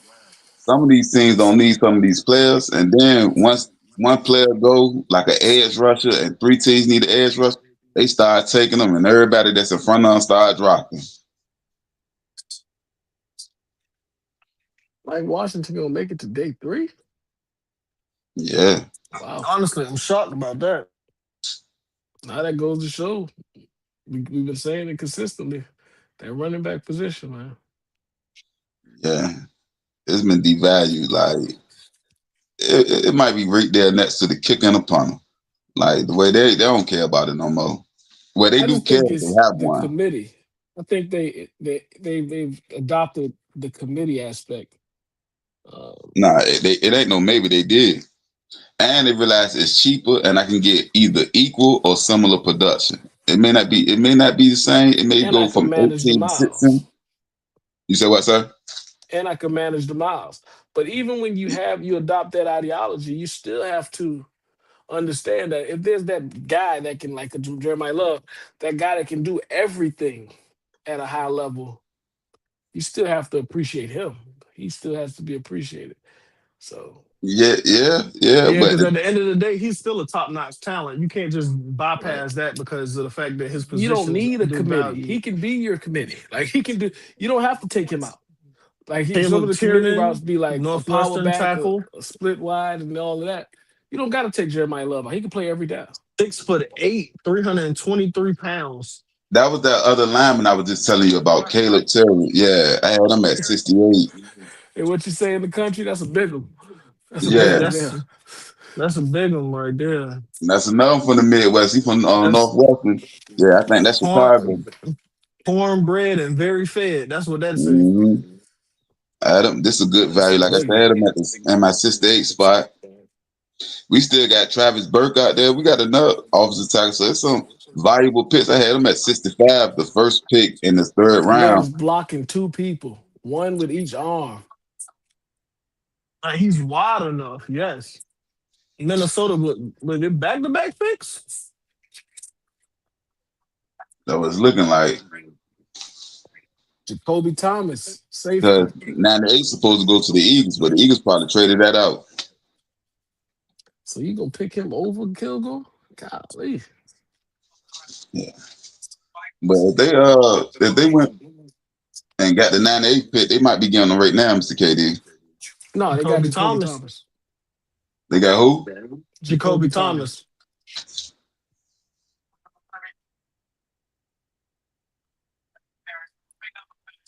And they about the same build and everything. Well, maybe, hey. I told you. They see more instinct with Jacoby Thomas. Mm.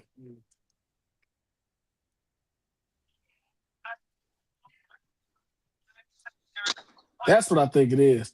He The could ball close. He could skills. finish. No, he could finish. He could come in and finish in the run game. Mm-hmm.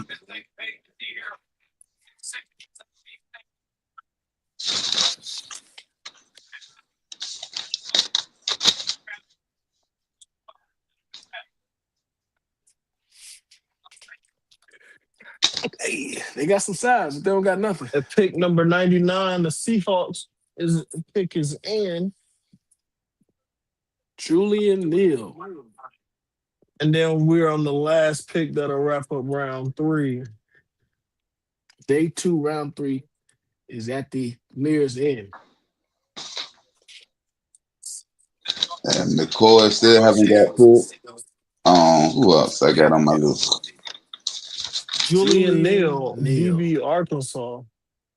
6'2" corner. I don't know much about him. What that look like, Amari? What that pick look like?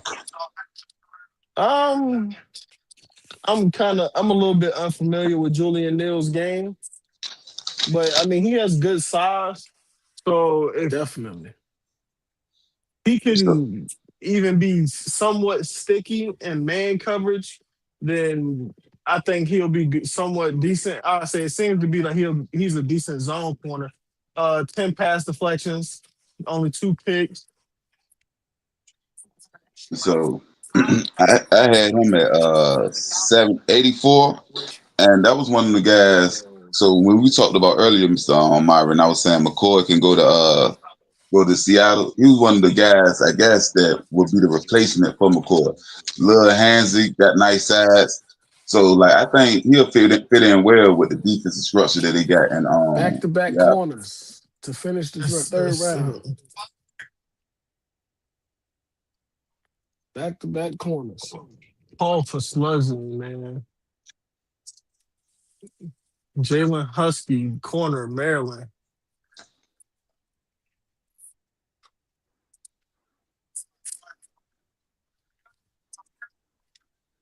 Safety, 6'2", 196 pounds. He got a good size too, actually. Is he a ball hawk?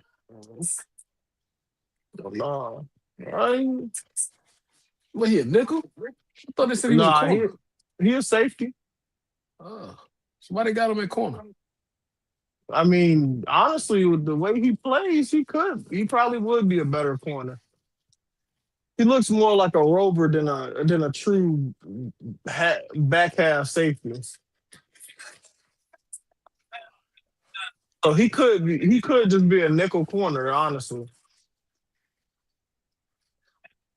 Depend like if Maryland runs a primary 3-3-5, then he could just be a nickel corner and they just have him listed as a safety. Bulls are on the clock. I bet the Bills. Sit the Bills are on the clock. Bulls. The Bills are on the clock. I said, my man switched to basketball real quick. Yeah, we on the clock for tomorrow. We ain't do enough. I ain't like the fact that we left out of here without a wide receiver. Yeah, we gotta do something about that. But I feel like tomorrow we gonna turn it on. We're gonna get everything we need to get. I still believe in you. Bills Mafia, we up. How you feel about your draft, Mr. KD? Feel good, man. Takeo Davis was projected to us in a few mock drafts leading up, so I got familiar with his game, and I like him in that room. And Howell, I did not expect to be there, so I didn't even think about him falling on us or being a pick. So I'm happy about both of those on top of our first round pick of Dexter Lawrence, which has been the best pick of the draft so far. What's your first round pick? Dexter Lawrence, From where? New York Giants. How you feel about your draft, Mr. Amari? First round, getting the offensive tackle that. I mean, I'm not very pleased with getting a tackle for the third year in a row, but I mean, it was very much a position of need this year. As far as the second round, we addressed the needs that needed to be talked about. The receiver position being wide receiver 3. We addressed that with getting Jeremy Bernard, and that's definitely going to prove fruitful, being that he attacks the middle of the field, very productive after the catch. And then going into the third round and drafting Drew Aller, and that's just one, keeping him in state. And even more so, the talent that he has, he can definitely be fruitful as the QB1 of the future, or even now if we don't proceed to move forward with Will Howard. But I think this definitely closes that Aaron Rodgers saga, and we move forward in Pittsburgh. All right. Is Thielen under contract with y'all, or is he? No, Thielen retired. Oh, he retired? Oh, okay. Yeah. So a couple of names: McCoy, Nussmeyer? Garrett Nussmeyer. Yeah, the Garrett Nussmeyer, Keontae Scott, Mike Washington. That I don't know why. Travis Bird, Dennis Sutton. I'm just throwing some names out there of players that I had in the second round, early in the third round, that didn't get drafted. Who in particular surprised you that they haven't been drafted yet, Mr. Amari and Mr. KD? Oh, definitely Gerard McCoy, like you said. Another one is D tackle standout and combine freak for the big guys, Zane Durant. I'm shocked that he hasn't been taken off the board by any of these defenses. Like, honestly, he could have been another pick in maybe the second or third round for Kansas City, but I believe they traded both of those picks to move up in the first. But I'm shocked that both of those guys are still on the board. I wouldn't be so shocked to see Garrett Nussmeyer fly off the board early in the fourth round tomorrow. So be on the lookout for that, and even more trades, of course. How about you, Mr. KD? Jamal McCoy. If this injury is not super serious and it don't linger, his storyline is going to be. I still believe in his talent. His storyline is going to be crazy once he lands on the team that's going to be patient with him and allow him to get healthy. So yeah, I expect him to get drafted tomorrow. And then Mike Washington, the name at running back. I think wherever he lands, they're gonna get a good back too. So yeah, and I definitely believe. Go ahead, Mr. Omar. Oh, I didn't say anything. I didn't say anything. Well, I believe McCoy is the story of day 2. How far he fell. Like I said, I came in with him as the best available player on my draft board. I even had him on my draft board yesterday, thinking that he would have went even on the back end of round 1, definitely in round 2. Surprised he made it through round 3. So I'm surprised to see where he's going to go at tomorrow for round 4 to 7. That's the biggest story. The biggest name that haven't went anywhere to me Also, I kind of know where y'all gonna go at, but give me y'all top 2 winners team wise and top 2 losers team wise. I'm gonna start with you, Mr. Amari. Well, of course, in day two, I'm picking Pittsburgh. But for the overall draft as of right now, I got the Miami Dolphins. And then, even though they not, I would say they're winning the draft, and this is going forward, the Los Angeles Rams. Katie, who your winners? I'm with you on Miami. I'll definitely throw Cincinnati in there because I have to. Um, yeah, I'm gonna say it again. Cleveland. I like what Cleveland's doing. So I say, yeah, Cleveland has been You're doing good swinging for the business. I can't fences. disagree. I can't disagree with that. Cleveland has been definitely doing good business on both sides, moving forward and moving back. Uh, they've jumped a few teams in the draft and definitely nailed on a couple of prospects so far as well. Yeah, and I'm right there with you, Mr. KD and Mr. Amari to a certain extent. I'm going Cleveland and Miami. Cleveland went and got Boston. Miami, you can see exactly what they build in there. They went and got some wideouts. They went and got some linemen. I like everything both of these teams is doing. Then I like the aggressiveness of Cleveland. So now I'm gonna go to the losers. It's on you, Mr. KD, and Mr. Amari, and me, and we can get up out of here. You sure you don't want to go first? I Yeah, I got mean, the I'll go losers first. I Buffalo. mean, star number Buffalo. one, Cincinnati Bengals. I don't think they did much today, so I'm gonna Well, you start know, there. you know that Cassius Howard pick. Come on now, cut it out. That was I'm gonna supposed to be start their guy. Cut it out. there. But truthfully, let me see. Who do I have? I'm not gonna say Buffalo. I don't think we the losers of today, but we doggone sure in the winners. We somewhere in the middle. If there was a class, we'll get a C. Um,